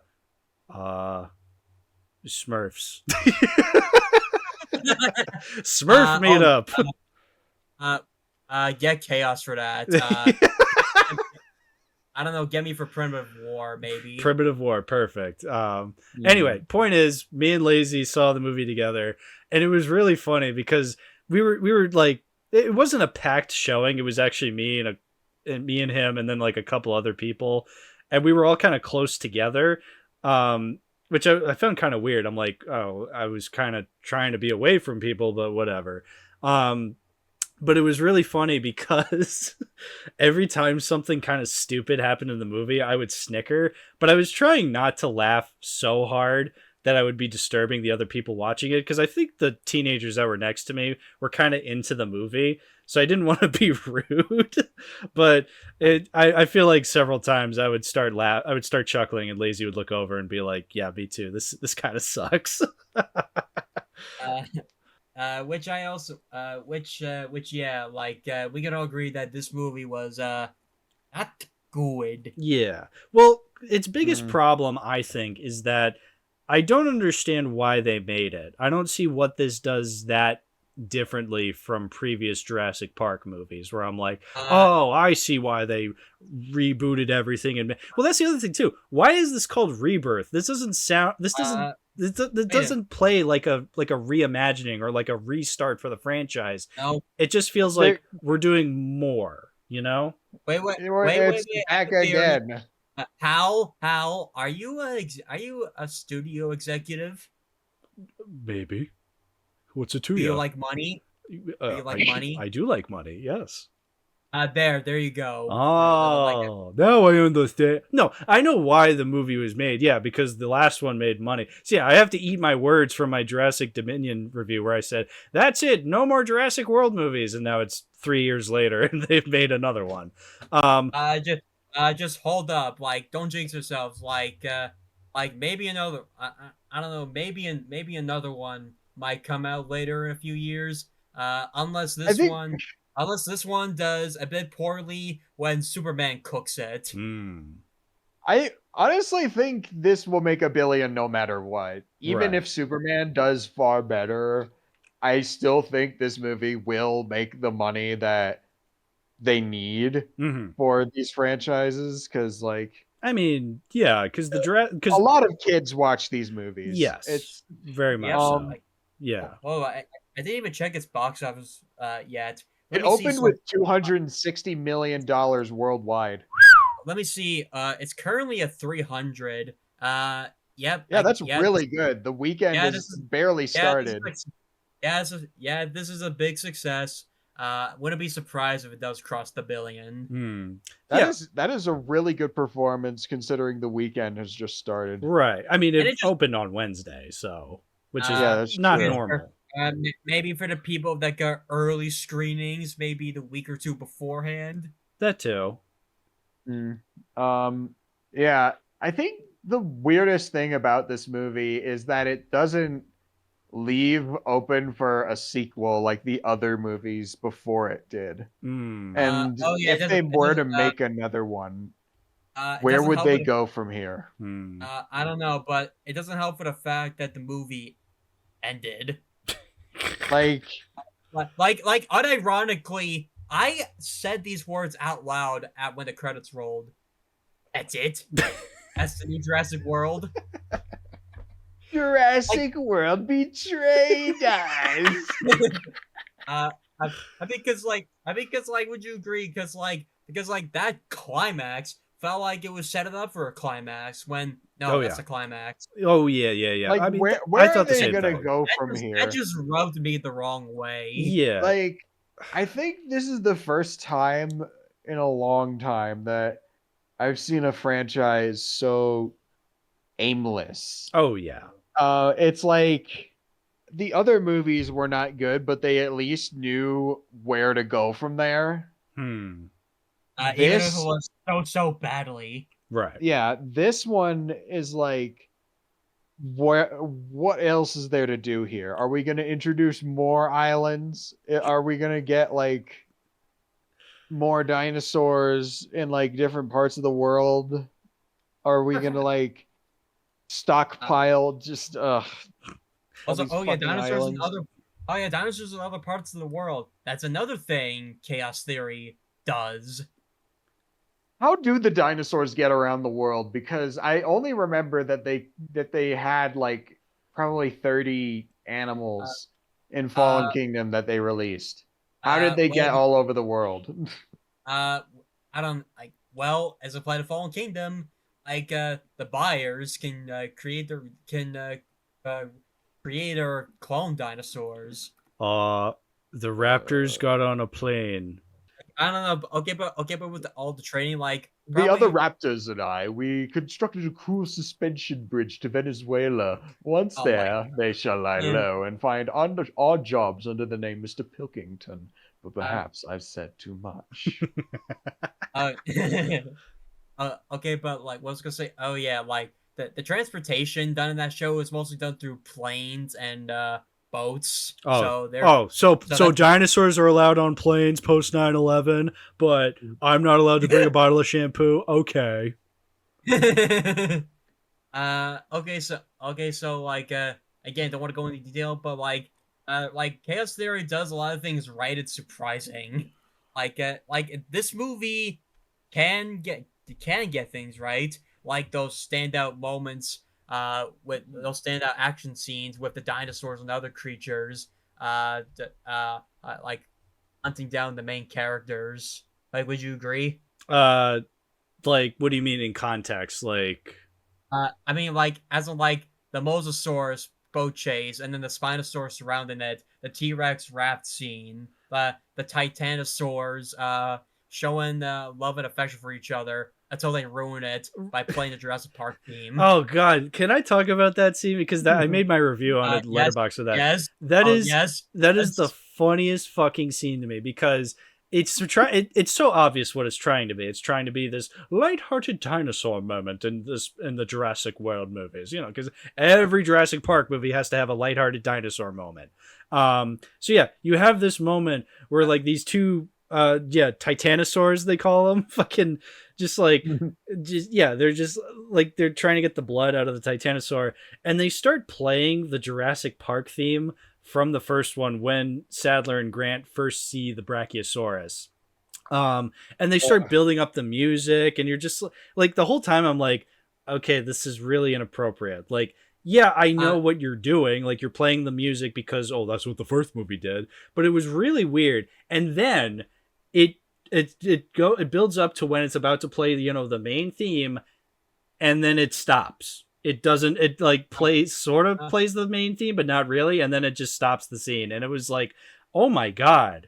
Like, I've never seen a movie give up like that, like in real time. It was really bizarre to witness. It's funny how it gives up. It's just like, it feels like a checklist.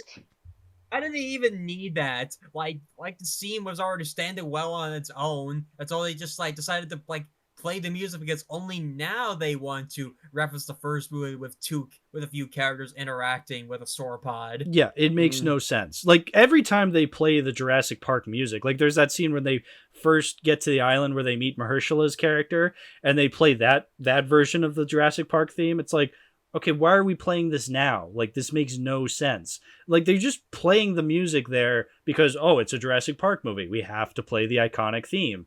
But nothing in the movie makes me believe this is a continuation of the Jurassic Park franchise in a way where I think it deserves to play the music.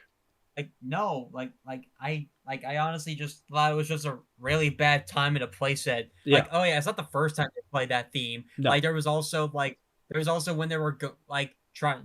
There was also the scene where they were trying to get how do you say his name? The guy that plays Duncan. Mahershala Ali. They played that music and I hate it. And then also the ending, they played the exact same end credits music. Mm-hmm. I have a funny thing about the ending. So you remember the little herbivorous dinosaur that they collect, Dolores? Dolores. Yeah. Dolores, the Aquilatops. The Aquilops. So the little girl takes Dolores off the island and, like, I assume home with her. But, like, that's a really dark ending, because if you remember, one of the reasons why the dinosaurs were dying off and like can only survive in this one island in the equator is because their climate is like unsuitable for them, our modern climate. So Dolores is dead at the end of the movie. Hell Wait yeah. a minute. Dinosaurs dying of disease? Why wasn't this a thing in 2018? Like, why? Why did the dinosaurs stay alive then and die now? Plot. Also, okay, but also wait, the very first scene is better because did anyone else get Final Destination vibes? Oh, the fucking Snickers wrapper, dude. Me and Lazy laughed really hard at that. Like the fucking Snickers bar, like when it like got trapped in the vent and it started like short circuiting, and I just went, "Oh my god!" And Lazy turned to me like, "Yeah, that is so stupid." I literally turned to Lazy and I go, "Oh, it's this kind of movie." Just so stupid. Did you mention Final Destination to him? I did not. I kind of got Final Destination vibes from that scene. It's crazy. That is a good point. It does scream Final Destination though, because like holy shit, so fucking stupid. I'm sure it's a shame because I like the rest of the scene, like all the the homage to Godzilla 2014 is really interesting. Sure. Homage, like, well, I get it. I would say it's a good attempt. I thought they ruined it with that abysmal title logo. Oh yeah. I honestly think that was really cool. I don't know. I mean, I like the soundtrack that goes off. It reminds me of like the Psycho shower scene music. Sure. And, like with the logo and the red background, I just like the color red. It made me think this was trying to be more horror adjacent, more so than Fallen Kingdom was trying to be. So I thought, okay, that's an interesting way to set up the tone. But then the rest of the movie isn't horror at all, so it was kind of pointless. Why did it do that? It's just like the dinosaurs were scary again, but they weren't like objectively scary for me. Right. I did say that they did pull a good job with that, with one exception: a D-Rex. I want to be frank here. I like the idea of the D-Rex. I think it's a logical kind of interesting step in the right direction. I can agree if we're going to introduce concepts like clone girls or editing fucking DNA sequences. If you can edit DNA sequences because we have the technology, I think making some sort of abnormal, monstrous deviation from what a normal dinosaur would look like is a cool step in the right direction. I just wish it was in the movie more. Like actual mutations, like I would be full on down for that. Which apparently this is confirmed to be a mutated T-Rex that ended up becoming a Xeno Rancor morph. Right. Yeah, that's my thing. So like, yeah, I completely agree. I think, yeah, if you're gonna go all out, yeah, with Clone Girl and editing DNA and shit like that, whatever. Like, yeah, go more absurd. Make a two-headed dinosaur mutant. Go ahead. I'm fine with that. That's why they make the fuck up a bunch of dinosaurs in this. Fine. I'm okay with that. The D-Rex itself, I'm kind of on the fence about. Not in concept. I think the D-Rex is itself kind of a cool idea. I like the design, honestly. Too. I'm on the fence on the design, personally. I like it. I like how it has big claws in the front, but it also has the little arms of the T-Rex too. I say it looks decent too. Like has 6 limbs proof to show that like this thing is truly fucked up, and also for the fact that it's bigger than it was shown in the trailers. It's bigger. Oh man, and like it's better. That's a 40. Much for Mr. Incredible. That's a 40-footer. Yeah. 80 80-footer. 80-footer. Well, I mean, look, I'm on the fence because, yeah, it's a unique design. I'll give it that. Because, yeah, I've never seen a dinosaur that looks like that. I've seen an alien that looks like that, though. And a specific creature, and a specific creature in Star Wars that has that exact facial structure. Right. Shit, what was I gonna say? I had a point about the D-Rex, but I completely forgot what it was. I'm sorry, Bamason. We're owning you with facts and logic. My bad. My bad. Fuck.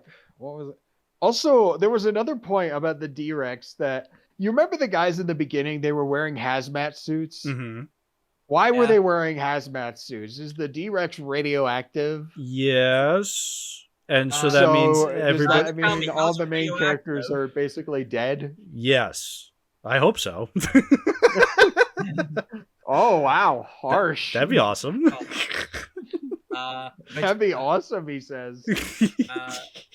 Concept and design good. The way it's used in the movie is abysmal. Yeah, because it's I don't know. Yeah, because it doesn't really do. It eats a helicopter, which is pretty cool. Holy shit, beast!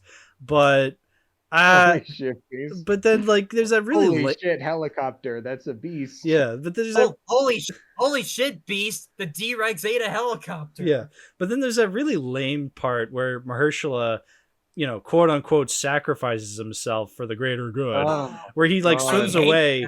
He swims away and like he swims away with the fucking the fire, the flare. He takes the flare and like lures it away, and it follows him.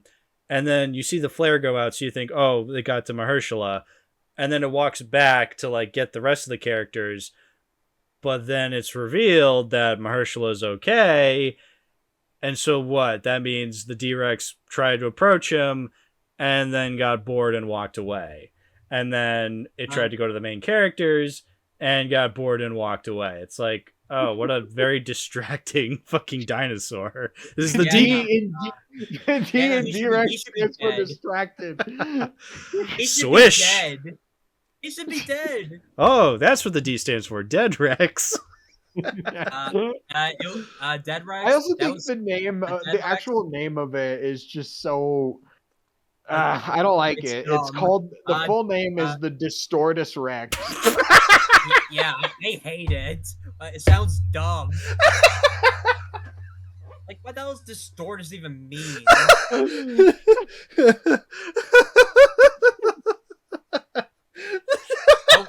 Wait a minute, Hal, you didn't know? I forgot. The Distortus Rex. Does he know? The Monstersaurus. The Xenorancor morph. The big. I'm gonna kill you. Fuck you, Saurus. I'm going to kill you and then kill you again. The big meanie head Saurus.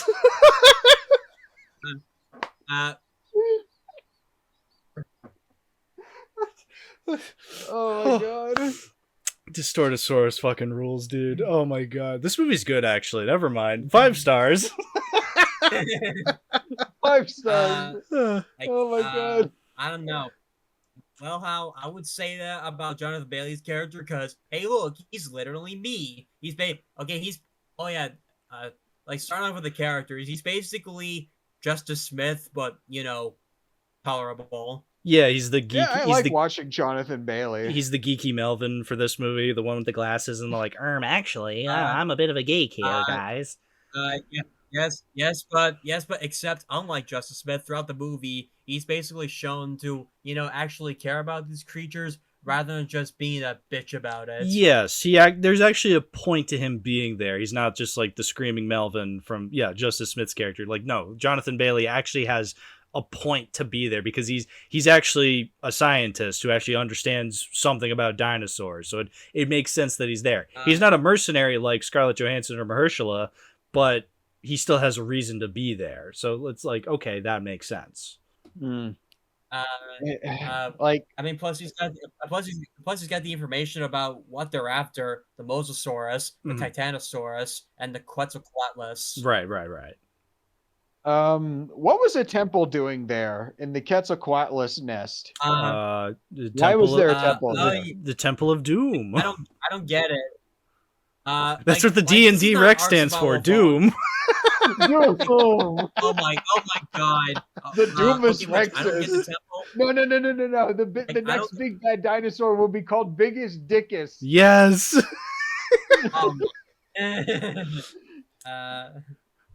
Wait, no.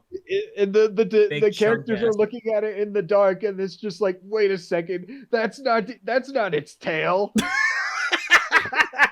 Okay, but okay, but like, can we get one called Big Chungus? Sure. Oh, I God. wasn't there a dinosaur leading up to this called the Chungosaurus? Like, was that a thing? Or am I just misremembering something? Yeah, you're remembering wrong. Okay, I thought like maybe Dolores was like the fucking Chungosaurus or something like that. I don't know. I think you're mistaking the Minecraft movie because there's the character named Chungus. Oh yeah, General Chungus. Yeah, maybe that's what I'm thinking of. I thought there was like a Chungosaurus or something like that. I don't know. I still can't also, believe wait, General wait. Chungus is a thing. Yeah. Wait, Hal, I know what you're referencing. It's called Majungasaurus, and it's not in the movie. Okay, sure, maybe that's it. But yeah, we do need a big Chungosaurus. I completely agree. Okay, but I want to say about that temple. Why is it there? It's not like Ark Survival Evolved, where A, it's a video game, and 2, established lore, which this movie does not have. Right. I think it's just a random South American temple that they just come across. It's like, oh, there used to be natives here. Not anymore. Okay, sure. It's like Billy Mays. Not anymore. yeah, exactly.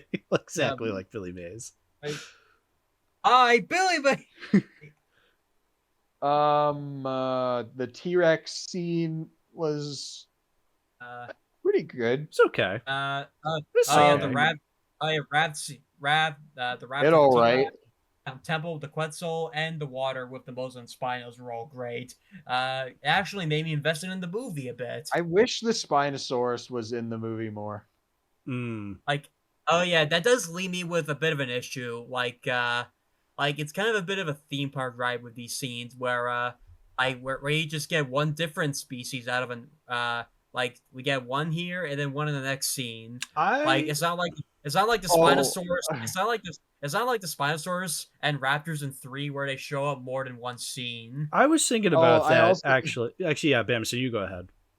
I was also going to bring up one of the characters that got eaten was Francis from Deadpool 1. Oh yeah. I don't know why they cast him. I don't know why they cast him because he's like an actual like established actor at this point. Why he's like the first one to die. No, the Snickers guy was the first guy to die, but one of the first introduced characters to die. Bamason, you remember what else he was in? Alita Battle Angel? I was going to say Rebel Dune Juice. Oh, God. Oh, no. Don't you make my Dune Juice? Hey, Bamason, I hear I got your favorite edge-scared film, Rebel Moon, on DVD. This is my favorite edge-screen movies. I don't know. I don't even like the Deadpool movies all that much. Hey, Hal, I know you've seen this movie, but he was in Maleficent, Mistress of Evil. Oh, my favorite movie about gassing fairy tale creatures. Oh, they're alive like me. So therefore, this guy was kind of a waste. I would have preferred Francis from Malcolm in the Middle. He would have made it funny. There you go. To go back on your point about the theme park ride, I was thinking about that while watching the raft scene. It did feel very theme park-ish, where you have the family in the raft and it's being chased by a T-Rex, and I'm thinking this would make for an interesting Universal ride. Is this why it's like that? You know, I was thinking. It's a scene in the book. It's a scene in the original book. It was supposed to be in the first Jurassic Park movie, but they cut it out. Okay. And they wanted to put it in this movie, and that's why it's in there. And the river adventure in Universal Studios is inspired by that scene from the book. Okay, but even still, there were other parts where it was like it felt very theme parkish, like when they're being chased by the Spinosauruses into the rocks among the island. Like I was thinking, okay, this feels very theme parkish. Where you're like riding this boat and you're being chased by dinosaurs and stuff like that. Mm-hmm. It reminds me of the King Kong 3D ride a little. Like, oh yeah. I also heard comparisons between that one river raft scene in Peter Jackson's King Kong the video game. Which I only brought up the theme parks thing as a small criticism with the scenes. Like I would prefer much more scenes with them, but what we got was still pretty intense. Well, I was thinking about how they introduced the T-Rex. Well, it's funny how they introduced the T-Rex. It's literally taking a nap, which is hilarious. But then, yeah, you have the T-Rex kind of there during the river raft scene, and then it walks away. And I thought, okay, but obviously it's going to come back. That's how these Jurassic movies work. And I thought at the very end, the T-Rex was going to fight the D-Rex, and then it didn't. And honestly, I guess I'm kind of glad it didn't, because that would have felt very fan servicey. And that's the thing. This movie's not very fan servicey in that regard. But at the same time, I can't help but feel a little disappointed where it's like, oh, so that was the T-Rex's only scene.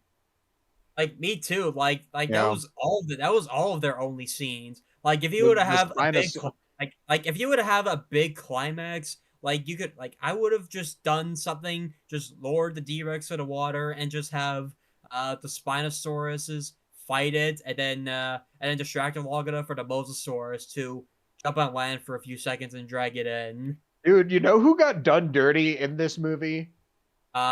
With who? Which one? The Velociraptors. Yes. Oh yeah. You know what that? They're like main staples in every movie except for this one, where they're just demoted to Mutadon food. Wait, but you know what that reminds me of? It reminds me of the Ceratosaurus in the third movie. Just put the image in the video. Sure. Yeah. like what a waste of such dinosaurs. Like I also remember when they recruit Mahershala, there's like a group of fishermen and they catch a Dunkleosteus. And I was just like, oh man, imagine if we had a scene with a Dunkleosteus. Oh yeah, they brought back giant prehistoric placoderm fish. Okay. Hal is probably thinking of like the Three Stooges. Oh, my Stradivarius. Oh, my beautiful Stradivarius. I was actually thinking of Dunkin' Donuts. Born and raised Massachusetts, boy. Something's brewing in D&D. Okay, but with a scene with a giant prehistoric fish, what? Sure, I would have liked that. Yeah. I want Dunkleosteus rep. I want rep for everything. I want to make sure I get this clear. I said rep, not rap. Okay. I don't want a Dunkleosteus rap because that would be like fucking Space Jam. Okay, well that's what I want then. No. No. Big red battles of history. T-Rex versus T-Rex. Begin. And the T-Rex just talks like Walter Jr. Oh no. Then who would be Walt? I'm sorry. Who would be Walt himself?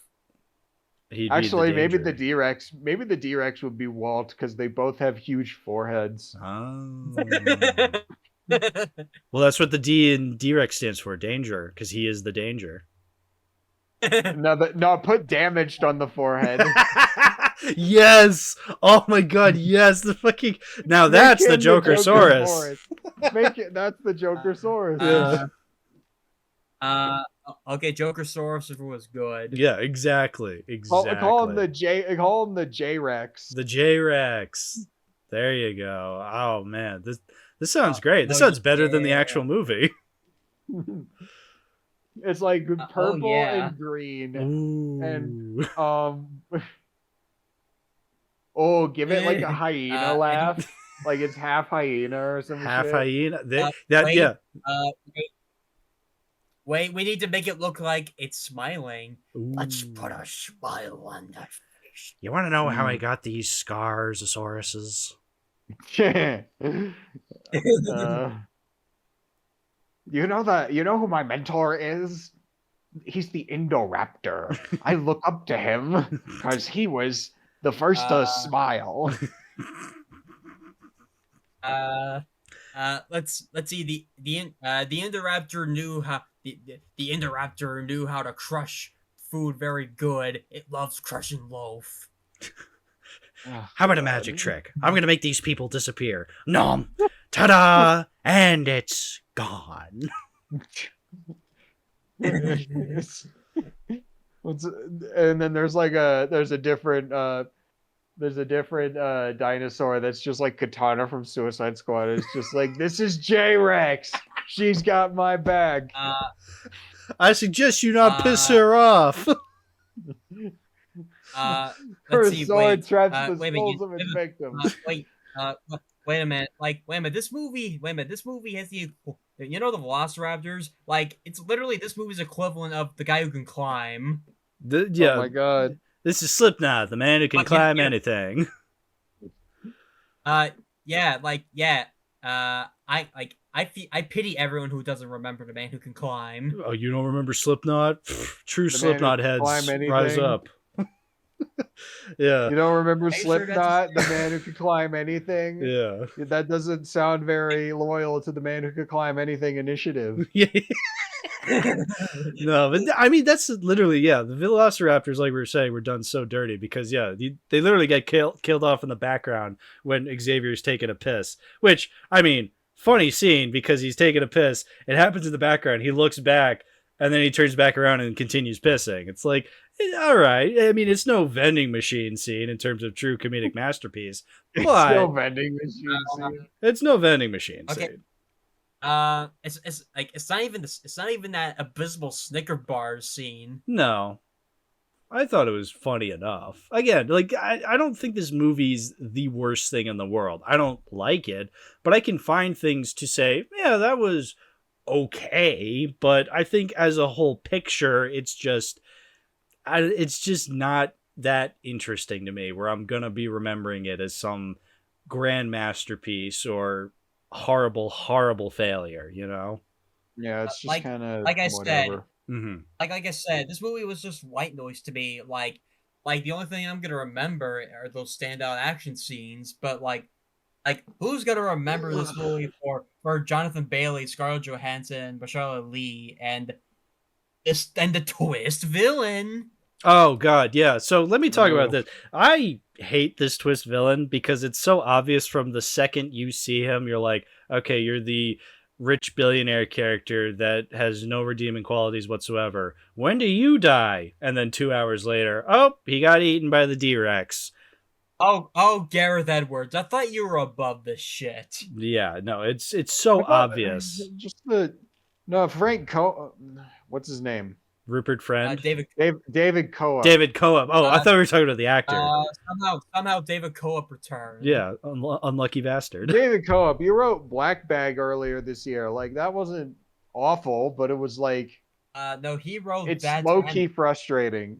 He wrote that, and it sucks. And it sucks because it sucks because this movie is like probably the third best by default.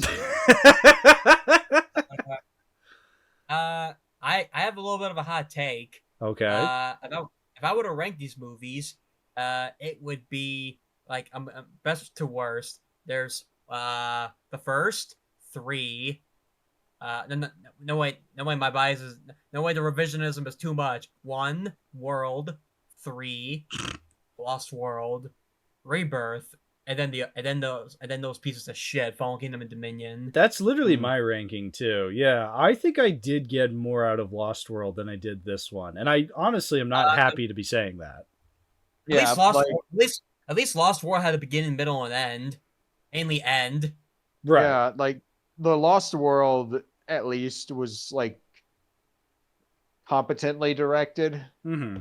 I mean, it is Spielberg. Right. Yeah. But also, I feel as though I feel like the biggest problem with Rebirth is it's too little too late. We've gotten so much shit that if we had gotten like nothing in between Jurassic Park 3 and now, I feel like people would be loving it so much more. But the fact of the matter is we've had so much shit for so long that honestly, no matter what they were going to do, it was too little too late. Like, this was always going to be just whatever, you know? Yeah, like this movie throughout the runtime didn't feel like it was going into any new territory with any ideas. Mm-hmm. I think what sucks is like a lot of the hype was like David Coop is coming back. He's the writer of the original movie, but I feel like people forget that the person that also wrote the movie was Michael Crichton. He was like, I imagine he was the key ingredient to making what made the first movie work so well. And even though Frank Coop wrote Lost World, Michael Crichton was not involved with that movie's screenplay. So, I mean, of course, like the man passed away in 2008. Yeah, so if we're hoping for anything that's better than the first film, honestly, it's like next to unlikely for that to happen because Michael Crichton is dead. And as somebody as competent as Gareth Edwards is, he was just given a bad script to work with. Yeah, I think the franchise could probably. What is there to do from here? Because I don't know. I legit got no answer. Can you just like? I think the only thing to do at this point is to just either let it sleep for like another maybe 14 years, like Jurassic Park 3 and World gap. Or if they want to continue making these movies like at a more reasonable pace, then just rebooting it. Yeah. I mean, there's really no reason this shouldn't have already been a reboot. Like they do make references to the original by having, you have InGen at the beginning, and then you have Jonathan Bailey, kind of offhandedly just go like, oh yeah, I was a student of Dr. Alan Grant. It's like, okay, but that's basically it. You don't really get a whole ton of references to the original. So there's really no reason you couldn't just like, as long as you just make no immediate reference, I think you could keep it going. My thing is, if you're going to continue the franchise, you gotta double the dumbness. Like, do what you did with Fallen Kingdom and make it stupid, but make it entertaining in how stupid it is. I would say that's a little bit like Jurassic World. Yeah, the first one, Jurassic World. Well, Jurassic World was safe, and obviously it proved to be successful, and then they fucked it up. So it's like, okay, what you need to do now is, like you've been saying, Bamason, I feel like you've been saying this for years, like, really embrace the horror side more. And I agree. I think it should be like a full-on horror film at this point.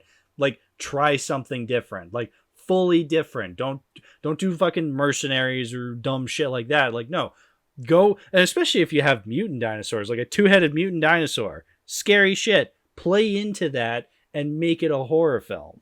Or I'd be fine if they rebooted the original but made it more book accurate, because I was reading the book earlier today and there's so much like meticulous science talk and it feels a lot more old compared to the like movie. Okay. Yeah. Everything is a lot more analytical and like matter of fact. Sure. It's like very stone-faced. Yeah, it doesn't have that Spielberg whimsy. It's a very matter-of-fact book. Okay. Yeah, it's a very matter-of-fact book, and I'd Sure. be interested in seeing that like adapted more faithfully. Right. Yeah. Yeah, and if it were to go full on the horror aspect, I would also like change the variety of creatures. I would prefer mutant dinosaurs. I would also do mutant dinosaurs but also bring in creatures that like were never seen before. Like even bring some of the non-dinosaur creatures back. Like Just yeah, put sure we got Godzilla in the movie. That's all it's missing. You're asking for a 98 situation here. Don't Yeah. push it. Yes, Don't do push it, your do it, luck. Do it. I want more fish. No, don't push it. Godzilla 2, even more fish. Yeah, even more a lot of fish. Think that was a lot of fish? Think again. Come on, Roland. You at the end of Godzilla 98, you teased a sequel. Wait a minute. Make it a Wait a Moonfall minute. crossover. Ooh, now we're minute. talking. Wait a minute. That's a lot of fish. Dunkleosteus? There's always a bigger fish. Big uber fish, huge O teeth. You can easily just do that in one of these movies with the dunk and just bring in Megalodon or Rabosa. Yeah, I think that's it. Honestly, I don't have anything else to say. Yeah.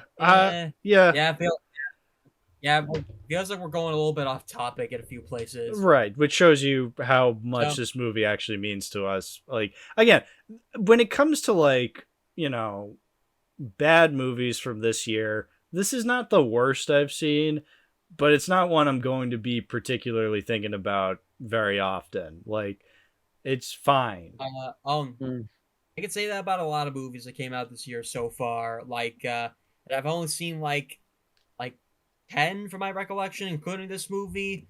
Like this and The Monkey I put in the same boat. While movies like Death of a Unicorn, Plankton, the Electric State were just unbearable. Minecraft was peak cinema. And the hottest take of the day. And the hottest take of the day. Live action How to Train Your Dragon is my least favorite of the year so far. That seems pretty I mean, not in general, but in our group of friends, that seems par for the course. I'll get to How to Train Your Dragon soon. I'll get to it before the 2025 episode. Don't worry. Like, speaking of, I was gonna suggest to you a How to Train Your Dragon episode. Yeah, but I don't have any of the movies, so sorry. Womp womp. Well, are you well? I was just staring at your profile picture with the music.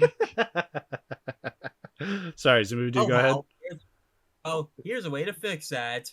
Get money. Okay, I'll get money and get bitches. Bamason, anyway, you were gonna say something?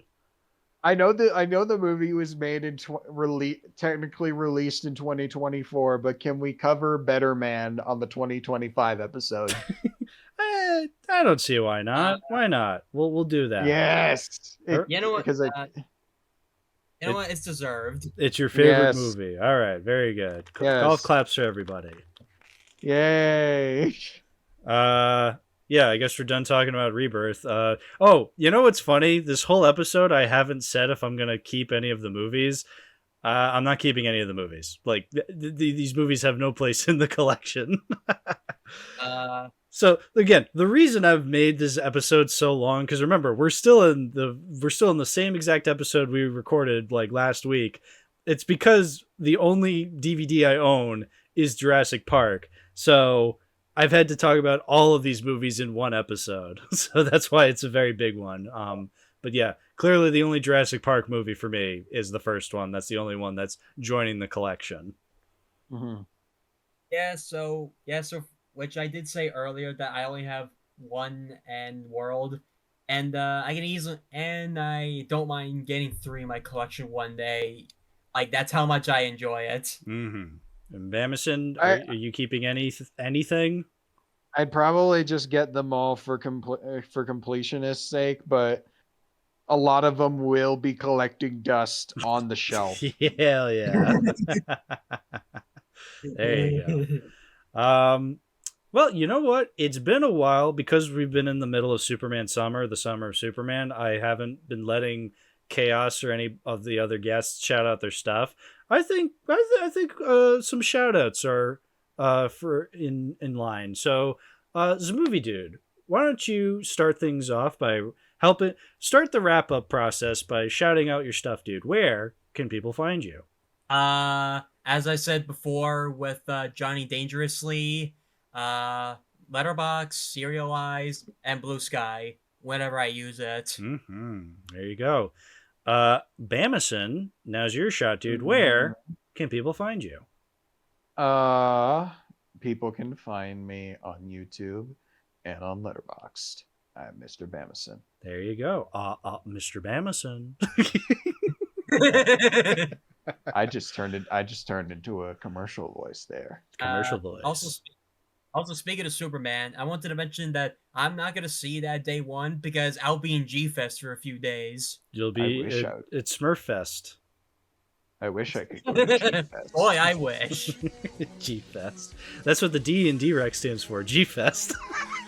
The scientists were very idiotic. Yes. May have gone too far a few places. All right. Bye-bye, everybody. We'll see y'all next time for more Superman Summer, the Summer of Superman. That's Cooper! What about Boomer?